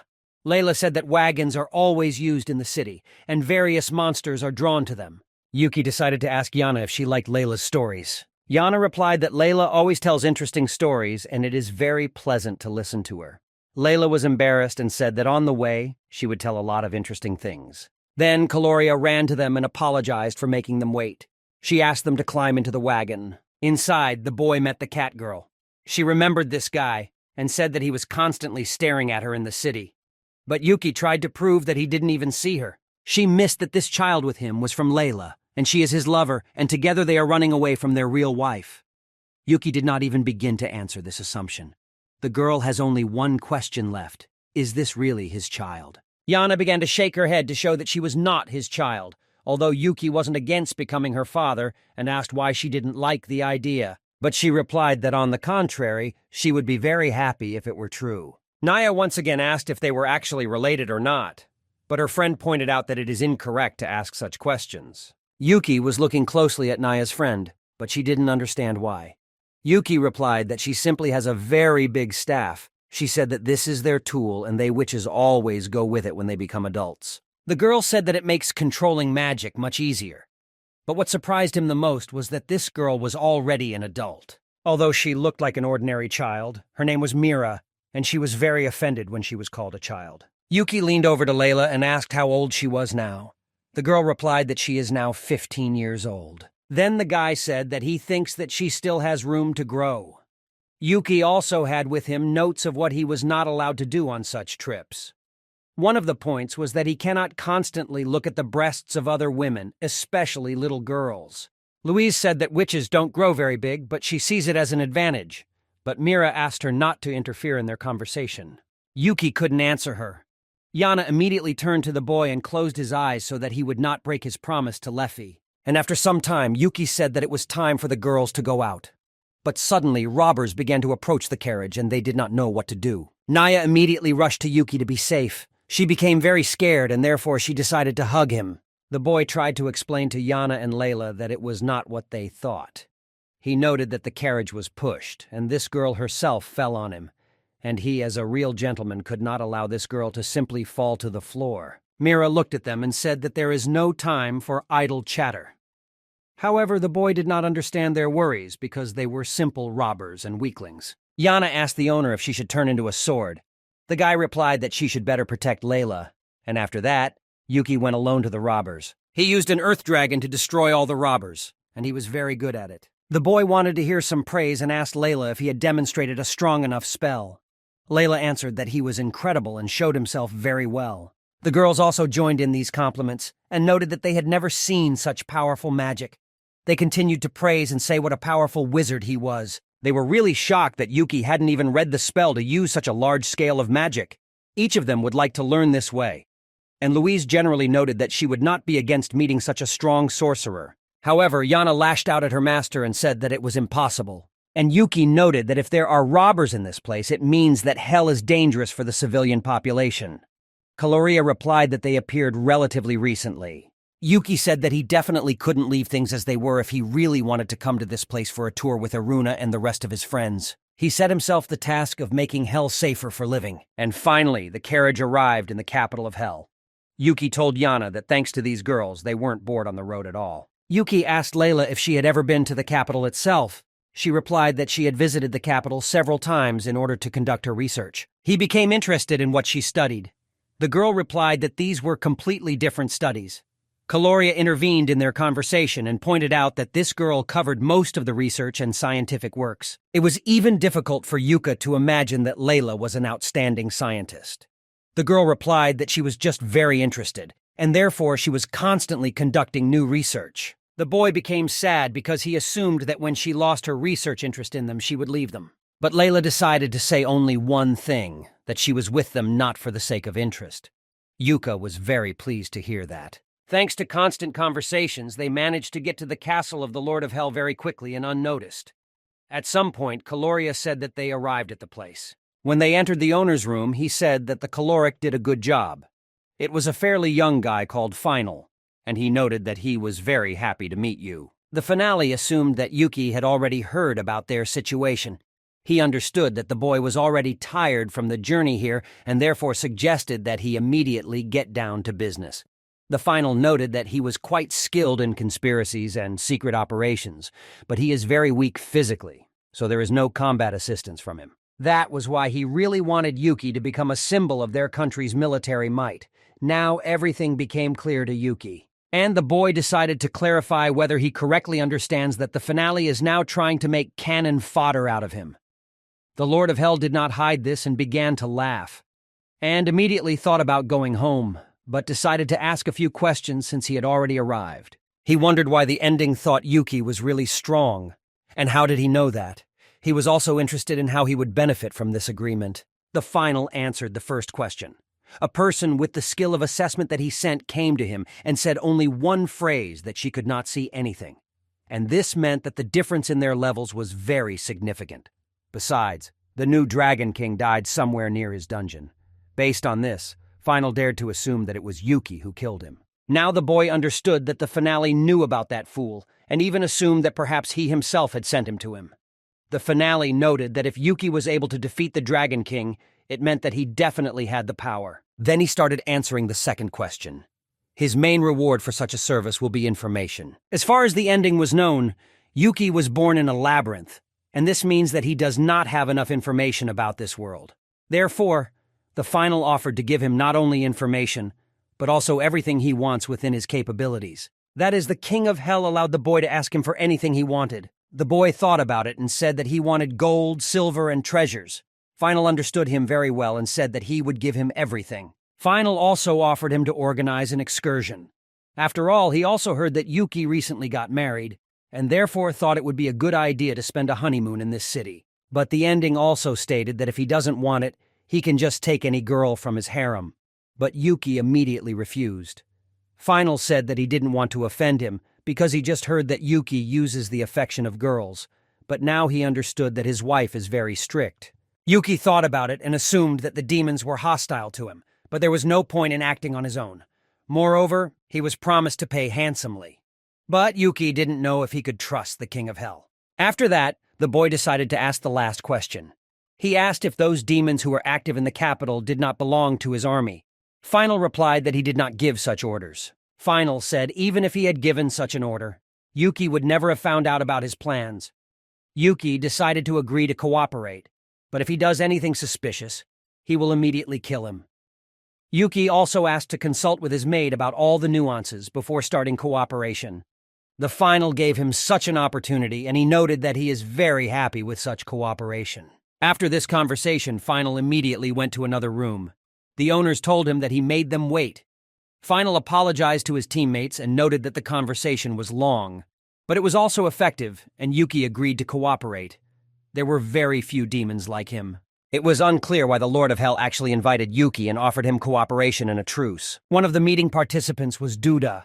The finale introduced him to Yuki as the ruler of the mountain dwellers. Next was Pharaoh. She is the owner of the forest and the queen of the elves. The ruler of the beastmen Herald was also present there. After that, the finale introduced them to the dungeon master and demon Lord Yuki. He hoped that they would find a common language. The herald shouted that he was not going to welcome the miserable and greedy demon lord.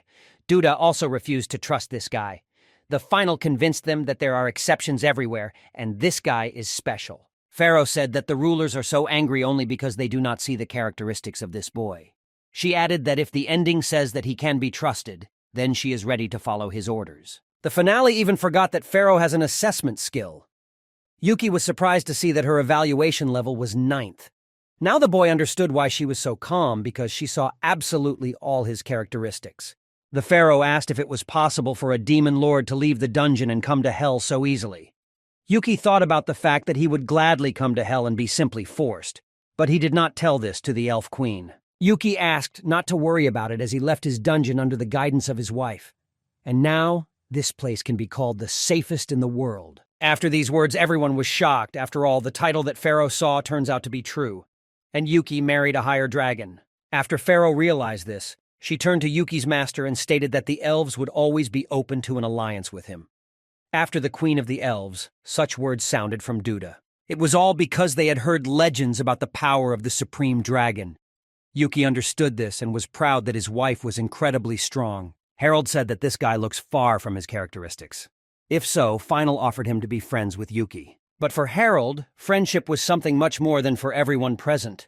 Therefore, it was difficult for him to accept it. In this case, he offered to hold a competitive match and then he will agree to be friends. Final asked him to calm down and said that after they got to know each other, it's time to start the meeting. After this meeting, Yuki met directly with Layla and told her verbatim what they had talked about in that room between them. Layla showed the object that the Queen of Elves had given her. This is proof of trust and a symbol of partnership. And if Yuki shows this item to the elves, he will be considered a respectable person. Yuki replied that for his part he gave the elves elixirs. Layla noted that this is a wonderful gift. The only one who raised the question was the King of Beasts. So at the meeting, they decided that they would cooperate as the Dungeon Demon Lord as military aid to the Hell Demon Lord. Soon there will be one more meeting to adjust some nuances. Layla decided to ask the host if he was absolutely sure that he wanted to help them with his military power. He replied that the demons had surprised him more than once anyway, so he decided it was better to get rid of them right away. Yana intervened in the conversation and said that she will definitely protect the owner. The boy laughed and thanked her, but he was still nervous. So because of that, Yuki gave Layla a gift. It was a device for returning to the dungeon. Layla was surprised when she saw this teleportation device. The guy said that to activate it, you just need to pour a little mana inside. Yuki was going to put it on Yana as well. The guy said that she looks very good in it. Yuki stated that if a critical situation happened to them, he would like Yana to turn into a human and activate this necklace to teleport home. But Yana said that she wants to stay with her master. However, Yuki did not force her to return home now. He wanted her to use this necklace only in case of a critical situation.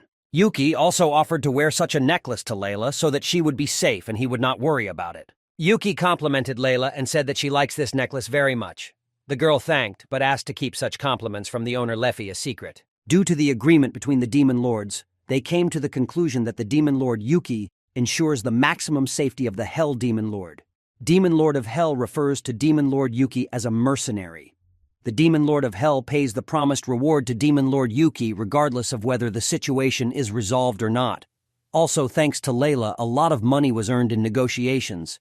She had enough practice in negotiations. Layla said that Yuki should no longer rely on others. However, the boy really wanted Layla to be present with him during the negotiations.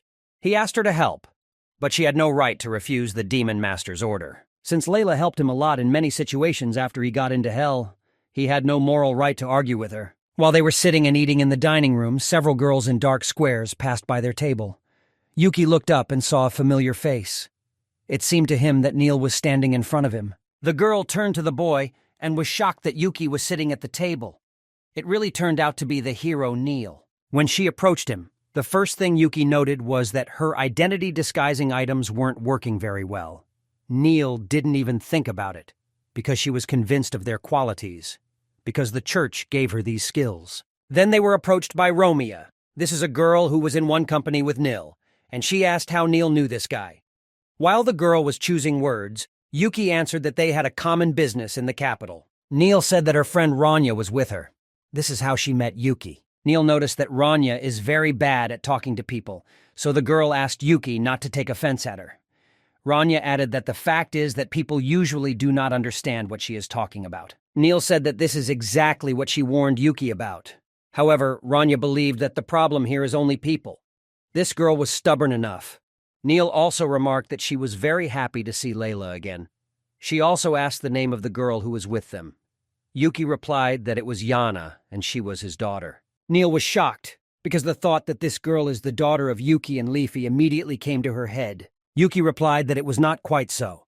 Neil did not understand what this meant, and asked to talk without riddles. After these words, Neil began to have even worse thoughts, and she thought that Yuki had found someone besides Laffy. Yuki asked Neil if she remembered his weapon, and Yana is his spiritual reflection. After being modified with Leffy's part, the soul of this weapon turned into a girl. That is, it can be partially assumed that Leffy is her mother. Neil listened very carefully to the boy, but noted that she had never heard of such a weapon. The guy said that he decided to try something, and it all worked out for him. Neil wasn't surprised that one of his crazy ideas had worked. She also said that sometimes it seemed to her that Yuki's master was completely crazy. The boy was annoyed by the fact that his friends always talk badly about him in the presence of strangers. Yana noted that no matter what anyone says, her owner is the best in the whole world. But Yuki reminded that Yana also insulted him recently. But now she pretends to have a different opinion. Neil almost forgot something and handed the boy a letter. It was a love card to a beloved demon lord. Yana immediately asked what was written in it, but Yuki hid her and said that there was nothing important. Neil noted that she would not be staying here for much longer, so she asked to write a letter in response. His face showed that he didn't really want to answer. But Neil said that if he didn't, Neil would write the letter herself. In general, Yuki was interested in what Neil was doing in this place. She thought that no one would be angry if she told the reason for the visit, but she still asked not to spread this information. They were sent to this place in order to find the culprit in the troubles of the capital. There weren't that many people in the capital who could move freely in hell and who could be trusted. That is why she was sent here. Yuki was shocked that they sent the hero into the very heart of the enemy. Neil also asked back what Yuki was doing to the place. He said that he was invited by the Demon Lord of Hell. He also said that he noticed demons in the capital then, and the Demon Lord invited him here so that Yuki could also help get rid of the enemies. Neil had heard that the two parties in hell had a strained relationship, but she didn't think Yuki would join their cause. The guy replied that the enemies of the current owner are also enemies of the capital, so there should be no problems with this. In that case, Neil asked her brother to share the information with her if he didn't mind. Neil decided to ask Yuki if he was absolutely sure that his information was true. The guy replied that, first of all, he himself does not know all the details. Secondly, he is not a scout of the Lord of Hell. And for the third time, Final himself told him all this. But the boy said that he completely trusts Neil and therefore he will happily tell her everything he knows. She thanked him in advance, but the boy said that for this information she would have to call him a good brother. But the girl still refused it. In any case, he offered to meet in this city next time. The girls noted that in this city they really cook deliciously. Yuki handed Neil a notification orb. He noted that they might need it. The red orb will start to glow when a strong opponent is nearby, and a white ball is needed to communicate with another owner of such a ball. In order to activate them, you should pour mana into them. Neil's friend was shocked by such technologies. She could not even think that this boy was capable of such things. Neil also saw that her brother was wearing a ring and decided to ask if it had any effect. He replied that this ring was given to him by Leffy. Then he added that she gave it to him because they were married. For Neil, this information was like a stone on his head. Yuki saw Neil's expression change and decided to ask if she was okay. The girl replied that everything is fine. After some time, she calmed down a little and accepted this information. Neil chose a good moment and congratulated Yuki on such an event. Suddenly, their sweet conversation was interrupted by something strange. One of the walls of the room began to collapse. It meant that someone wanted to attack them. As Yuki defended herself, Neil noticed that Yana had indeed turned into a sword, and he asked his girlfriend to get ready because something was approaching them. It was a huge monster that attacked the dining room. He looked very powerful and aggressive. It seemed to Yuki that he had already seen the same monster somewhere. Neil noted that he was similar to the creature that attacked them in the capital. Layla told her friends that these were the last symptoms of an overdose. Then Yuki realized that it was the forbidden drugs that had such an effect on the body. Layla said that after eating, he continues to absorb mana. This drug enhances the magical and physical abilities of a person, and it also increases the volume of mana. After consumption, you can stop absorbing mana and reach a state where the amount of mana exceeds its own limit. There were similar cases about 10 years ago. Layla noted that then they successfully dealt with monsters and the entire production of prohibited drugs. And the current demon lord has completely banned the production of these drugs. Therefore, the effect of the drug is incredible regeneration and strength. No other features were observed. This means that all such monsters must be level 1. But Neil intervened in their conversation and said that now was definitely not the time to talk. Yuki then decided to ask a specific question and asked how they competed against such monsters 10 years ago. Layla said that they cut them into pieces and burned them. Those monsters were humans then, and the weaknesses were the same. She dreamed that 10 years ago, Yuki was with them with his skills. The boy realized that it was impossible to kill them just like that. Yuki turned to Neil and asked him to use his holy magic. She asked to cover her while she activated the skill. Yuki decided not to waste time and pounced on this monster. He wanted to try to distract him. He was also joined by his friend Neil and used the Swamp of Profound Darkness skill. People who observed this action noted that this sorceress is strong enough. Yuki concluded that this monster was not that strong. However, he did not even notice how this creature quickly closed the distance between them. And it was because of this that monster attacked Yuki. He also had the ability to stretch his limbs, but he could not face several opponents at once, and the sorcerer girl managed to attack him thanks to her skills. After such an attack, Yana decided to ask how the owner was feeling. He replied that everything is fine. This monster made his limbs longer by simply breaking his bones. It was a really tough opponent. Yuki turned to Yana and said that with each blow it becomes more and more difficult for him to injure this monster, and he needs to come up with some new plan. Then the boy noticed something on his legs and realized that this thing was protecting him from Ranya's magic. It has evolved and adapted to the current confrontation. Yuki was convinced that the former owner of this body did not know how, and he was even afraid to imagine what would happen if he continued to adapt to the situation. It was at this moment that Neil appeared near them and said that her spell was ready and she began to use it. Yuki asked Yana to activate the wind magic. While he had not yet started to regenerate, the boy wanted to blow him up, and he managed to implement his plan. The boy admitted that it would be crazy to compete with this monster without Neil's help. They all began to observe the particles of the monster and noted that it did not seem to regenerate. Yuki then noted that it was a very good job. Someone from the people started calling the captain and said that some guy has gone crazy. Yuki called Layla and said that they need to quickly escape from this place. Neil asked Yuki how he was doing. The guy replied that everything was fine, but he thought they should go their separate ways. But the girl noted that they never paid for the food. Layla replied that she paid for it in advance, so she asked not to worry about it. As a result, the girls said goodbye to Yuki and Layla. As they continued on their way, Neil noted that her brother had not changed at all. A friend said that Neil seemed very happy to meet him. Neil replied that her brother is very strong and even stronger than before. Even if they were to fight him seriously now, she would definitely lose. In fact, Ranya couldn't believe that this guy was actually stronger than Neil. Considering the previous conversation and the fact that he knows Lady Collada, Ranya suspected that this was the same guy who played a decisive role in the Civil War in the mask of a clown. She was sure that the king would do all he could to avoid this person. Ranya told Neil that she understood that she trusted this guy, but Ranya did not know what to expect from him. Neil asked her not to worry as he was their friend.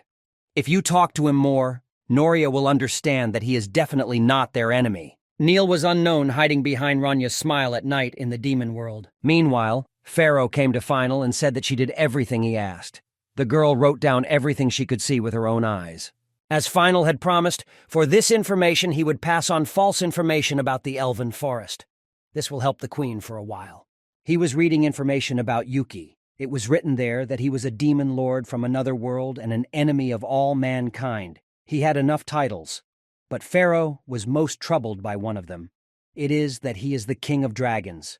This meant that it was he who killed the black dragon. As it turned out, Final knew all this even before. He simply had no proof of this information. Final understood that Pharaoh could not see all his characteristics. The girl noted that quite a lot of time has passed since she encountered such personalities. The queen also noted that she wanted to maintain good relations with him for a long time, because she was convinced that she might need this guy in the future. An assistant came to the King of Hell and said that he had a report.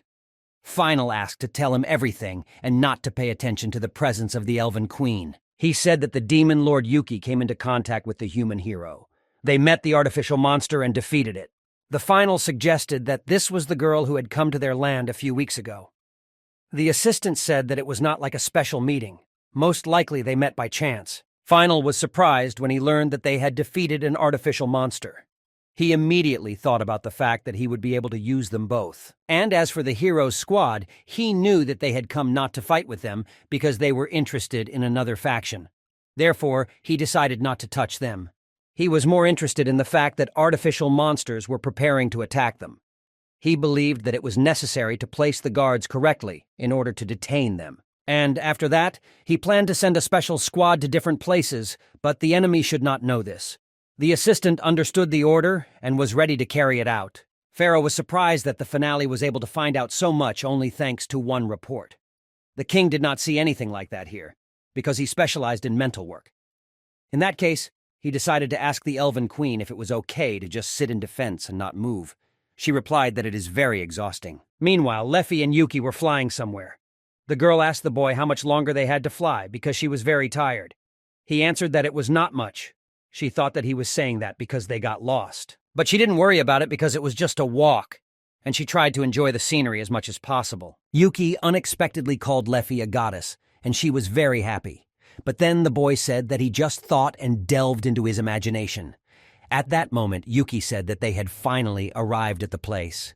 Leffy immediately pointed out that they used to walk there together with Iruna and Fenrir. The guy replied that it was true, but he changed something. He said that they took a dragon's oath, but these are just words. Therefore, he decided to create a place for the ceremony in his own style. They stood under the crown, and Yuki himself began to conduct the ceremony. He asked himself if he was ready to take Leffy as his wife and be with her in sorrow and in joy until death do them part. And he himself began to answer this question and said that he agrees to love her and be with her until death separates them. Lev did not understand what was happening to Yuki, and it scared her. The guy said that he has such traditions in his homeland. Leffy noted that his second voice was just terrible. The girl also said that she did not need these formalities and just wanted to hear his real and sincere words. Then Yuki thought and said that they spend every day together with her and always argue about stupid things. It is sometimes difficult for them to live with each other. But he tried very hard to preserve peace and harmony in their lives. Therefore, he suggested that she continue to live like this and love each other. Leffy replied that although they started each day with an argument, she said that she wanted to live with him until death. And as long as she is alive, she will maintain peace in their family as a loving wife. Yuki noted that she copied one half of his oath. The girl laughed and said that these were her sincere words. After that, she asked what should be done after the oath. Since they already had rings, all they have to do is finish the ceremony with their kiss. They looked like small children who did not yet know how to behave properly in such a situation. After their vows, they sealed their relationship with a kiss. The next day, Yuki met Final. The king noted that he had a difficult day, although it looks good enough. Yuki replied that he slept very soundly and had a good dream. Finally, I heard that the boy refused to help other people during the ceremony, but the boy thought that the king called him to ask about yesterday's fight. Final replied that they would talk about it a little later. He decided to start the conversation by saying that he had a request for Yuki. Final said that he wants Yuki to participate in the tournament. It was a very unexpected request, and the boy suspected that it was something serious. The king said that this is their traditional holiday, in which demons are measured by strength. In addition, this year there will also be a meeting of the Alliance 4 times. Therefore, it will be even more festive than usual. Yuki noted that it looks fun. The finale went on to say that the demons are sending a large number of their followers to this tournament to increase the number of allies. So he wanted Yuki to participate and beat everyone. But the boy was not sure that he would be stronger than all the participants. Final asked him not to worry, because he had already checked everything, and there would be no one stronger than Yuki. And after some time, he promised to tell Yuki about the skills, fighting style, and weapons of his opponents. Yuki understood that with such information, no one would forgive him for losing. The finale noted that it's a lot of fun knowing everything about everyone. Yuki had already begun to think that he should have given up. The next day, Yuki and the girls went out into the city. He noted that the meeting will be in 2 days, the tournament in 5, but there were already a lot of people. Layla said yes. As the capital is celebrating, they should let Yana have fun too. Ruki completely agreed with her and noted that he did not want Yana to work all the time. Next time he wanted to come to the capital together with his whole family and relatives. But for now, he was only going to help Yana and Layla relax. The guy started driving her around different attractions and showing her different places. He also bought her delicious snacks. Neil met Yuki at one of the sweets counters. He assumed that she also came to have fun. The girl felt uncomfortable because she bought 3 servings of the snack. Yuki could not believe that she would eat everything herself, but Neil assured them that it was not just for her. Yana came up to her and offered Neil to accompany her, as she also loved meat very much. Neil told Yuki that she found someone who was friendly with people. He promised cooperation and a meeting. Yuki asked Neil to be very careful. She noted that she would like to see his participation in the tournament. The guy asked her not to worry and said that he will win them all, and his name will be spread throughout hell. While Neil was distracted, Yuki quickly grabbed her snack with his teeth. This annoyed the girl, and she said that it was her meat. After that, the guy said that they would meet later and wished him a good day. He also noted that she can turn to him if something happens to her. Suddenly, a girl ran up to Layla and made sure that it was her. The girl said that she is very glad that Layla is safe. Layla also recognized this girl. It was Amy. This girl was like a younger sister to her, and she taught her a lot when they were together. Amy was shocked when she saw a young boy and a little girl next to her. She immediately thought that they were dating. Amy asked when they had a baby and why she was dressed as a servant. Yuki asked the girl to calm down, but Amy was already aggressive towards him and accused him of stealing her sister's innocence and humiliating her honor. She was outraged that Yuki was forcing Layla to work as a servant. Layla apologized to Yuki and noted that this girl has a very developed imagination. Then Amy realized that it was the same dungeon master. The girl thought that it could be that Layla was defenseless against the great power of the demon lord. And then she was forced to take care of him every day. And when the night came, a tired Layla would also comfort him in bed in the middle of the night. However, Layla asked Amy to stop and not talk nonsense. Yuki was beginning to think that this girl was crazy. Layla replied that it could be, but she was still worried about her future. Yana replied that she is not Layla's child, but just her friend. Amy was surprised and said that she immediately thought that she was their child. Yana said that the owner would never do such a thing, but Amy pointed out that only a brainless fool who was true to his principles could keep his sanity in the face of Layla's beauty. Layla said it was very rude of her, and the host is a very nice person. Amy began to apologize and said she was very sorry. Layla told the baby not to worry about it. Amy was very angry when the baby was called her, and she promised that one day she would become very beautiful like Layla. After that, they decided to go out to eat. Amy then asked if Layla was going back to the academy. Layla replied that she did not want to return because she was tired of her. This is a closed location, so it is not suitable for high-level research. She wanted to do research with Yuki's master. In this case, she promised to convey her words to those who were interested in her. Yuki advised Layla to go home at least once because her loved ones might get nervous about it. Layla noted that there is no need to worry about this. For as long as she can remember, the motto of their clan is to go only forward. Moreover, she said that even if she wanted to return home, she would first consult with Alona. Yuki was surprised by this. Layla said that she ran away from home and was caught by people. Her parents are probably very worried about her. Yuki replied that it was the first time he had heard that Alona had run away from home. Only after Layla told Yuki everything did, she remembered that she had promised her friend to keep quiet. But in fact, it was noticeable that she said it on purpose, but pretended that it was accidental. Amy said she came here to watch the tournament. After all, everyone says that this year's festival should be incredible. So she decided to come, but more than anything, she was glad to see Layla here. Layla asked if she came here alone. The girl replied that she came by herself, but asked not to worry because she had brought good luck charms from the master. These signs gave her sufficient protection. When someone attacks Amy, the hit will instantly be transferred to the attacker with double the power. If an opponent tries to attack Amy in the area of effect of the item, the hit will immediately be transferred to the opponent, and they will take fatal damage. If Amy doesn't consider someone a friend, and that person tries to touch her, she will take damage. Layla noted that the master's talismans were always incredible. She also added that they will be in this city for some time, and if Amy needs anything, she will always be able to contact them. But Amy was shocked when she found out that they will live in the castle of the Lord of Hell. Layla confirmed this information and said that she was just accompanying Yuki. Suddenly, Yuki saw Nai, whom they had met in the carriage on the way to the Hell capital.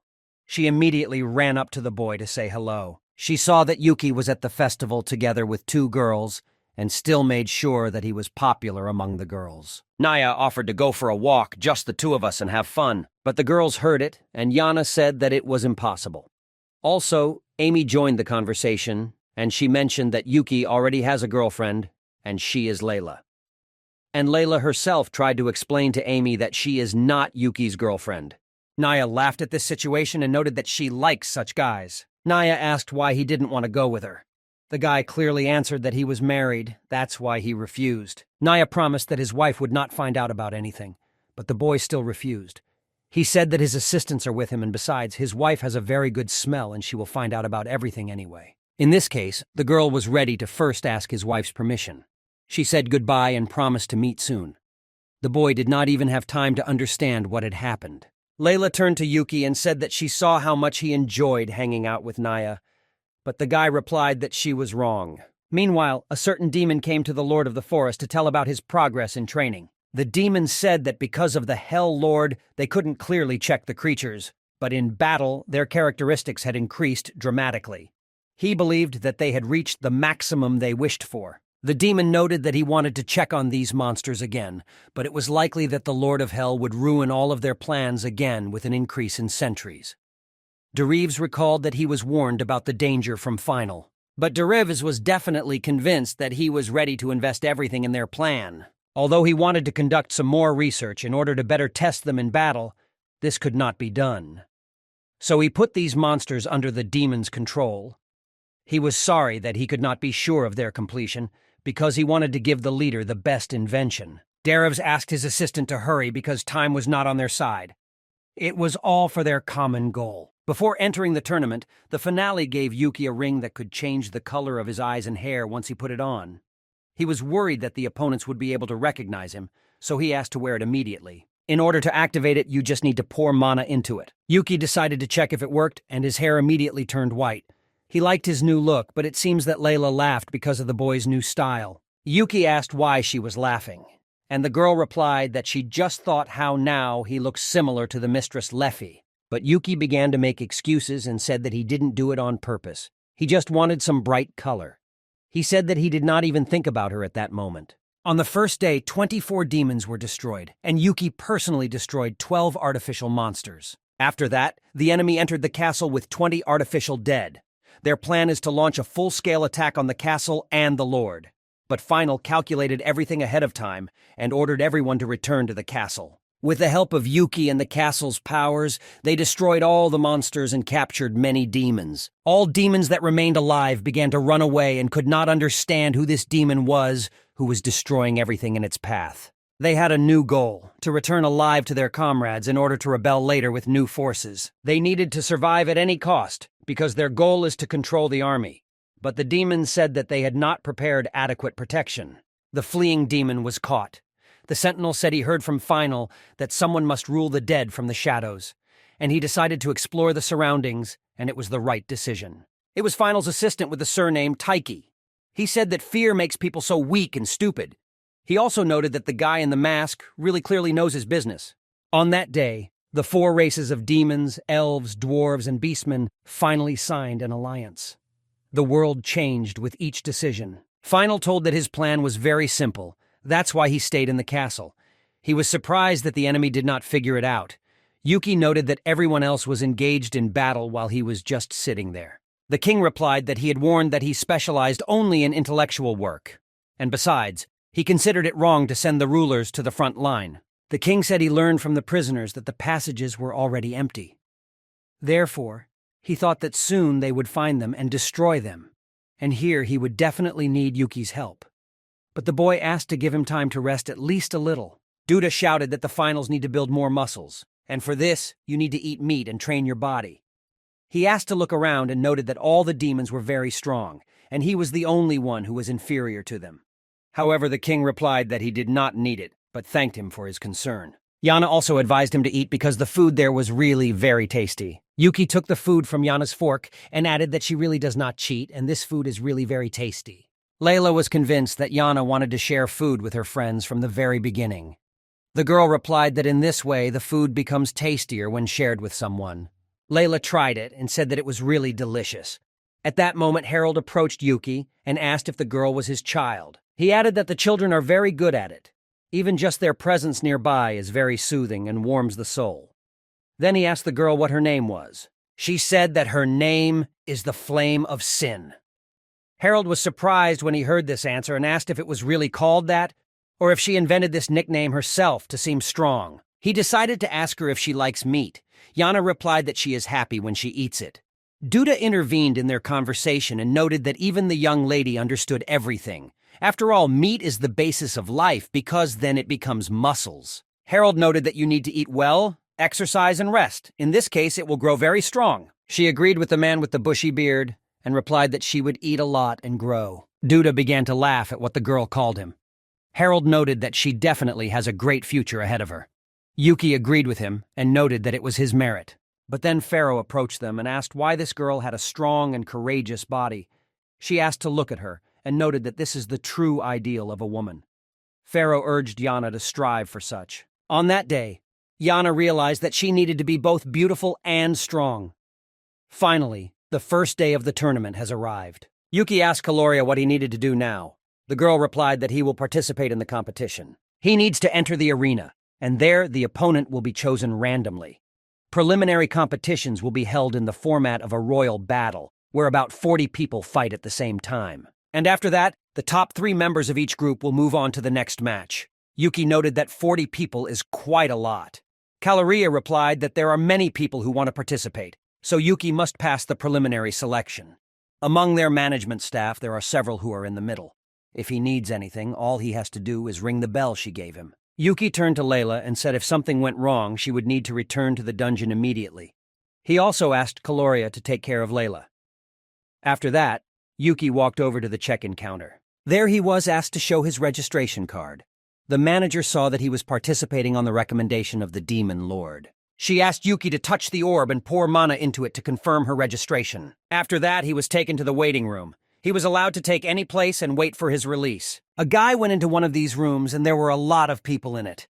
They were completely different and had different skills. The atmosphere in this room was tense enough. He was the 113th participant. The registrar said that 40 participants compete in one fight, so he will participate in the third fight.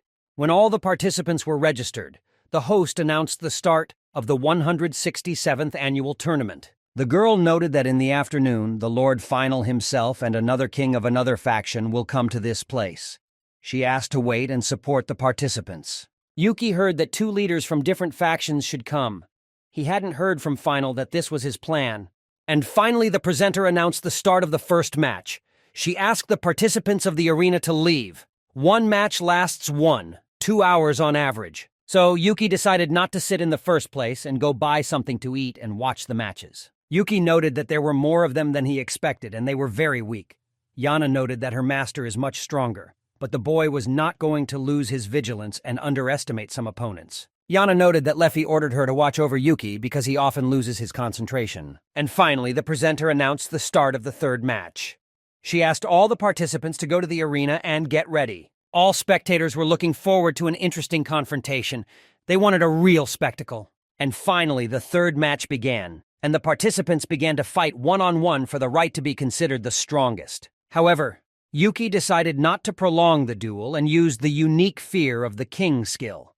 His cry affected enemies in a certain radius, and if the difference between the statuses of the owner and the enemy is too great, then the enemy loses consciousness. Yuki admitted that he couldn't help but stand out, but he hoped it wasn't a problem. Therefore, he decided to meet Layla after the match and have a delicious meal. Yuki demonstrated his strength to everyone. Everyone was shocked that this match ended only because of a shout from one of the contestants. All the spectators began to wonder about the guy in the mask. The only thing they knew about him was that Final called him to the tournament a few days ago. Now one of the enemy demons understood which unknown person Derevs was referring to, and the skills of this guy were really impressive.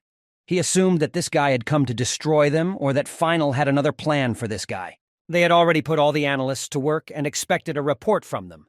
But in any case, if he gets in their way, he must be eliminated. But Taiki heard their whole conversation and was not going to forgive such a betrayal. He found out everything he wanted, although there were still a few unsolved questions. After the match, the Calorie asked Yuki if he was crazy or just waking up, and he noted that he was asked not to stand out, and he did not understand what he did wrong. Kalori replied that he destroyed everyone in less than a minute, and thus definitely stood out. It was because of this that the enemies began to move, but the king had foreseen such a scenario and had already begun to act. In this case, Yuki did not understand at all why the Calorie was screaming at him. Kaloria noted that it just seems like there are no problems. After all, he doesn't even know how much work they have. Many of them think that it is an honor to die for the king, and she thinks so too. Only dying for the king from exhaustion is something else. Yuki still decided to apologize, but Kaloria noted that apologies will not help here. But it was pleasing that their affairs were progressing well, and they sped up to destroy the enemy. The presenter came out to the audience and apologized for the wait. She said that today they have special guests and asked for more innovations. First, she introduced the Demon King of Hell, Final. He also came to enjoy the tournament. Final said that he sent one special guy to this tournament and would be happy if he wins. People began to guess that this was the same guy who ended the fight with one scream. Everyone was looking forward to his next confrontation. The presenter was already going to continue the tournament, but one more guy entered the arena, who said his name was Goljim. He hoped that everyone present would fully enjoy this tournament. He noted that there will be many things that will surprise them. Yuki turned his attention to this boy and was annoyed that he looked more like a demon lord than Yuki. Also, the boy could not see his characteristics. Goljim noted that the finale has not changed at all externally, but the boy replied that the same cannot be said about him. After all, he has the same stupid face that he always wants to hide. Goljim was saddened to meet his old friend like this, and he noted that Final is the only one he allows himself to treat him like that. The boy noted that in such a case it is not difficult to guess that he has few friends. Final noted that he considers everyone to be his comrades, and they communicate freely. Goljim noted that this is why no one respects him, but Final noted that he has a very dedicated team. Goljim noted that he doubts this because he hires an unknown person, but Final replied that he was not interested in talking to a person who considers everyone a pawn. Goljim began to shout and said that no one would dare to mock him like that. The presenter intervened in their argument and said that it was time to start. She asked to shake hands before the start of the tournament. It was obvious that a battle between the two kings would soon take place. Goljim said that he couldn't wait to see his expression filled with suffering, pain, and humiliation. Final replied that he was also very interested to see his face at the end of the match. The next day, the main matches began. Yuki had to fight some kind of giant. On one side, they had someone who didn't even show his weapon, but overcame everyone with his shout. And on the other hand, they have a participant who is taking part in this tournament for the 10th time. Palermo said he could see the fear in the boy's eyes and offered him his last words before dying. Yuki replied that this guy breathes through his nose so much that he can't hear his words. Palermo could not allow him to be talked to like that and was very annoyed. He immediately rushed at the boy and said that he would bury him here. But the boy stopped his attack without any problems. After that, he attacked him with a fist in the stomach so that Palermo could not stay on his feet and flew away several meters. No one could understand who this guy was. He beat Palermo by one shot. His opponent was never able to land even one blow on the guy. The entire crowd was very aggressive towards Yuki, but the boy had no idea that watching these people would be so much fun. After the boy entered his waiting room, he decided it was time to use the bell that Kaloria had given him. As soon as he used it, a demon appeared in front of him. The boy saw for the first time how spatial magic works. It was a sentinel demon, and his class was a hidden assassin. Among his skills were 6th level stealth, swordsmanship, danger sense. Tagal asked why Yuki called him. The boy replied that he wanted him to check the one who tried to attack him from the audience and remove him if he turned out to be an enemy. Yuki said that he was sitting in the 3rd row if you look from the side. He was wearing glasses and he was sitting with a bunch of kids. Tagal looked unprepared for so much information and Yuki apologized to him.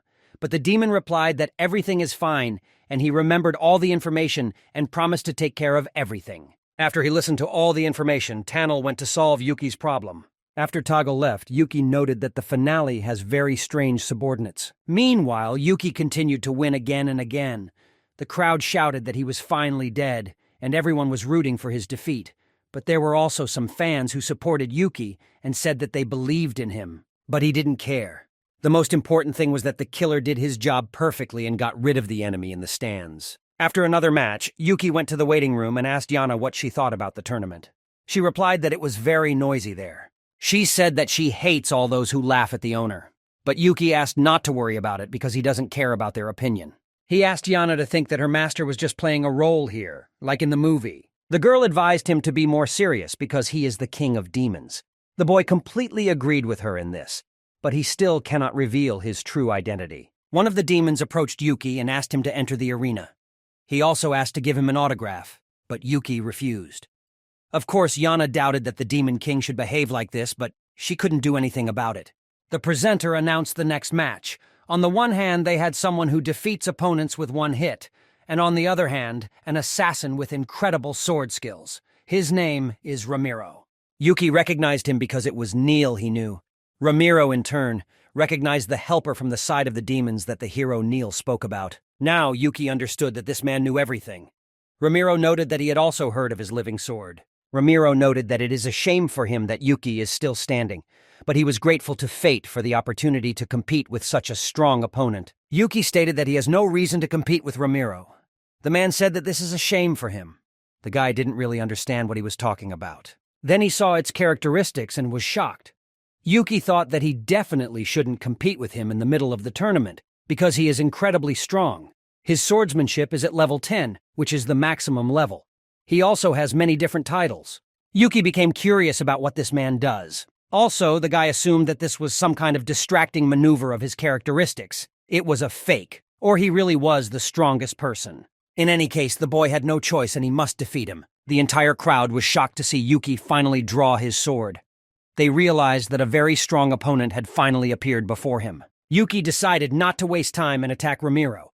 The man noted that this guy was fast enough, but dodged his blow without any problems. Ramiro did not feel any discomfort during this fight. He dodged literally all of Yuki's attacks and took no damage. Yuki used the skills that were in his arsenal. Next was the water dragon the boy was counting on, but Ramiro destroyed him with one blow. Yuki was shocked that this man could cut through magic. Ramiro began to attack the boy and noted that his biggest enemy is carelessness. Yuki was certain that he would not be able to defeat this man with normal swordsmanship. Even though Yuki's level was lower, he had to find a way to defeat him. However, Ramiro could not defeat the boy as quickly as he wanted. He was really very fast, and it annoyed him. But after another attack, he managed to injure the boy thanks to a very sharp attack. Yana asked the owner if he was seriously injured. The guy said no. He asked to say how much mana they had left. Yana replied that the supplies would be enough for 1 minute. Ramiro noted that this is the first time he has seen such a weapon. He asked to tell a little about the smart sword. The guy said that he really guessed. But Ramiro noted that he did not guess, but felt. He felt that hatches have a connection with the sword, and such a weapon is a real treasure. However, Yuki pointed out that this treasure belongs to him, and he won't let anyone touch his daughter. Ramiro asked Yuki to get down on the ground, but the guy answered that he is not crazy, and if he goes down to the ground, he will just tear him to pieces. But this option did not suit Ramiro, and he decided that he would have to force the boy to get down on the ground. Due to the maximum level of swordsmanship, he could make long attacks. Yuki has already begun to doubt that he is an ordinary person. Although Yuki managed to dodge this attack, he can continue to deliver such blows, and avoiding them is not as easy as it seems.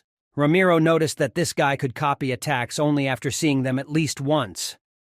Yuki began to laugh and advised the man to choose his attacks more carefully. But in fact, the boy just cast a spell through the sword, and he can't do anything like that, as Ramiro said. Up to this point, None of the boy's attacks had reached Ramiro. He evades everyone with special prediction skills. And he also has a big gap in the number and experience of confrontations with his size. But Yuki had an advantage in the amount of mana. Yuki decided to cast a spell. He planned to use many spells in one time. After all, he was convinced that Ramiro would not be able to evade all of them at the same time. Yuki wanted these spells to end the life of the old man who was barely able to stand on his feet anyway. Ramiro noted that Yuki should treat elders with more respect. It was an incredible confrontation, and the people watched it without any cries. This battle has been going on for a long enough time, but until now, it was not known who would win. Yuki's only chance to win is to use the simplest attacks, only in large numbers. The boy attacked him, and hoped that he would not be able to evade them all. This amount of attacks caused an explosion, and Yuki began to laugh, because he couldn't dodge the magic mine. But suddenly Ramiro appeared in front of the boy and said that he would never lose to him. During the attacks, he injured Yuki once more. But by some miracle, Yuki managed to seize the initiative and he successfully carried out the attack. Ramiro could not believe that he lost, although everything started so well. He was now lying on the floor and was powerless against this boy. Yuki understood that if this man was younger, he would hardly be able to win. He gave him his hand and said that he was very happy that he was old. Yuki learned a lot from this match. Humans have low physical abilities and a short lifespan. But to compensate for this, they are constantly honing their skills. This is their advantage, passing knowledge from generation to generation. Demons and demi-humans are strong because of their longevity. And this is their advantage. After all, the real indicator of strength is the possession of skills and knowledge, not numbers in the status. Yuki was very tired. It seemed to him that this day was just a dream. Yana noted that this old man was a really strong opponent. Yuki agreed and noted that apparently he was not going to die either. Yana asked the host how he was feeling. The guy replied that everything is fine, only he needs to be treated. Kaloria suddenly ran up to Yuka and he asked what happened. The girl replied that she had received an urgent message from Layla. He did not understand why there was such urgency, and Kaloria replied that the orb lit up red. Meanwhile, Neil was caught by some robbers and beaten very badly. It was not yet known what exactly happened to her. Long before that, Neil had arrived at Ludacreli. But their representative, Ferris, noted that people are weaker than them, and did not understand why she was so sure that they would agree to their request. She heard that they are demons and always go after the stronger. Ferris noted that he simply shows respect for those who are stronger than him, but if a person also shows a certain respect for him, then he is ready to listen to her. In that case, she was going to tell everything as it is. But Ferris did not understand what she was talking about. Then the girl noted that she was much stronger than him. Ferris got very angry and said that he would never let any child bully him. He called her very self-confident and asked if she was sure she could beat them all. Neil confidently answered yes.